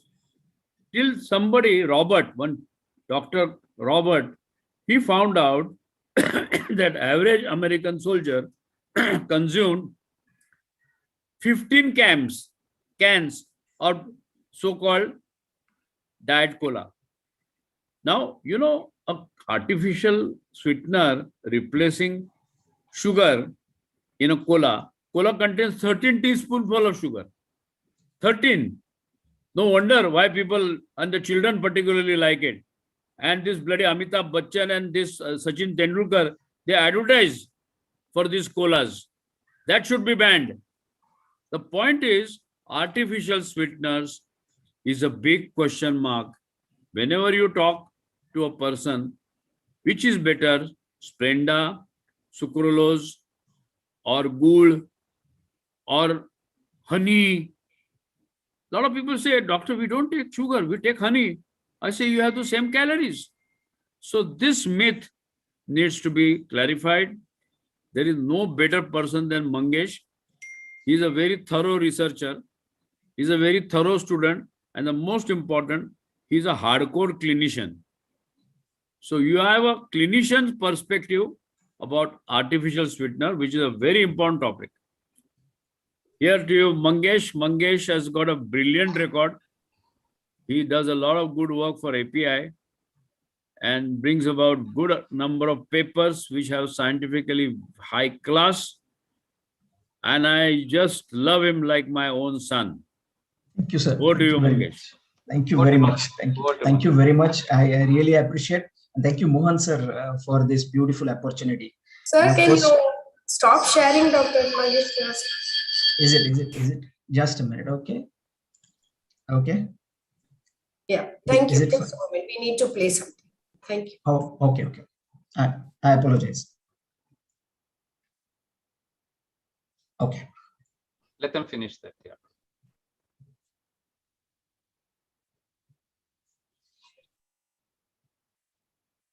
Louder.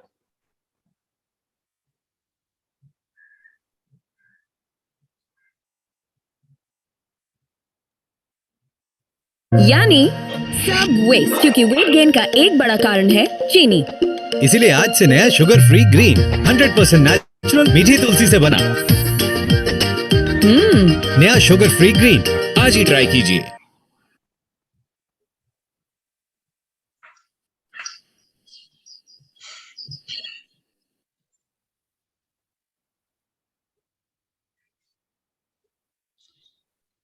I think Dr. Pradipha, this has been already done. So I believe, can we move on? Yeah, thank you. Thank you very much. Is it okay if I share now? Yeah, please. Yeah, please, okay. Thank you very much. Thank you, Mohan sir. Thank you, Boroskar sir. It's been always a pleasure, privilege, and a matter of huge honor. And it's nice to see Dr. Anjana also joining. My respects and regards to both of you. And before I really start my presentation, probably as Dr. Boroskar has already pointed out some of his thoughts about this, let us appreciate of nutrition has been very aptly addressed by Mohan sir. So whenever, as Boroskar sir said, that whenever we talk about artificial sweeteners, the controversy kicks off. And I would have definitely asked you to raise your hands. And I would have definitely asked you that whether you really regularly use these artificial sweeteners. If you know about the global population, those who are used and using low calorie reduced sugars in the sugar-free drinks and foods, if you are cautious or probably worried about the artificial sweeteners, as Boroskar sir was, and if you feel that are your children or pregnant women should avoid artificial sweeteners. And I'll tell you that if you're asking these questions, remember that you're not only alone in this. Really, there are many more. And I'm going to talk to you a bit about this, because the moment you talk about non-nutritive artificial sweeteners, the controversy continues. Now, despite of the fact that there are many pre-marketing safety studies with rigorous approval processes by various FDAs, various pre-post marketing research data, the real world evidence is the meta-analysis published, various global diabetes, endocrine, dietary association, including the National Cancer Institutes, they have approved the use of the non-nutritive sweeteners, of course, in what we call it as an acceptable daily intakes. So if you really look at the artificial sweetener family, as Dr. Boroskar sir was talking about honey or jaggery, there are two different, I would say, broad groups of artificial sweeteners. Number one, which we know them as also nutritive sweeteners, which will include starch-based products like honey, like high fructose corn syrup, or there are saccharides like multiple fructosaccharides, or probably mannose or maltose or tagatose. These are all the saccharides which will definitely give you calories. Or there are sugar alcohols like xylitol, mannitol, lactitol, erythritol, and so many things. Today, we will try and focus our attention on the non-nutritive sweeteners. So good afternoon, everybody. I am Dr. Mangesh Tivaskar, and I'll try and update you on the myths and facts about the artificial sweeteners. And thank you, Mohan sir, for choosing me for the topic that is so close to your heart. And I wish that I would have heard you speaking rather than I am deliberating on this. And this is my disclosure that the discussion is completely based on the data which has been published by ADA, AHA, NIH, EASD, RSSDI, National Cancer Institute guidances, and the review of the published literature in most of the peer-reviewed international journals. And I do not have any conflicts of interest. And in my agenda today, I would be talking to you about what are these low-caloric NNA high-intensity sweeteners.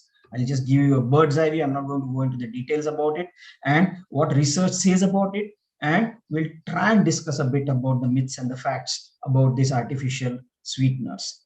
I will not be discussing these points in details because of the time caveats.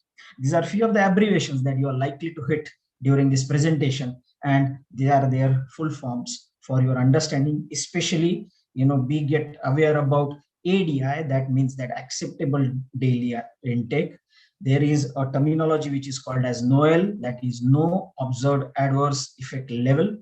And of course, EFSA or FSAI will come, which will stand for the Food Safety and Standard Authorities of India and European Food Safety Authorities. And there is also the JACFA, that is the Joint Expert Committee on Food and Additives, which is I would say food and farmers associations, and of course the WHO.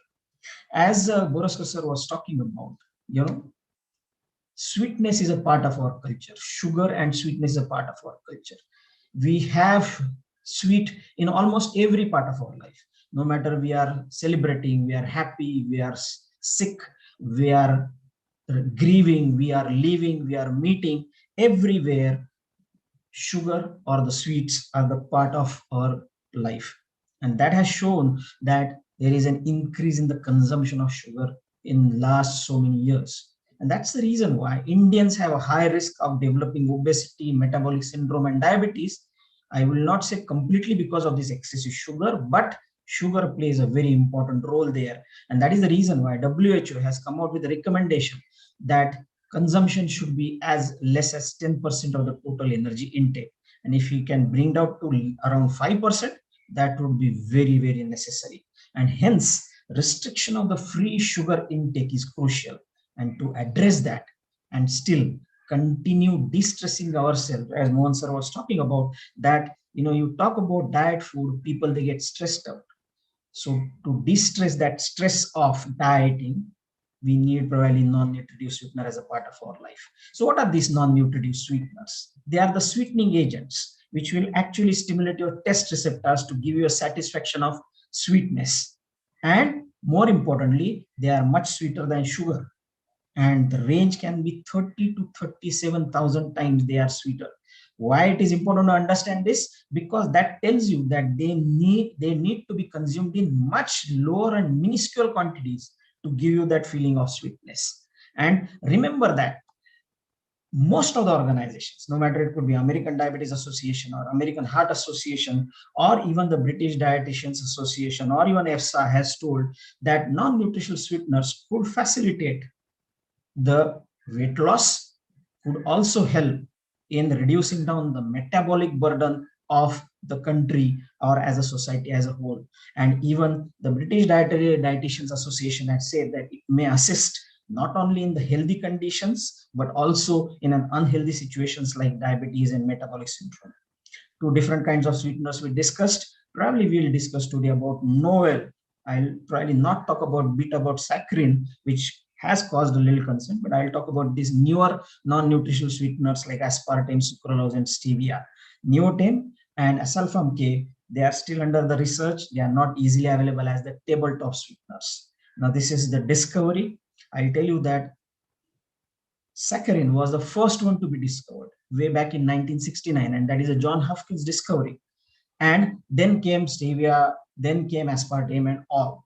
But the fun fact of this, that saccharin and aspartame and sucralose were discovered accidentally.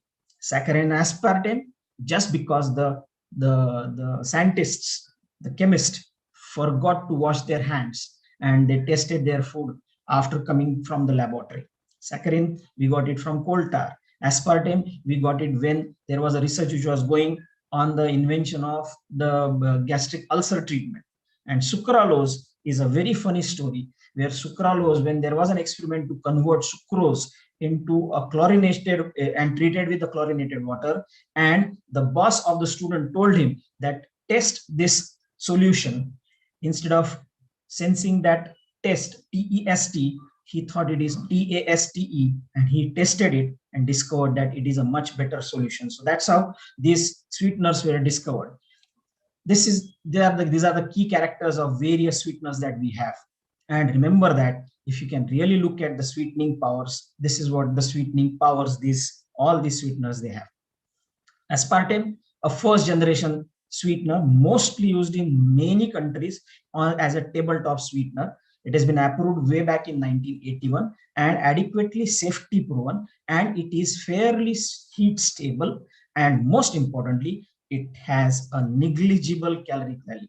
Now, the only challenge with the aspartame, and the questions are asked, because once it gets absorbed and get metabolized, it gets converted into two different amino acids, aspartic acid and phenylalanine, and especially in those babies or patients, those who have phenylketonuria as a challenge, are not advised to consume aspartame. But believe me, the incidence of phenylketonuria is around 1 in 10 to 15,000. So very rarely it is necessary. And now we have got neotame, which is replacing aspartame over a period of time. it has a much better metabolism and does not raise any concern about the phenylketonuria. Asulfam K is a continuation of the aspartame, and it is a combination of an organic acid and potassium. It is also heat stable and nearly 200 times more powerful as a sweetener. Sucralose is another very, very popular tabletop sweetener and also an additive to many of the food products and the hygiene products. Remember that the permitted amount to be consumed is around 15 milligrams per kg per day, and it is 600 times more sweeter than sugar, and it is calorie free. Again, it doesn't get metabolized, and this is what exactly sucralose was discovered, that the hydroxyl ion were replaced by the chlorine, and it gave us sucralose from sucrose.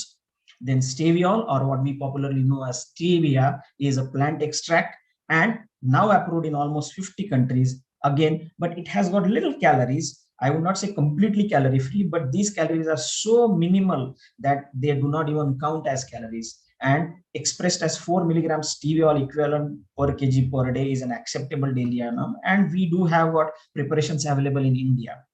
Neotem is a newer third generation sweetener which is going to come, which has not yet come, and it is nearly 13,000 times more sweeter than sugar. And remember that the permissible limit is around 2 milligrams per kg per day. Again, very heat stable molecule.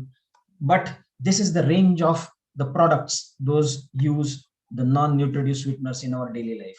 Boroskar sir was talking about Diet Cola, Diet Pepsi, but also we do have these added flavor sugars, non-nutritive sugars in soft drinks, fruit juices, cereals, bubble gums, chewing gums, energy bars, even children's medicines and cough syrups.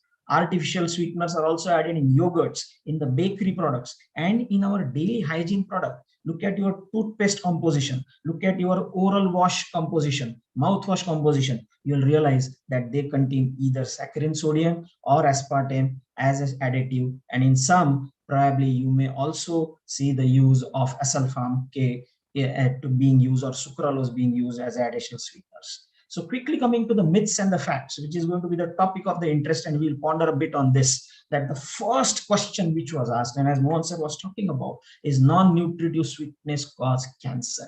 Now, is it so? I beg that this is the most incorrect message that we have got carried. And I love this article which was published in the Annals of Oncology way back in 2004. And look at the methodology they used. They searched the PubMed research published data, and this is a meta-analysis they did by just finding out the names like artificial sweetener, cancer and carcinogenic material, and you can see there that nearly 273 publications they have analyzed. And look at the data which has come up. Look at the bottom line here. The weight difference favors the non-nutritive sweetness. Now this is talking about the body weight composition. Also, this is talking about the various comparisons. Now, they have not only used just the placebo, but they have compared it with water. They have compared it with sucrose. They have compared it with placebos. They have also compared it with unrestricted diet. They have also compared it with weight-reducing diets. And they all have concluded that the weight of the difference, as far as the carcinogenicity is concerned, the weight difference favors the use of non-nutritive sweeteners rather than all these other comparative drugs. Why this is so? Because you need to understand that whenever the drug is getting investigated for the carcinogenicity, they use what we call it as the no observed adverse event level, that is usually 100 times higher than the acceptable daily intake.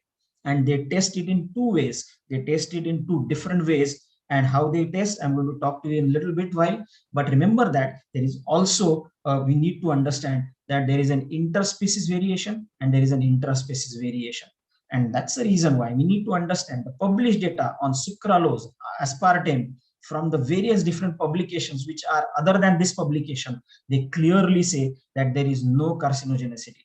Look at the statements of EFSA, that is European Food Society Authority, and what they say, that it is technically sure to conclude that the full risk assessment of aspartame at the current level of exposure does not cause any carcinogenicity or cancers.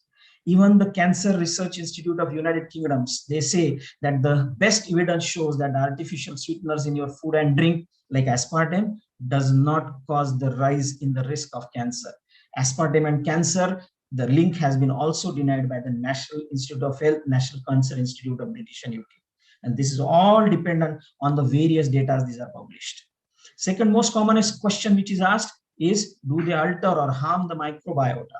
Again, the same thing regarding the microbiota, as Dr. Borskar sir was talking about, and also as Mohan sir was talking about, that remember that it is the high intensity sweeteners, which are not culprit, but it is the high sugar content or high carb content. And you can really see here that a data which has been shown that the analysis of pre-sucralose, post-sucralose, pre-aspartame, post-aspartame, diversity change in the gut microbiota, especially by analyzing the Shannon diversity index, you can clearly see that there is no change as far as the microbiota is concerned. And this has been published in one of the recent journals of Nutrition 2020. Not only that, another question which is asked is the damage caused by the release of short chain fatty acids by the gut microbiota. These non-nutrition sweeteners, do they really increase the short chain fatty acids? Look at the sucralose and aspartame p-values here. Nothing is significant. And that tells you that all these short chain fatty acids like acetates, propionates, butyrates, they will not change whenever you talk about the microbiota health and the use of NHS or NNS, that is non-nutritional sweeteners. And more important to understand, it is this high calorie junk food, nutrition less food, which causes more damage. A round of street food consumption will cause more alteration in your microbiota than this use of artificial sweeteners. Still, the question is asked, lot of sweeteners are harmful. Why? Because they will cause obesity. They will cause increase in the insulin resistance. They will change the glucose metabolism. Will they reduce the endogenous GLP and GIP secretion by reducing down the satiety and will cause the binge eating? Remember that there is a huge study which has been published, and again they are looking at aspartame, staviol, saccharin, sucralose, and look at the significant and the statistical significance. And this was published in the Frontiers of Nutrition, January 2021, the latest papers. Look at the glucose levels. We talked about the weight. Now look at the glucose levels. Now only couple of studies which are showing a deviation in the p-value are all additive nutritive sweeteners like maltodextrin, which is usually used as a bulking agent, and dextrose, which is a nutritive sweetener or a caloric sweetener. Look at the change in the prandial glucose levels and the prandial insulin levels. No change at all after the use of the non-nutritional artificial sweeteners. So we need to understand, as far as appetite and hunger is concerned, clearly it has been shown that low caloric sweeteners do not affect appetite and hunger at all. In most of the studies reported, the effects on the gut hormone, the effects on the functions related to the gut hormones, effects on the insulin levels, effects on gastric emptying, effects on the appetite, they are absolutely not documented in any of the peer-reviewed published data. Why? Because we use them in even much lower than what we know them as an acceptable daily intake. We have to understand that there is a definite way that acceptable daily intake is calculated by considering the region of no effect versus the region of the toxicity. And remember that the amount of the consumption in one single dose also matters. And that's how we really do the research in the animals, by finding out no observed adverse effect levels, and they are usually more than 100 times than the accepted daily intake. And that's how let us talk about now this aspartame. Now look at the acceptable daily intake is 40 milligrams per kg. But then the experiment of Noel was done at the level of 4,000 milligrams per kg per day. And they are all done in the patient, in the species of animals which are sensitive to the use of aspartame. Look at this. You can see on your left, this is what the Noel level, this is the acceptable daily level, but even at the highest possible consumption level, look at, even we do not reach that acceptable daily intake. If you really have to calculate, really see, you can consume 75 sachets of aspartame every day. If it comes to sucralose, it is 23 sachets. If it comes to advantame, which is going to be a new research molecule, nearly 5,000 sachets every day you are consuming. Remember that 1 spoon or 1 pellet is equivalent to the 1 tablespoon of your sugar. Imagine that 155 pellets can reduce down the use of free sugar by 155 tablespoon, that is nearly 750 grams of sugar. Nothing can stop you from getting obese if you consume that kind of sugar. But then use non-nutritional sweetness, I'll tell you that this is going to be really beneficial. Last 2 minutes, I'll be talking to you about the risk of the kidney diseases. They've been always asked for, are they safe in the kidney diseases? And look, this is the KDO, National Kidney Foundation publication, which has come up, and they have shown that there is no direct or indirect risk for the development of either CKD or worsening of the CKD following the use of non-nutritional sweeteners. Also, it is very important to understand it is the sugar sweetened soda which is likely to cause more harm than the artificial sweetened soda. And the best part of it, that EFSA has now taken a 1 step further, saying that, and this is a 2013 statement, that after the full risk assessment of aspartame, it has been proved safe to be used in pregnancy and even in children. Not only the EFSA, but also the government of Canada, the Food and Agriculture Organization of United Nations, World Health Organization have also suggested that these non-nutritional sweeteners are very safe to be consumed in pregnancy. And on the top of it, now the Food Safety Authority of India has now recently removed that label of not recommended for children in the top tabletop sweeteners, which is going to be in action from this November onwards. So if you really look at the sweeteners, an ideal sweetener should satisfy sweetness without unpleasant taste. Novel sweeteners do that. Have little or no calories. Novel sweeteners do that. No side effects. Surely the new Novel sweeteners do that. They should be commercial and economical viable. Yes, they are commercially available and they are pretty economical as well. And the moment it comes to the cooking, the questions were mostly asked, but now the aspartame or the sucralose that we have are fairly heat stable and you can make a lot of things there. So finally, the good, the bad, the ugly of these non-nutritional sweeteners. Good part, they are approved. They have been approved to be used in pregnancy. They have been approved to be used in lactation, children, in patients of diabetes, dyslipidemia, even in the patients of reactive hypoglycemia, and also in children to stop dental caries. The bad thing is this, that we have failed to create adequate awareness. We have failed to develop guidelines to the use of NNS. We have failed to address effectively the safety concerns. We still give people to chance to talk about it because of the failure of generation of safety data through the double-blind, scientifically planned, randomized controlled trials. We have not adequately brought now, except Mohan sir, I must appreciate that we have not adequately provided diets in our scientific forum for these nutritional sweeteners to create the adequate awareness.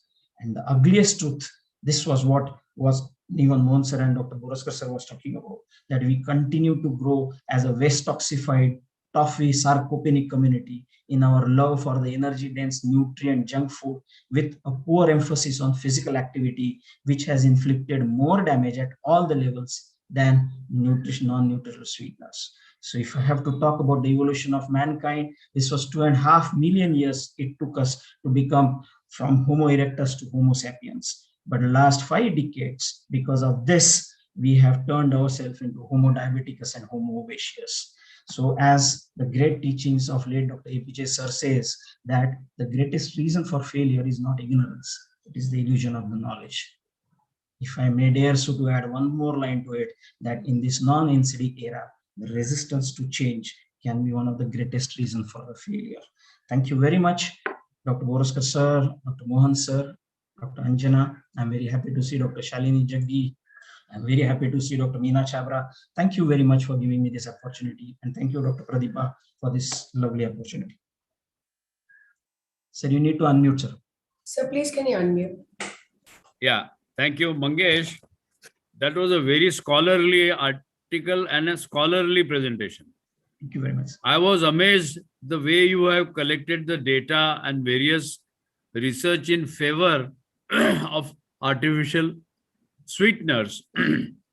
And the most important point, which is always discussed in my clinic, so doctor, a little bit of sugar is a matter of our traditional culture to add in amti, add in sabji, little bit of jaggery, and that's what our home food has been palatable for years together. Yes. Now, can we stop doing that and put aspartame there? I was not very sure. Frankly speaking, Mangesh has told me that aspartame can be given, can be added to the dishes and can be reheated. Yes. I was under the impression that once you put aspartame, you cannot microwave or boil the food again. In our kitchen, what happens? The food is prepared. It is rarely dumped. It is kept in the fridge. It is eaten next day. It is eaten third day. If you have excess rice, you make fodni ka bhat next day. You will get lots of chapatis. You make fodni ki puri, and that is a delicacy. But in all that, they add bit of sugar and add bit of jaggery. Yes. Now my point is, if somebody has a sweet tooth, you offer them fruits, right? But fruits also contains fructose. Now, fructose, there is a lot of data saying that excessive fructose can be also harmful. So if somebody says that in a season of mango, I want to eat one mango. But what happens? I got my mango plants at home, and suddenly there are 2 petties of mangoes have come, and all of a sudden there are 16 mangoes are ripe. So how to throw them? So we'll end up eating 4 each. Yes. No, that is wrong. That is wrong. Similarly, in my opinion, if a person has a sweet tooth and he's got an issue about the artificial sweetener, 1 teaspoonful of sugar in a day, in a tea, twice daily, will not make any difference. But if he takes 10 teaspoonful of sugar, there are some people who take 10 cups of teas. That is harmful. And for them, even to add 10 tablets of aspartame or sucralose, it's not desirable. So first thing, cut down on the tea, cut down on the sweet tea, but a little bit of sweetener like sugar and jaggery in a normal cooking process, in my opinion, it is permitted unless you exceed the amount. Yes. What do you say, Mangesh? Yeah, absolutely right. Very well said, sir. And in fact, this was probably for those people, those who are so much, in love with sweetness, and they cannot stop eating sweets at all the times. As far as the preservatives and boiling and reboiling is concerned, for sure, I have a data as far as the boiling or once heat stability is concerned. But about the reboiling and all that, how much is, we do not have an exact data on, how much would be the continuity. But I believe that heat stability, which has been offered by aspartame or sucralose, is a fair point as far as at least you can heat it once for sure. Now, as far as your, adding as probably, the taste enhancer in our curries or in our day-to-day, probably salads and all that, probably that is minuscule amounts. So it is not going to change too much as far as the caloric intakes are concerned. But when it's summed up together over a period of 24 hours, which causes that insensible eating, where not insensible in not that way, but when you are not sensing that you are eating so much, that probably adds to the caloric load and then the metabolic challenges we are. And then we keep on struggling to fix, and there are so many mobile factors which are happening. So I believe that the role of, and that way also artificial sweeteners are all over in our food products. You eat day-to-day bakeries, you are even toothpaste, sir, you have artificial sweetener added. We never ask the questions. The questions, they start coming the moment you start suggesting them to be used on the tabletops. That is the place where people will start. Otherwise, somebody drinking a can of a cola or so-called natural sugar, natural fruit juices, they all have these added non-nutritional sweeteners which are there. So I feel that, we need to change our attitude as far as the psyche behind the use of these sweeteners, as far as the tabletop uses are concerned. See, like suppose you are, as you are traveling you're flying from here to US, and there on the board, probably you can have a tea or a coffee which has been served, or while sitting in the airport lounge, you don't have to keep on, hogging that cups of teas, or there probably these are the places you tend to eat a lot. And as a part of our culture, as you said, that rather than serving somebody with a box of pedas or the box of burfis or Bengali sweets, which are so rich in the calories and so much heavy on the calories, probably this can be a smart alternative as probably one of the methods. Mangesh, I agree with you. Many times people are afraid of the sugar content of the mithai. Yes. But actually the problem of mithai is not the sugar. Yes. It is a problem of saturated fat. Correct. Exactly. And people the don't problem worry is about this, it, And the problem is this, that we tend to eat just because it is available. We tend to and eat the because third it is thing, available. Mangesh, I want to ask you a very important question. Yes, sir. Which is possibly out of context in this symposium. Is your slide set is made by an artist or a very astute presenter? Because your slides are so beautiful. Yes. Your slides are so well designed, and what a beautiful way of presenting a very solid scientific data. Full marks to you. Thank you very much, sir. No, I would really appreciate the efforts of entire Zydus Nutriva team, especially Dr. Shashank, then Arohi, Dr. Govind. You have done a fantastic job of collecting the data. Some data, some slides I have added, the scientific content I have added, and of course some of the animation effects, some visuals I have added. So thank you very much. I think we answered all the queries. If there are any questions, Dr. Pradeepa, you may ask.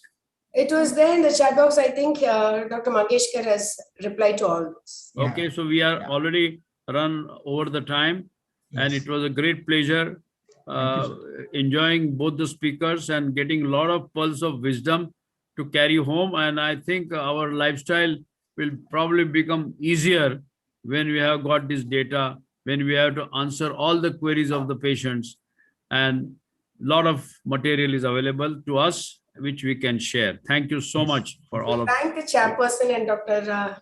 Mangesh Devaskar for this excellent session. Thank you, sir. Thank you so much. So we'll leave now. Thank you, sir.